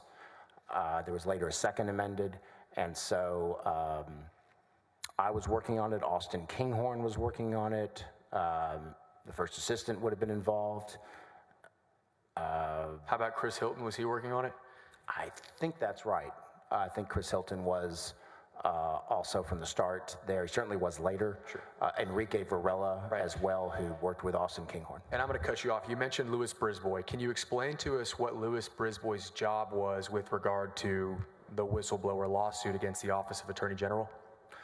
To be outside counsel, Bill Helfand is an attorney I've known in Houston for at least 20 years. Very good lawyer, specializing in government work, especially defense like Section 1983, federal court lawsuits, many of which, if not most, have an employment quality to them. The sheriff being sued by his deputy, something like that. And just without getting into the contents of the document that I showed you earlier, the Louis Brisbois report, was that authored by the attorneys that were outside counsel for the Office of Attorney General? Yes, Mr. Helfand and others. Okay. Now, in that litigation, did you all file a plea to the jurisdiction? Yes, we did. Okay. Can you explain to us what a plea to jurisdiction is? A plea to jurisdiction is a document that says to the court, every court must first assess whether it has, Speaking of the microphone. every court must first assess, that was too loud, whether it has jurisdiction to entertain a lawsuit. And the state of Texas cannot be sued for money damages without its consent. And this body and the House are the ones that must expressly waive by statute the immunity from lawsuit, the sovereign immunity of the state of Texas, in order for a plaintiff to recover money damages. They argued, the plaintiffs in this case, that I'm going to stop you and I'm going to break that down. You know, I didn't go to Yale, so you got to make it slow for me. Mr. Arroyo, would you please put up Article 8 onto the overhead screen? So essentially, plea to jurisdiction, well, let me ask you this. Is that something that is commonly filed in lawsuits in your experience as a civil litigator? Or at least with regard to Office of the Attorney General? I was going to say, at the Office of the Attorney General, I'd say probably 90% of our defensive cases, at least the ones I'm most familiar with, we file plea to jurisdiction. Almost every case challenging the most recent enactments of the legislature arising out of the last session, which have been, all those legal challenges have been brought in the last few months, we filed pleas to jurisdiction, I think, in every one of those, saying this suit can't go forward, the court has no jurisdiction, the state is immune. Okay. Now, Eric, if you could just blow up the second paragraph, specifically all the way down to, well, this part's fine right here, if you could blow that up. Okay, so I'm just going to read the Article 8 to you, Mr. Dorfman, which states that specifically Paxton entered into a settlement agreement with whistleblowers that provides for payment of the settlement from public funds. The settlement agreement stayed the wrongful termination suit and conspicuously delayed the discovery of the facts. The next page goes on to say, and testimony at trial to Paxton's advantage. Sorry. Let it get up on the screen. Yep. Okay, continue. To Paxton's advantage, which deprived the electorate of its opportunity to make an informed decision when voting for Attorney General. So at what time did we know that the lawsuit was filed in November of 2020. When was it that the Office of Attorney General actually files the plea to jurisdiction? Not exactly sure, but I believe it was January of 2021. Okay. And when did the Office of Attorney General engage in settlement agreements with the whistleblower plaintiffs in this case? Almost exactly 2 years later. Okay. So when we're talking about the plea to jurisdiction, we are 2 years before settlement discussions even come into play, right? Right. Now, what was, I think in your motion for plea to jurisdiction, it was in two parts, correct? I'd have to see it. Well, did you talk about sovereign immunity? Absolutely. Can you explain to us how sovereign immunity comes into play in your plea to jurisdiction? Well, I think I've covered that. The state is immune from suit unless there's an express statutory waiver from the legislature. Okay. And then the second part of that was that you talked about separation of powers. Yes. Can you talk about that to us? Well, let me go back and cover the first one, if you don't mind. May I, Your Honor? If you please go back and cover I need to qualify my comments. What you're describing is, you've reminded me and refreshed my memory that yes, the Whistleblower Act is exactly the type of express statutory waiver of sovereign immunity that allows one to sue the state, in this case for money damages. But the case law has been clear, and we argued it, that unless you meet all the elements of a Whistleblower Act claim, there is no waiver of sovereign immunity. There's no jurisdiction for the court to proceed, and we alleged that the plaintiffs in the case had not met their burden of establishing all the elements of the whistleblower claim, and therefore sovereign immunity still applied. Okay. And was that file in the plea to jurisdiction, was that made in good faith and based on your legal research? Yes. All right. Now I want to focus back onto the article that states specifically, if you'd go back to the other page, Eric.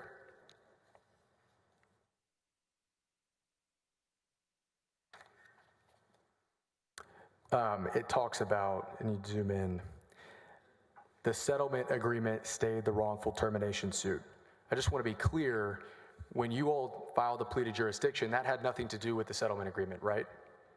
We weren't even discussing settlement at that time, no. Okay.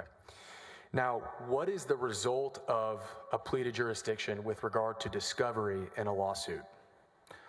The plea to jurisdiction, again, every court must first assess whether it has jurisdiction. If it doesn't, it's powerless to order discovery or proceed any further. And the legislature has passed an interlocutory appeal so that even if we lose the plea to jurisdiction, if we win, the case is over and dismissed. If we lose the plea to jurisdiction, we have the right to immediately appeal when normally you would have to wait till the end of a case to file your appeals. And the immediate appeal stays the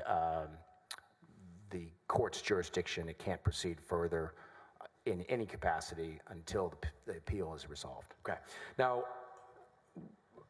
was that plea to jurisdiction filed to stop the discovery getting out to the public in this case? I don't understand your question. You just said that a plea to jurisdiction essentially stops the discovery from occurring in a lawsuit, right? It stops anything from occurring in the trial court. So my question to you is, when you all filed a plea to jurisdiction, did you do so because you felt that the law applied in that situation, or did you do so because you wanted to stop discovery from getting out to the public? We did it because we thought the state had sovereign immunity, and it was our duty to assert that, as we do in so many of our cases. That does have the effect of stopping discovery from going forward and saving the taxpayers the expense of that discovery and our lawyers the time. That, discovery really is where the time gets taken in trial cases. Okay. I want to talk to you about the procedural posture of the plea to jurisdiction. Can you talk to us about the first court that ultimately ruled on you all's plea to jurisdiction in the whistleblower lawsuit? The first court? Yes. That was the Third Court of Appeals here in Austin. Well, did it go to the district court prior to that filing? I'm sorry. Yes, you're right. Can you talk to us about that? We had some discussions back and forth. I don't know how much detail you want to go into, but with the plaintiff's attorneys about scheduling a hearing on two things. They wanted to have a temporary injunction hearing. I think initially they said they needed 4 days. The only purpose of a temporary injunction hearing in this context would be for Mr. Maxwell and Mr. Vassar to seek reinstatement under the Whistleblower Act. So to be reinstated to their position with the Office of the Attorney General. So are you saying that Mr. Maxwell and Mr. Vassar actually wanted to come back to the Office of Attorney General? Yes, and I think that's still in their live pleading. Okay. Well, they're pleading, I shouldn't say live. Right.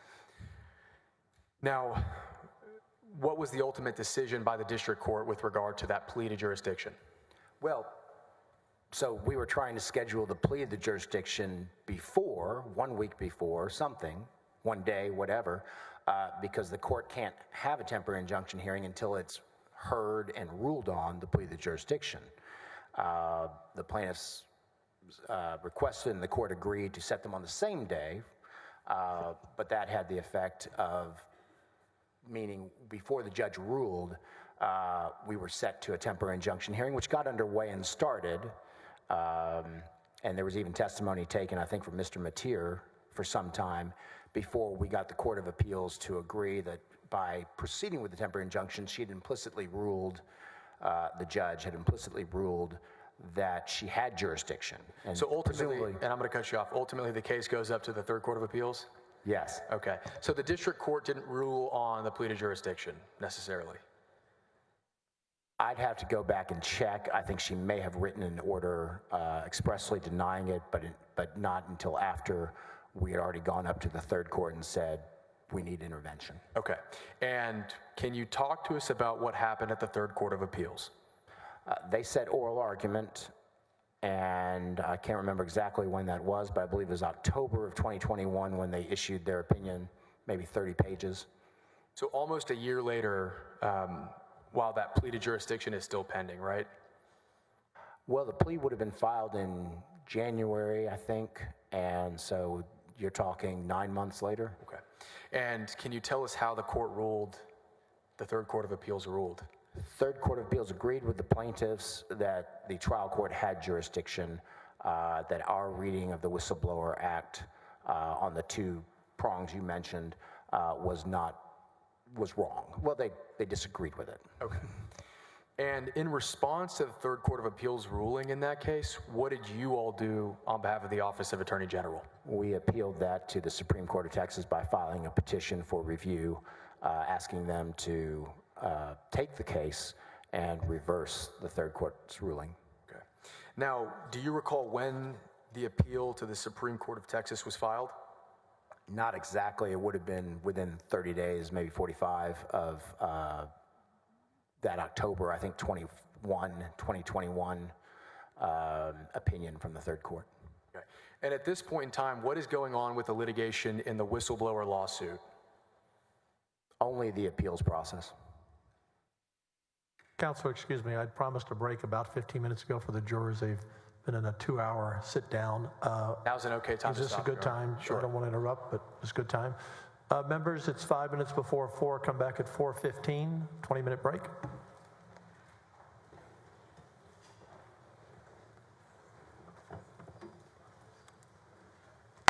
We'll stand at ease.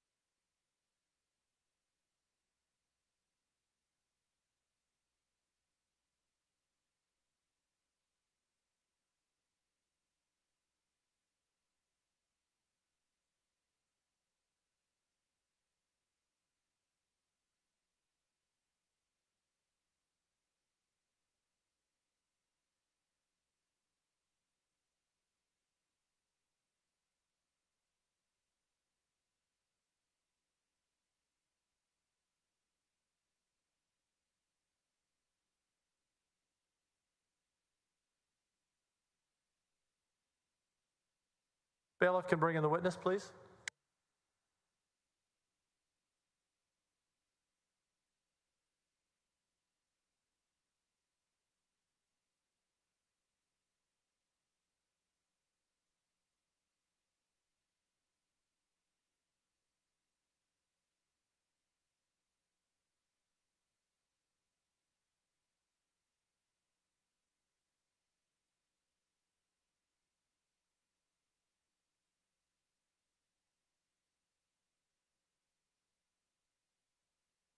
We have all the jurors. Mr. Asso is the correct pronunciation. I want to be sure I have that right.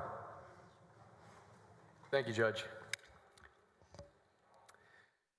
Mr. Dorfman, we were just talking about the effect that a plea to jurisdiction actually has on the discovery in the case.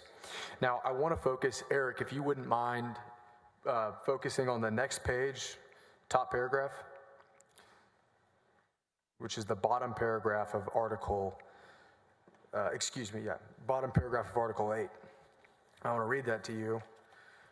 Testimony at trial to Paxton's advantage, which deprived the electorate of its opportunity to make an informed decision when voting for Attorney General. Now, throughout the course of the lawsuit that the whistleblowers filed, are you aware of whether specific facts or allegations became public? And could you turn your mic on, sir?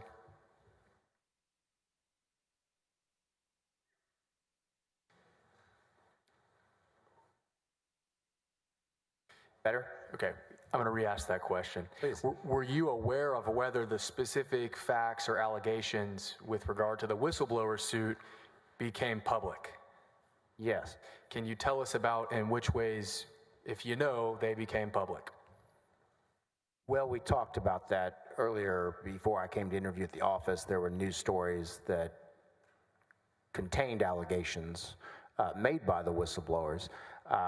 It was about that same time, maybe a little later, that the lawsuit was filed. That was a news story and a very detailed state court petition that's public record, public filing, covered in the press accounts.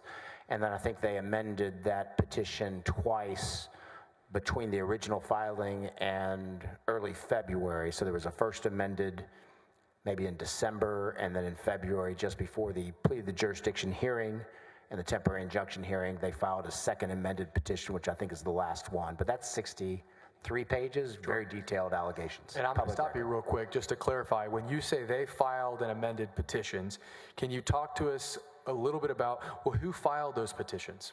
The four plaintiffs through their lawyers. So David Maxwell, Mark Penley, Ryan Vassar, and Blake Brickman? Yes. And did those petitions include specific facts that they were alleging Yes. Attorney General Paxton and the Office of Attorney General committed? Yes. Okay. And those pleadings were actually available to the public, correct? Yes. You can look them up online? Yes. Okay. So, Eric, if you don't mind going back one page to the bottom paragraph, bottom clause.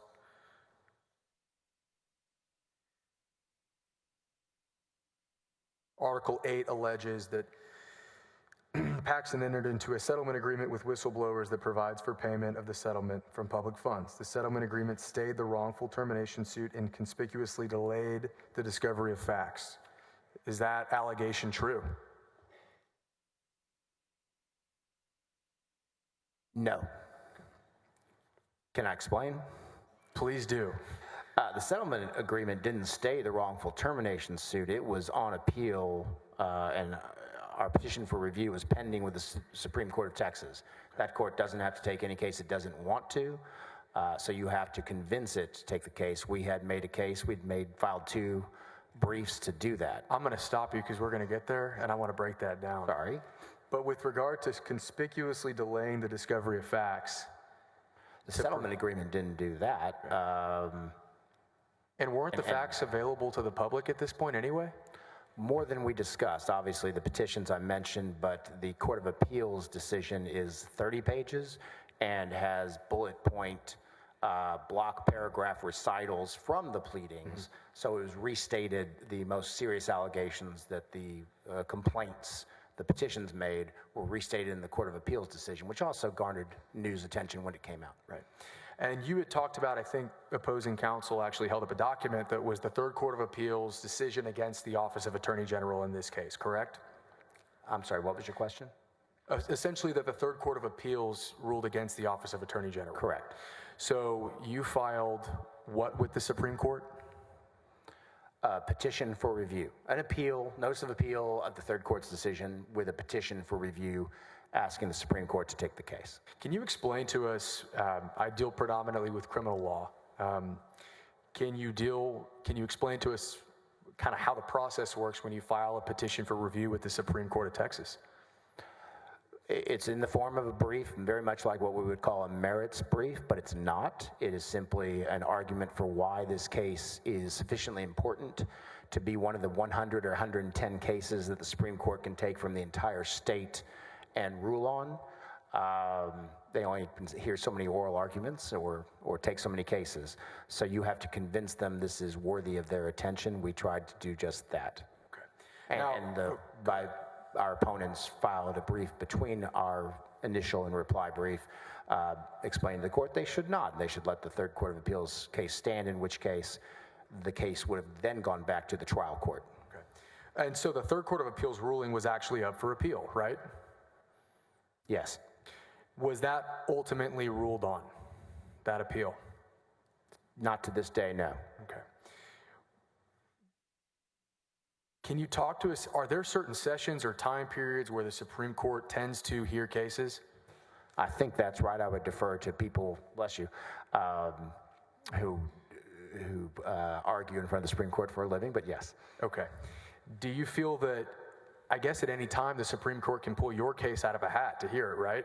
I think that's right. They usually confer as a body, I think in person, although maybe by remote sometimes too, especially during COVID. Okay. Does that have an effect on your ability to negotiate or work out a settlement with another party? Or does it affect the other party's maybe goal or them wanting to settle? I don't know what the what is in your sentence. The potential for the Supreme Court to pull your issue out of a hat and have it come before them. Absolutely. It's a significant moment in a case.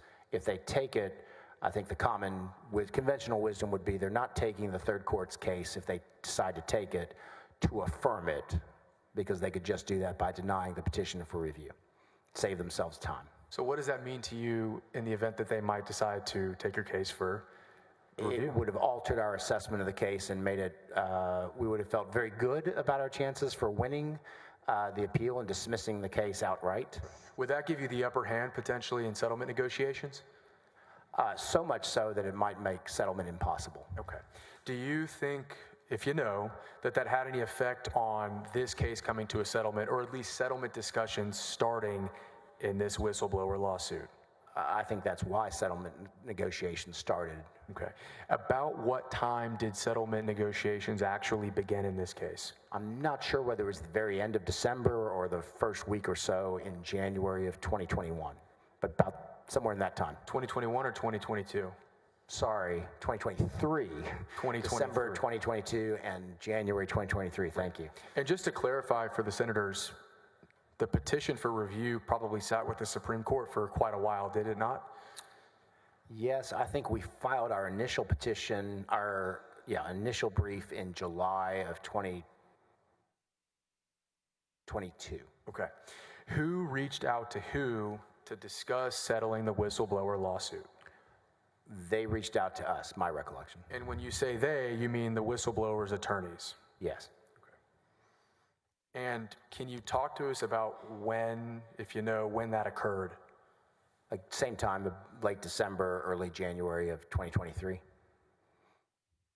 And what did you do in response to them reaching out? We discussed internally whether we wanted to, as they were requesting, go to mediation with a professional mediator in the Austin area. What kinds of things were you discussing within your office as to why or why not settle a case? We certainly wanted to discuss the pending petition for review and when it might be ruled on and what that might do to the party's willingness to mediate at that point, if it happened, whether we could get a professional mediator worth his or her salt on that short a notice, because I think the plaintiffs wanted to mediate in the next 7 to 10 days, maybe 14 at the outset, at the latest, because they were concerned that the Supreme Court might rule, and either way it ruled, the other side would feel good and the other side would feel bad, and maybe couldn't. So risk creates settlement potential. So that would take out some of the risk. Risk for the plaintiffs, right? Risk to the plaintiffs that the court would grant it, and that might indicate their case was going to be dismissed maybe in a year, maybe in 9 months. They may have assessed it differently. That's how I would have seen it. And risk for us that if the court declined to accept our petition for review, the third court ruling stands, and we're back in trial court, and we have years perhaps of lawsuits and appeals, litigation and appeals, and the accompanying expense and time. Who found the mediators? The plaintiff's lawyers did that. I remember clearly because I was very skeptical that on that short a notice we would get any good mediators, and they told us in response to that, I think, that not only they had 2 or 3 who had available dates in the next week or two, which indicated to me, I told people at the office, that's a good sign that they're eager to mediate, because they must have called 10 or 12 people if they could find 2 or 3 available on that short a notice. Okay, so it appeared to you that they intended to reach a settlement with you. I think they were highly motivated to settle. Okay, and that's based on your years of commercial litigation experience, I assume? And as a mediator and trying to get a mediator on short notice. Fair enough. In fact, that was kind of my specialty, is I didn't mediate full time, so if parties couldn't get one of the regular mediators, they knew I was probably available. Now, I want to zoom out a little bit, just generally speaking, in your years of experience as both a mediator, a judge, and a litigator. Does a party's willingness to settle a case indicate that maybe they think they're liable, or that they think that the other party is correct? Can you talk to me about that? Sure. In my experience, especially mediating and representing parties who mediate their cases, both sides at least will say they like their case, and they frequently do. Mediation takes place when there's risk and uncertainty, and the only way to control the outcome is for the parties to reach an agreement and take it out of a jury's hands. You never know what a jury's going to do. You don't know who the jurors are. And it may be 2 years from now. It may be, again, 12 people pulled off the street. That's, if you want to subordinate your control of your affairs to those people, that's your choice, but that's expensive and risky. Okay. And I'm not sure I answered your question. Did I answer your question? You answered my question. Okay. I appreciate it. And I want to bring actually your answer and apply it to the fact of this case. Did you have a conversation, without getting into specifics, with other OAG employees about settling, or at least go into a mediation with the plaintiffs in this case? Oh, yes. Okay. Now, when you entered those discussions, did you have a viewpoint on the strength of your case for the defense, the Office of Attorney General in this case? Yes. And what was your viewpoint? Well, we hadn't probably looked at it in some time since filing the briefing, so we reconvened, revisited, reminded everybody where things were and what the arguments were, so we could assess that. I remember being a voice, as I am generally and maybe professionally.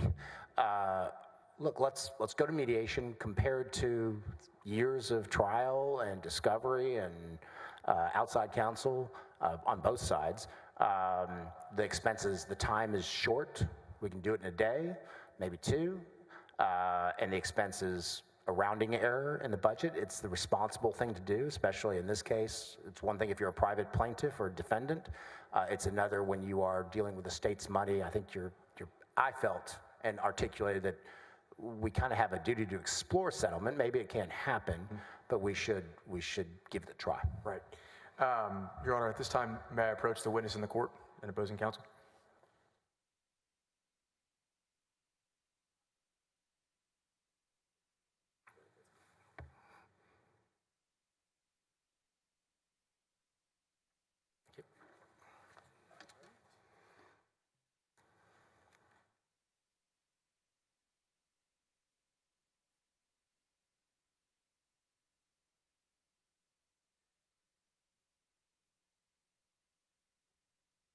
Mr. Dorfman, I'm showing you what's been pre-marked as Attorney General Exhibit 335. Do you recognize this document?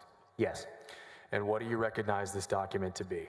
This is an internal memo prepared by Chris Hilton, the chief of our General Litigation Division, assessing, after we'd received settlement statements from, I think, 3 of the plaintiffs in the Whistleblower Act case, explaining why they thought their case was strong and what they thought they would recover at trial. And let's not talk about the contents of the document, but could you tell me when this document was authored? This, on its face, it says February 1st, 2023. I don't have any reason to doubt that's the date. That's the date, by the way, we mediated the case. Okay. So whether it was circulated before that date in draft form, I think it was, my recollection. We certainly discussed the contents of it internally before it was put into final form. Okay, and did the findings, without getting into what the findings were or the subject matter of the document is, did this have an effect on your mindset going into the negotiations? I don't know if it certainly informed me, and I relied upon it and had, I think it summarized the state of play well. Okay, and is AG Exhibit 335, is that a fair and accurate copy of the memo that you received from Chris Hilton? Give me 1 second. Sure.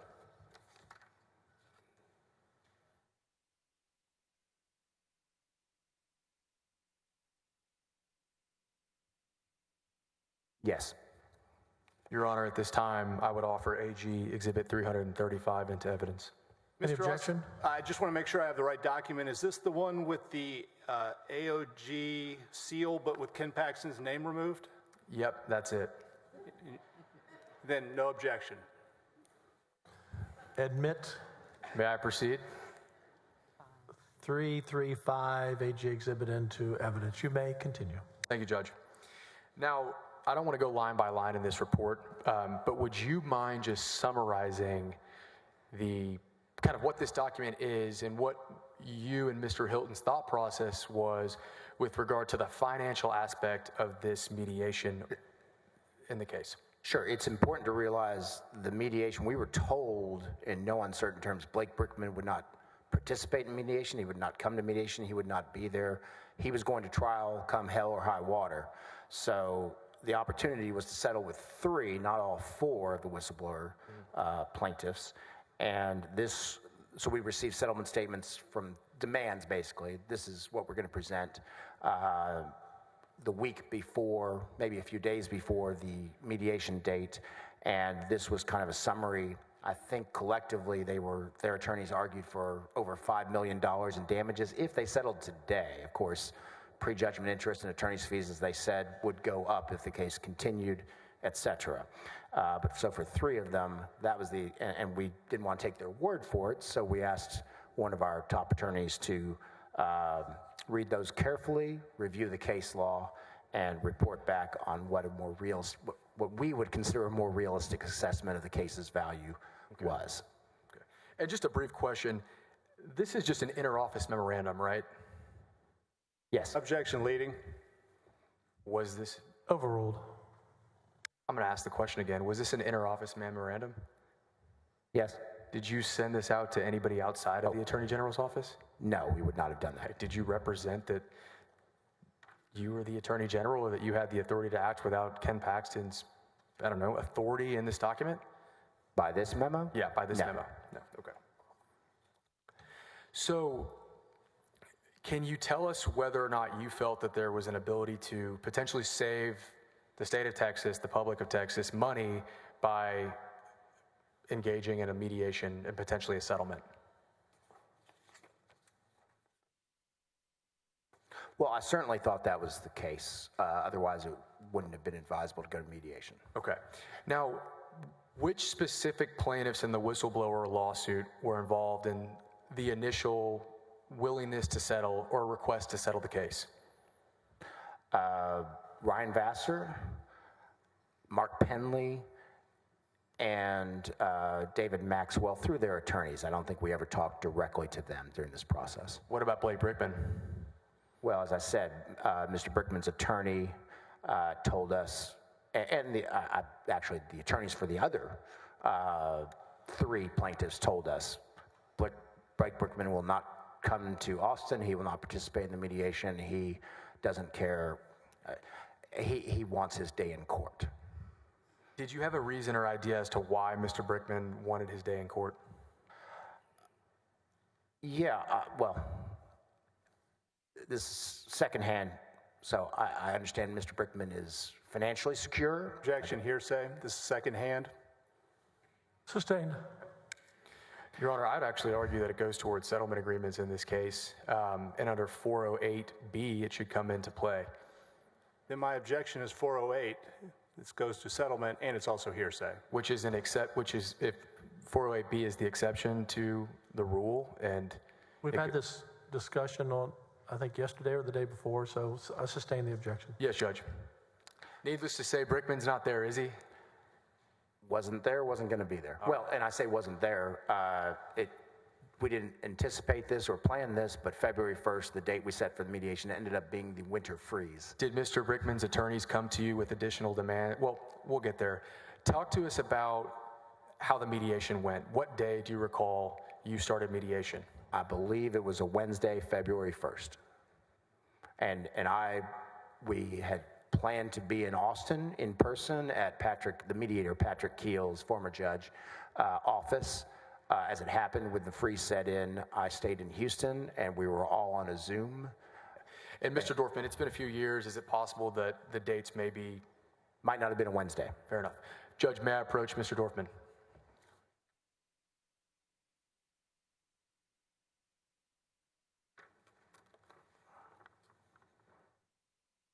I think it was a Wednesday.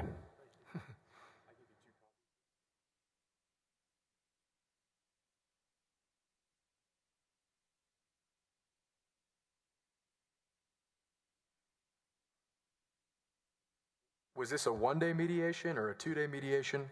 Ended up being initially planned to be one day, February 1st. We ended up, I think, on February 8th, having a second day by agreement with the plaintiff's attorneys. Okay. Can you talk to us, and we'll get to the document in a second, but can you talk to us about how the first day of mediation went? It went long. I think we broke sometime around midnight. I want to give Patrick Keel all the credit in the world. We didn't know until it started turning dark that he didn't have power in his house. And at some point, he was on his laptop and lost that power, couldn't recharge, so he's now on his phone on the Zoom call. This is all happening online, right? All happening online till midnight, and I think his juice gave out at some point. Was it a good day of mediation, or was it a bad day of mediation? I didn't have a whole lot of expectations that this would settle. It didn't, obviously, on that first day, but we got real close. And again, we came in with the expectation that the option today is to settle with 3 plaintiffs. Sometime between 5 and 6 p.m., Mr. Brickman showed up, again, remotely, so I don't know if he was physically present. Sure. I'm going to stop you real quick. Was this the first day that it got real close and Mr. Brickman showed up, or the second day of mediation? First day. All right. So you guys are making headway. You said Mr. Brickman showed up. Can you talk to us about any effect that only 3 of the 4 plaintiffs were present that it had on you? And then what happens when Mr. Brickman shows up? Well, I think Mr. Hilton's memo, Exhibit 335, speaks of the fact that it's more valuable to us to settle the entire case. Okay. And why is that? Because if we're settling with 3 of them, we're paying money out. Mm-hmm. Yet we still have to pay our lawyers and outside counsel on top of that to go to trial, to go to discovery, all the expense, maybe less time, maybe less discovery because it's just 1 plaintiff, but still time, resources that we would like to save, ideally by getting rid of the whole case at once. Because what is the point of settling this case to you guys? We have to be good stewards of the taxpayers' money, of the state fisc, and so we viewed this as any other case. One, that's why I argued for mediation, is we should at least try, if it's cheap and inexpensive to try, and settle this and save that money and time and resources. And then settling with 3, I think it would be less valuable, but by the same token, we would offer less money.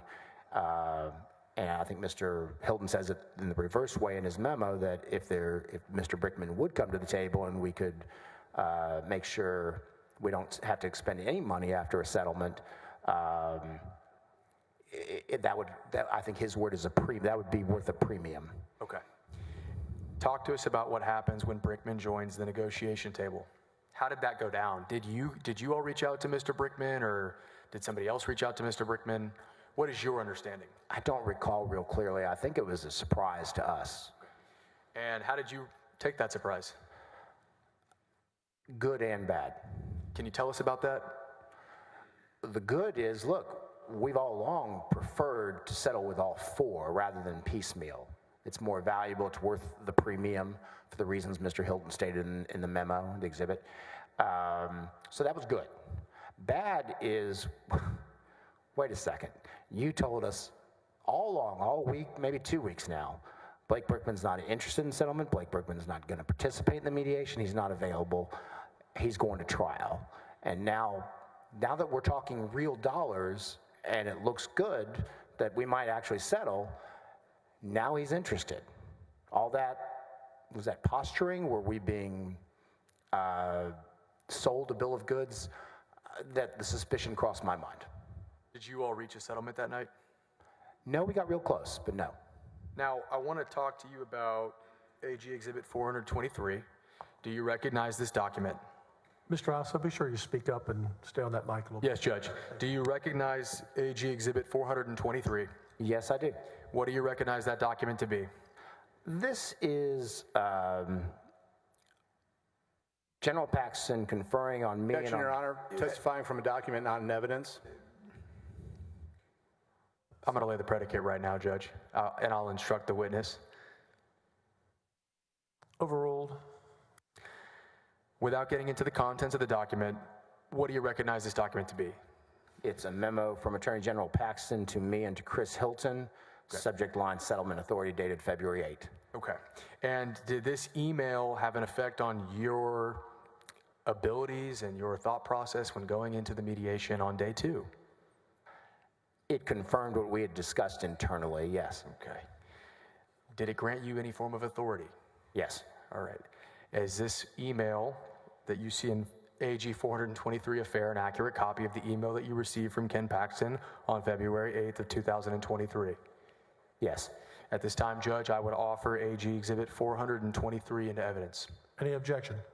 Yes, Your Honor, I have 3 objections. First, it was never produced. Second, it was listed on their privilege log, so it was never produced. And 3, it's hearsay, so it is inadmissible.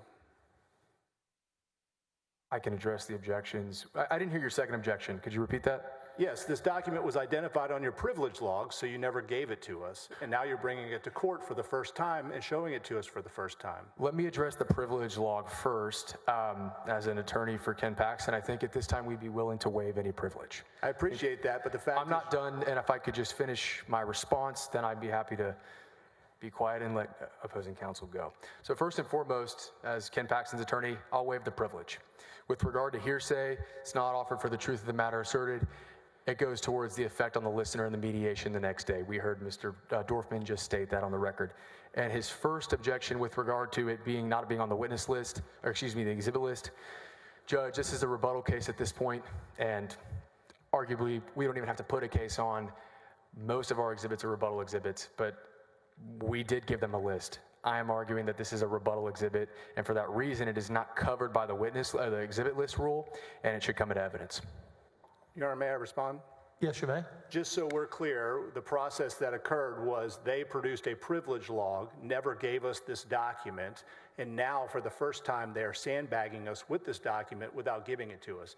As the court is aware, you have ruled several times that documents that we did not produce would not come into evidence. They never gave this document to us. This is the first time we're ever seeing it. If they want to take every document off their privilege log and put it into the record, we're good with it. Otherwise, we have a valid objection. Second, Your Honor, it is clear hearsay. There is no business record. The predicate laid was not the standard for hearsay, and so it is inadmissible on all of those grounds. If I, and just brief, yes, Judge. Well, I'm not aware of a privilege log that we came up with or provided to the House Board of Managers first and foremost. This was on our 4th supplemental notice of the exhibit list. I think the court is aware that the managers have given us plenty of exhibits throughout the course of this trial. I mean, if I remember correctly, Mr. Bangert dumped phone exhibit, text messages between him and the Attorney General during the middle of trial. So to say that I'm sandbagging them is just simply not an accurate reflection of what's going on throughout this case or with regard to this exhibit. Okay. I've heard both arguments. Give us a moment.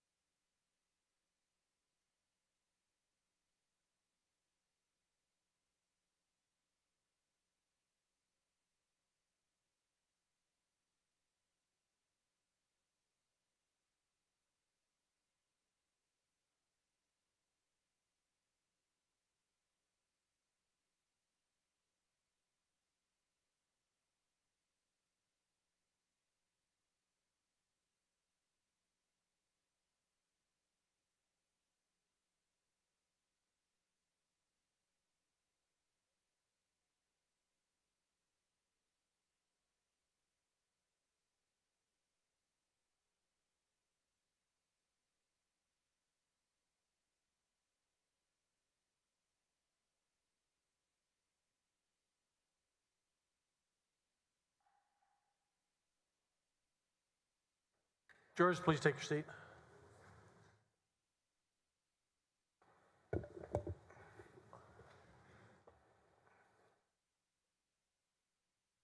After consultation with my team here, we will sustain the objection on hearsay.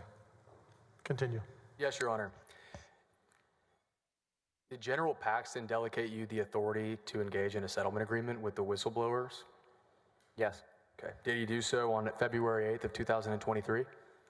On or about that date. Where was Ken Paxton while the settlement agreement was going on?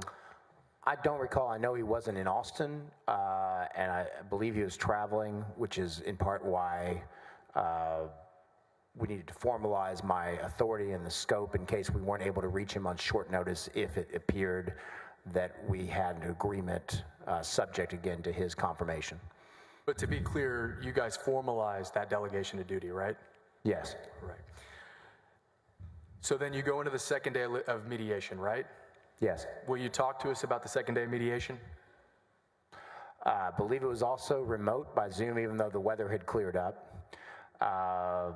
And I can't remember exactly when it was we agreed we had a deal, but the same dynamic had played out. Mr. Brickman was participating from the start on the second day at least, and so we were now dealing with 4 plaintiffs rather than a settlement for 3, as we had most of the first day of mediation.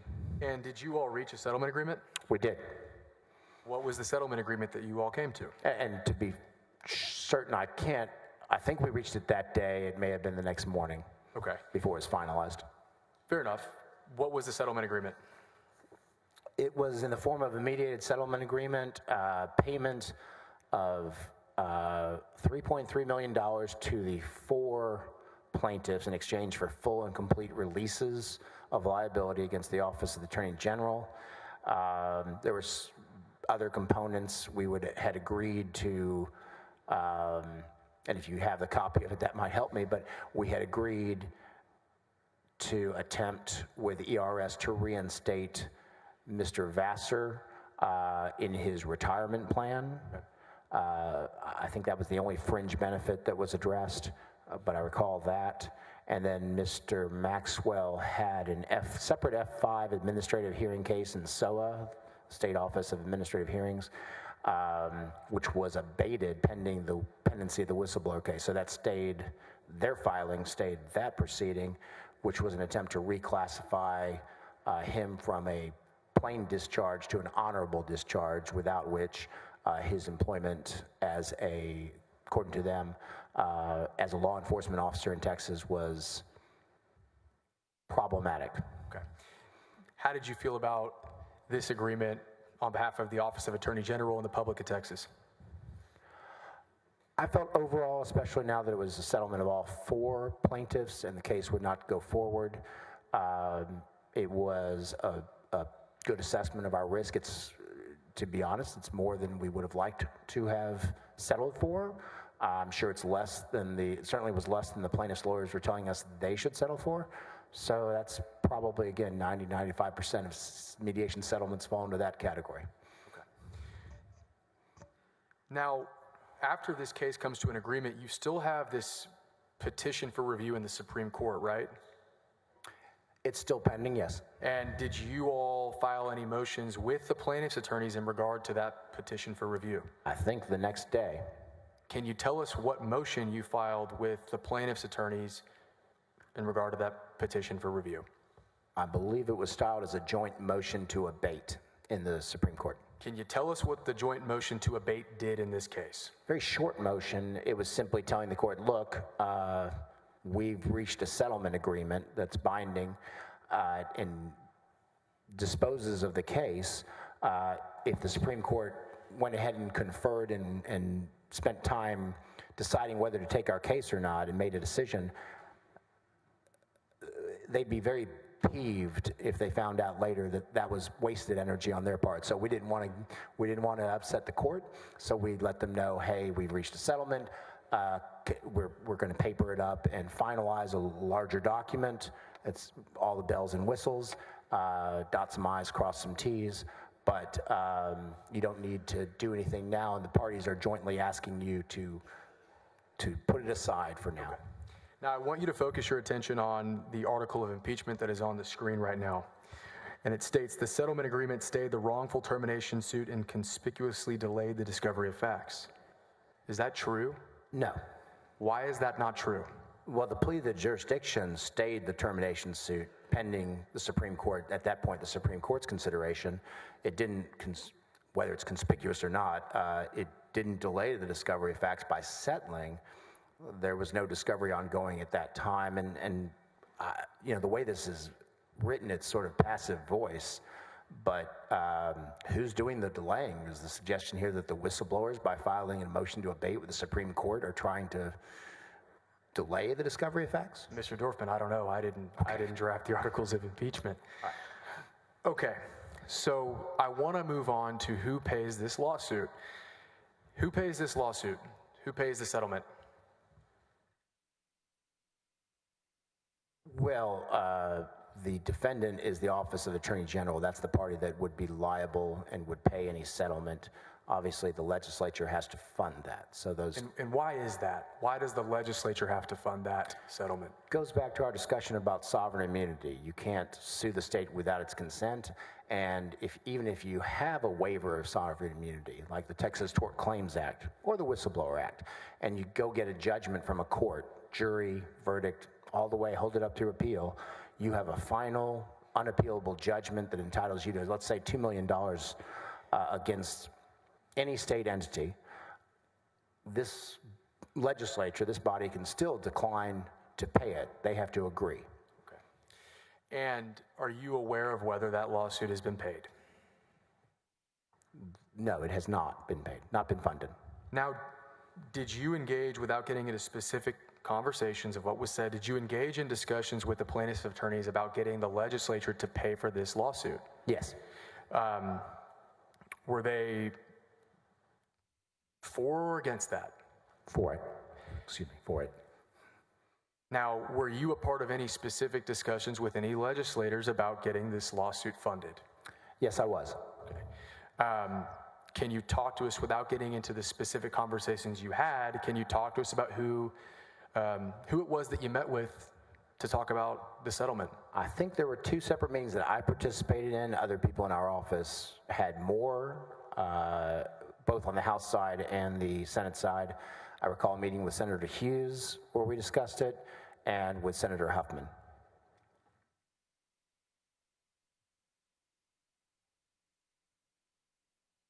And so you also mentioned that other people were meeting, or were other people meeting with other legislators about getting the settlement paid?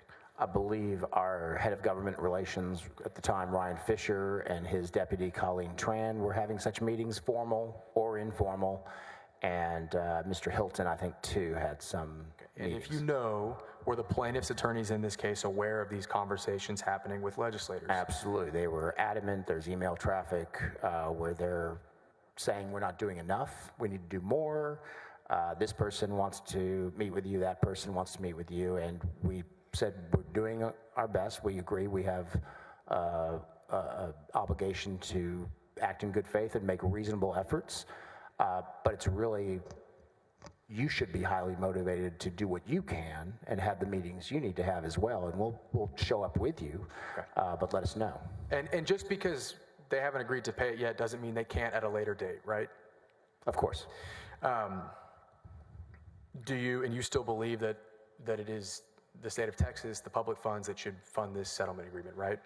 I believe that initially. I believe it now if the case goes back to trial, which I think it's settled, but others may feel differently.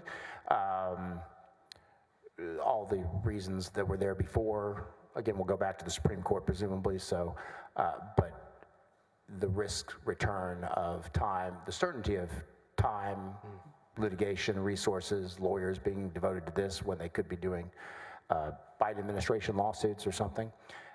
Let me stop you real quick. And just to be clear, you said if the case went back to trial. If the case had gone to trial and there was a judgment entered against the Office of Attorney General, would it still be, should that still be paid from public funds? That would be up to the legislature to decide. Okay. No one can make them. Would Ken Paxton ever be personally liable for that lawsuit? No, he's not a defendant. Okay. You were at the Office of Attorney General. You're currently still working there, right? Yes. My understanding is you took leave for a little bit of time. Yes. Okay. About how long were you gone from the office? From roughly early May. I returned to work remotely probably around the July 4th holiday. So just recently, right? Just recently. Okay. I want to talk to you about the time period from when you started at the Office of Attorney General in December of 2020 up until you took leave in May of 2023, okay?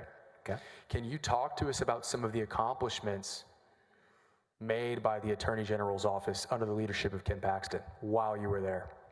Well, I've referenced the Google ad tech lawsuit, one of the biggest antitrust cases, not just in the country, but in decades. That's still ongoing. And, Objection. I apologize for interrupting. Anything after this lawsuit is irrelevant. Actually, Judge, if I may be heard on the matter, Yesterday, the House Board of Managers elicited testimony from Blake Brickman. I have the transcript here and be happy to show the court, but they've opened the door to the Office of Attorney General's productivity after this whistleblower lawsuit, after these terminations occurred. They talked about the fact that there was not productivity and that the office wasn't functioning well. As a result, they've opened the door. That would leave a misimpression on the jury, and as a result, Mr. Dorfman should be able to talk about how the office is functioning. Overruled. So you talked to us about one of the lawsuits. Would you please continue to talk about the other accomplishments and the functioning of the Office of Attorney General? I should have started with our immigration cases, which I'm probably most proud of. Would you please tell us about your immigration cases? Day one, I mentioned this maybe earlier, of the Biden administration, all the executive orders that came out. One was the 100-day moratorium. We were the first to get a nationwide injunction requiring the Biden administration to abide by congressional directive that no, if you have a deportable alien, they must be deported within 90 days, no exceptions. And that we continue to file and challenge and try to hold the Biden administration to the letter of the law and the rule of law on our border. Title 42 is one of those cases.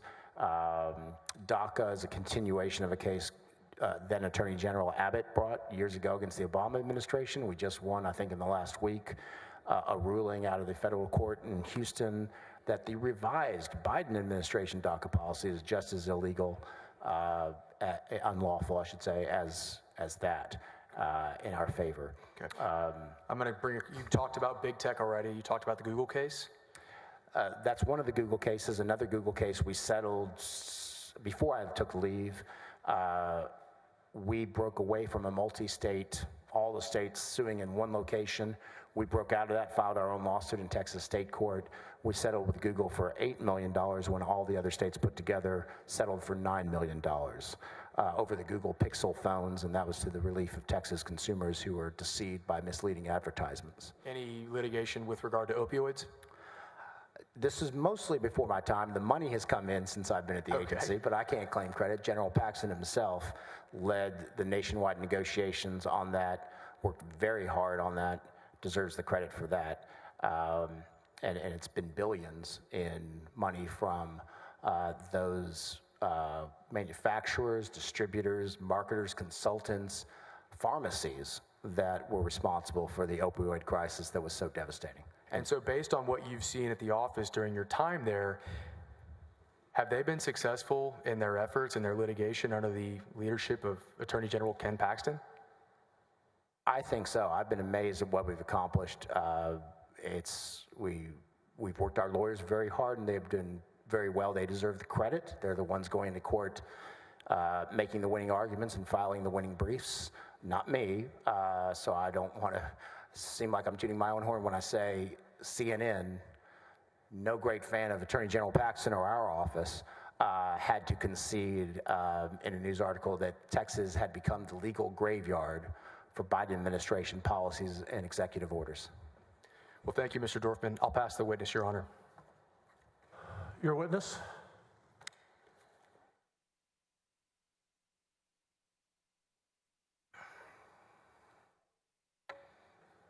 That sound you're hearing, you have not heard for a long time. It's called rain. We're sure. All right. Hi, Mr. Dorfman. How are you? I'm very good, thank you. I was... The mic's not on, Mr. Can you hear me? Yes, sir. Mr. Dorfman, we were looking at Exhibit 335 that was introduced by your counsel, or counsel for Mr. Paxton. Can you pull that up for me, Stacy?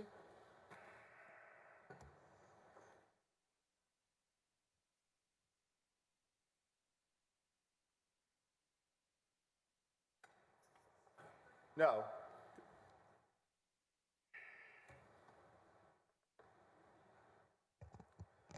Check your mic one more time. It doesn't sound right. Is it not working? No, it is now, but you're tall enough that you're going to have to bend down a little bit. Yes, Mr. President. Is this the memo that you were talking about on 335 with the council a moment ago? It's one of them, yes. And this memo was created by Chris Hilton? I believe so, yes. And one of the lawyers standing over there, sitting over there? Sitting, yes. Sitting, yes. When you got this memo, were you shocked? By what? by the fact that Mr. Hilton was attempting to usurp the power of Ken Paxton by removing his name from the letterhead? No. Did it appall you? No. Was it simply a matter of Mr. Hilton picking out this letterhead that is available to every employee of the AG's office? I think you'd have to ask Mr. Hilton about that. I don't know. You talked about the internal investigation that was conducted by the Attorney General's office, correct? Yes. And you talked about the fact that it needed to be fair. Yes. It needed to be unbiased. Well, it needed to be objective, I think is the word I used. And the subject of that investigation was Ken Paxton. One of the subjects of that investigation. It certainly was a big part of it, right? The allegations against him were a big part of it. Your Honor, may I approach the witness?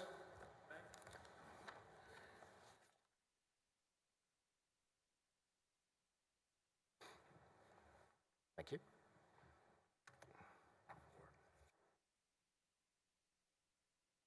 Mr. Dorfman, I am showing you what has been marked as 524, Exhibit 524. Do you recognize this document? Give me 1 minute to read it quickly.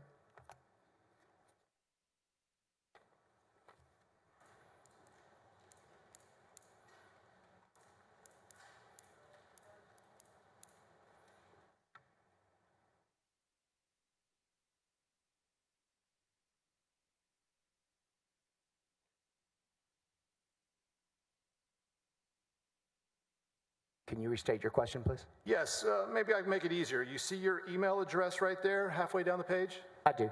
This is an email exchange that you received, you were on? Yes. And so as a result, you recognize this document? Yes. And, to use a predicate that's being laid by your counsel, this fairly and accurately represents the email as well as the attachment. I think that's right. Your Honor, at this time, we offer Exhibit 524. Any objection? Yes, Judge, I'd object to hearsay, and they haven't provided a proper foundation for this witness to sponsor this document. Your Honor, we have a business record affidavit that overcomes hearsay. That gets by that, and the predicate is this witness was part of this email exchange, is a proper sponsoring witness, testified it fairly and accurately represents the email exchange that he was a part of. Judge, I'm just confused. I don't have a copy of a business record affidavit. You do have a copy of the business record affidavit. I didn't hand it to you, but if you want, I can get it for you. Well, that'd be great. I think part of the rule is that it's, got to be provided to counsel, so that would be good. I will. Would you provide him a copy? Yes.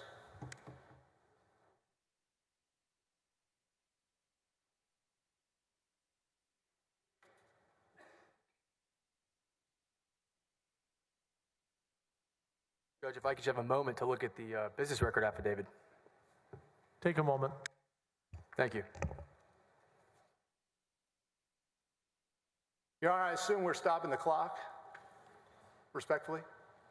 Judge, I mean, I don't see why it should. They're offering it. If it's a minute, we're not stopping the clock, but if it's longer than that, I'll stop it.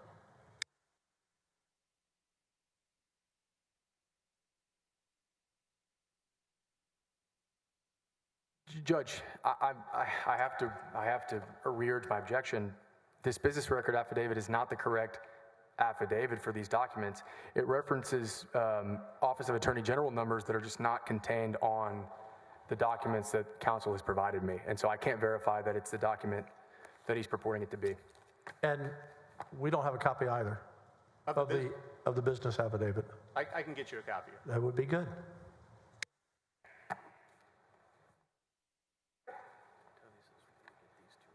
Yeah, it's supposed to be attached so that we know. I appreciate that, Your Honor. It was attached to a bigger swath of documents. This is just one of the documents that's part of it.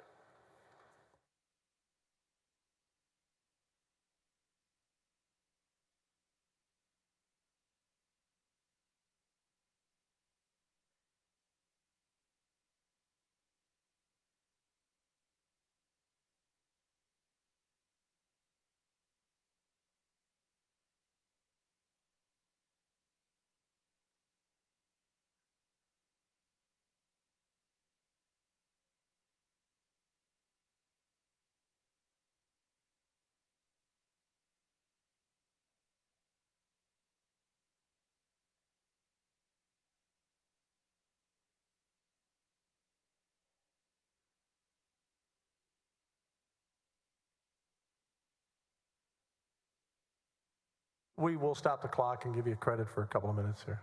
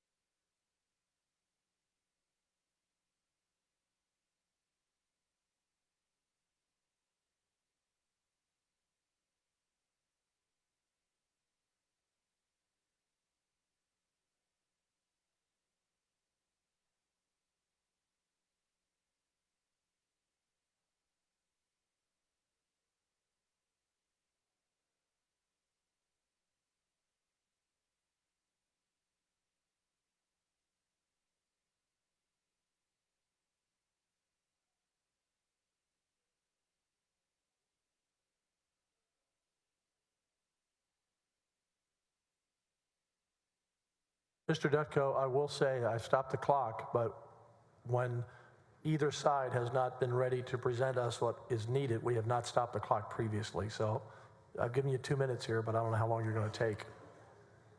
Yes, Your Honor. It does not seem you have your paperwork together. Yes. So can we continue and get the clock running and come back to that if you'd like? Yes. All right. Resume the clock, resume your questioning. May I proceed? Mr. Dorfman, when you were on direct examination, you spent a lot of time talking about the fact that the quality of attorney that is currently at the Attorney General's office. You remember that? Yeah, I think so. And you said how you were proud to walk through the halls and the lawyers and the high caliber of lawyers.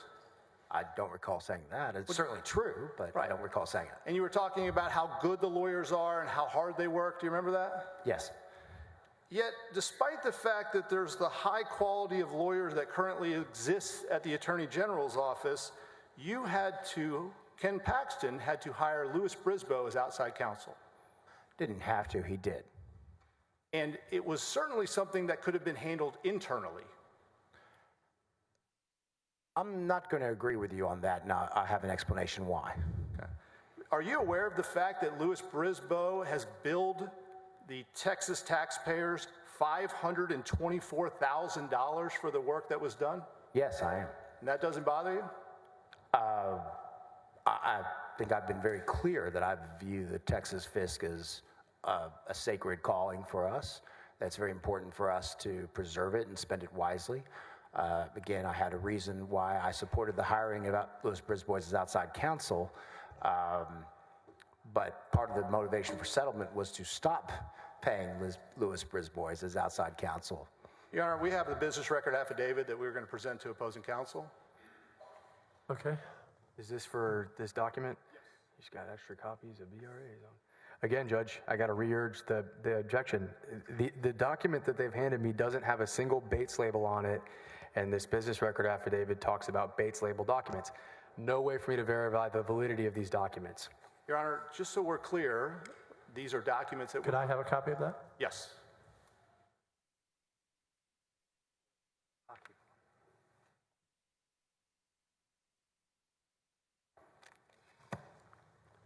And before you answer his objection, let us look at this.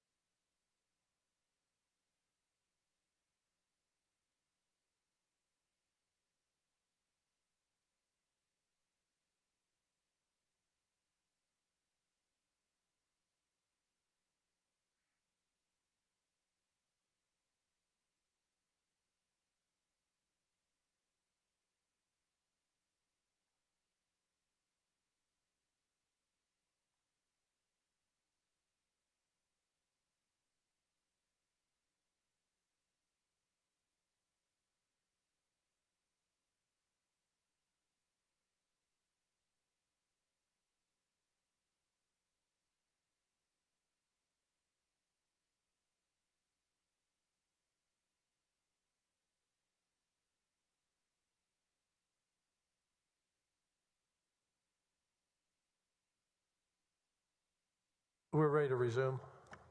I'm going to sustain the objection because we don't find a way to identify this affidavit with the document. Yes, Your Honor.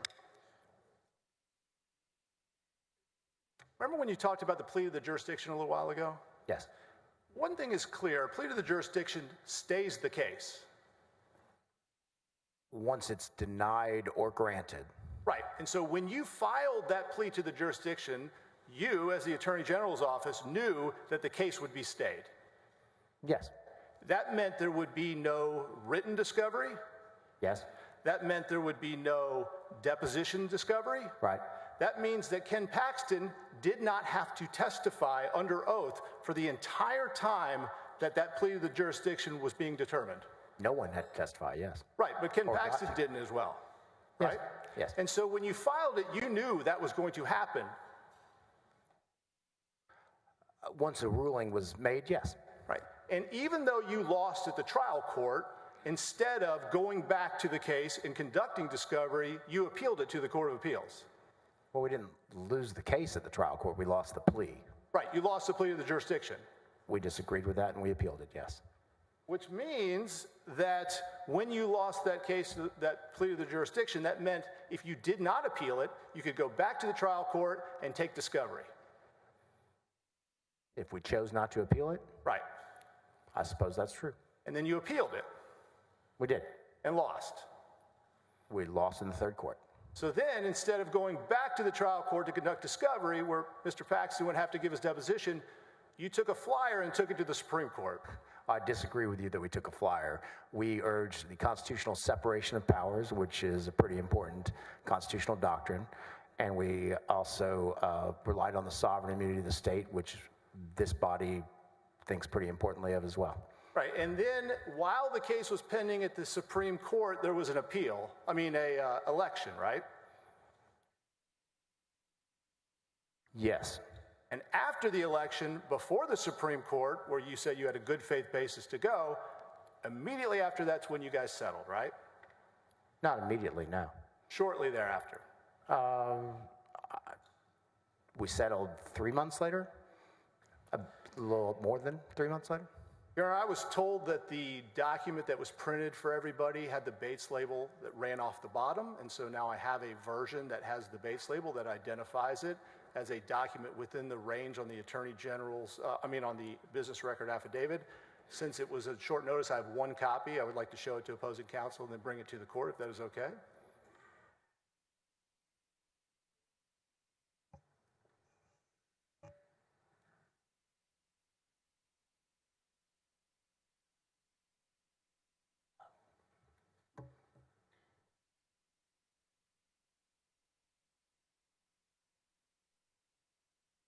Can I see it first? Yes, Your Honor.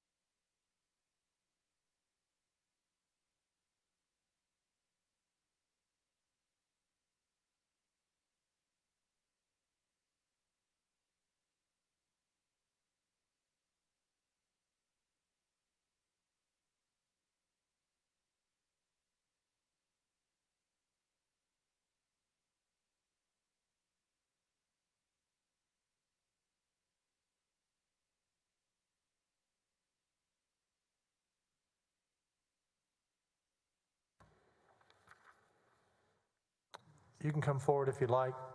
Come forward if you like.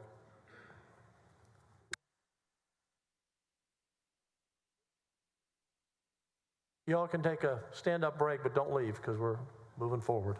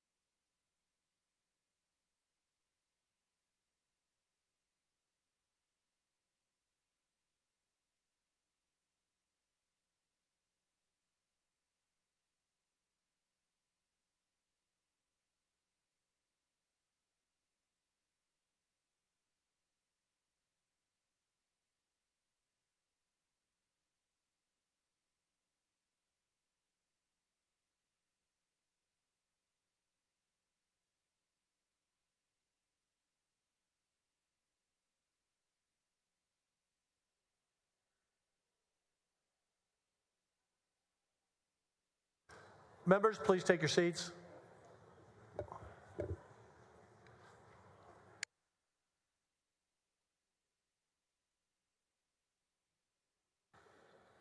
Give them a second to settle down here for a moment. You may continue. Mr. Dorfman, I'm going to make this short because everyone's ready to be done. You started in December of 2020. That's a yes. And when you started, all of the whistleblowers had already been fired or resigned, correct? Yes. You didn't interview Mr. Vassar. No, I did not. You didn't interview Mr. Bangert. No. You didn't determine the veracity of what their testimony is in front of this Senate.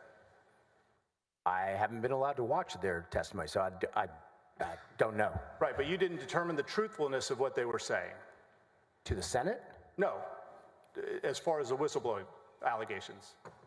We took their pleadings at face value and addressed those in the report. I appreciate that, but you didn't make a determination yourself. I never interviewed them, but the report is I don't know if you call it a determination, it's a report of our office. Right, but when it comes to determining personal knowledge about the allegations that are made here in the Senate, the allegations that are made before you got there, your testimony would not be helpful as far as personal knowledge goes. I have no personal knowledge of what happened. I didn't hear any conversations in September or October or prior to that at the agency. That's true. Pass the witness, Your Honor. No redirect, Your Honor. Can we excuse the witness, both sides? Yes, Good? Judge. Thank you, Judge. Mr. Busby, who is the next witness? Your Honor, Attorney General Ken Paxton, Res.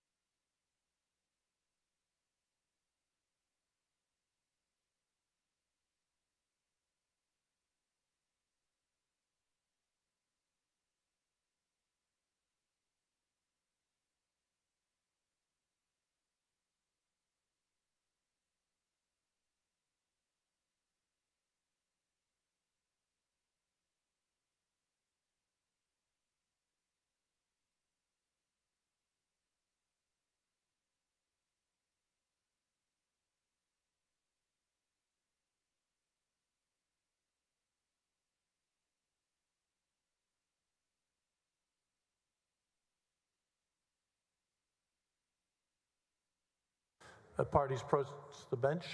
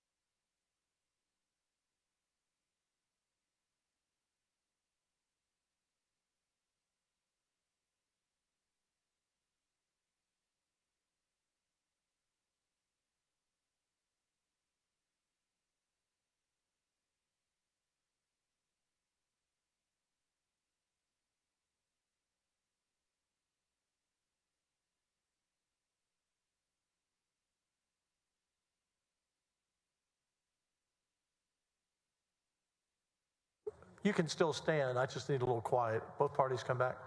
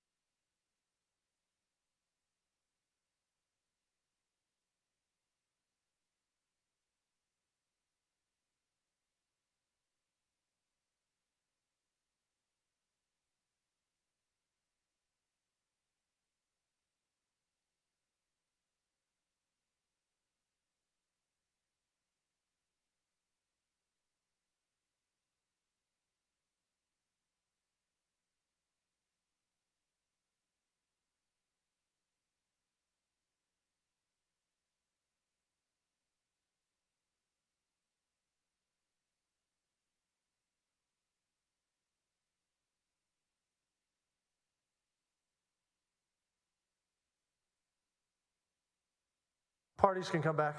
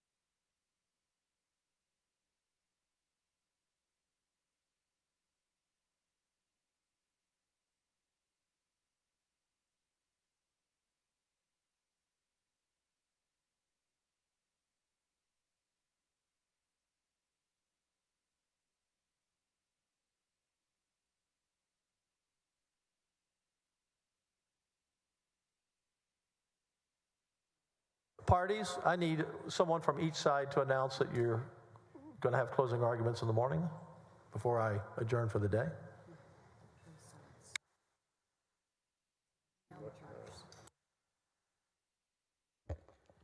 Mr. President.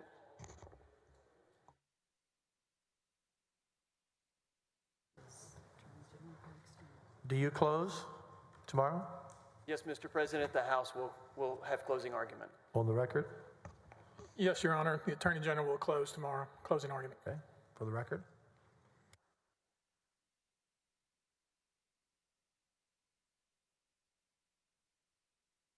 (9 a.m.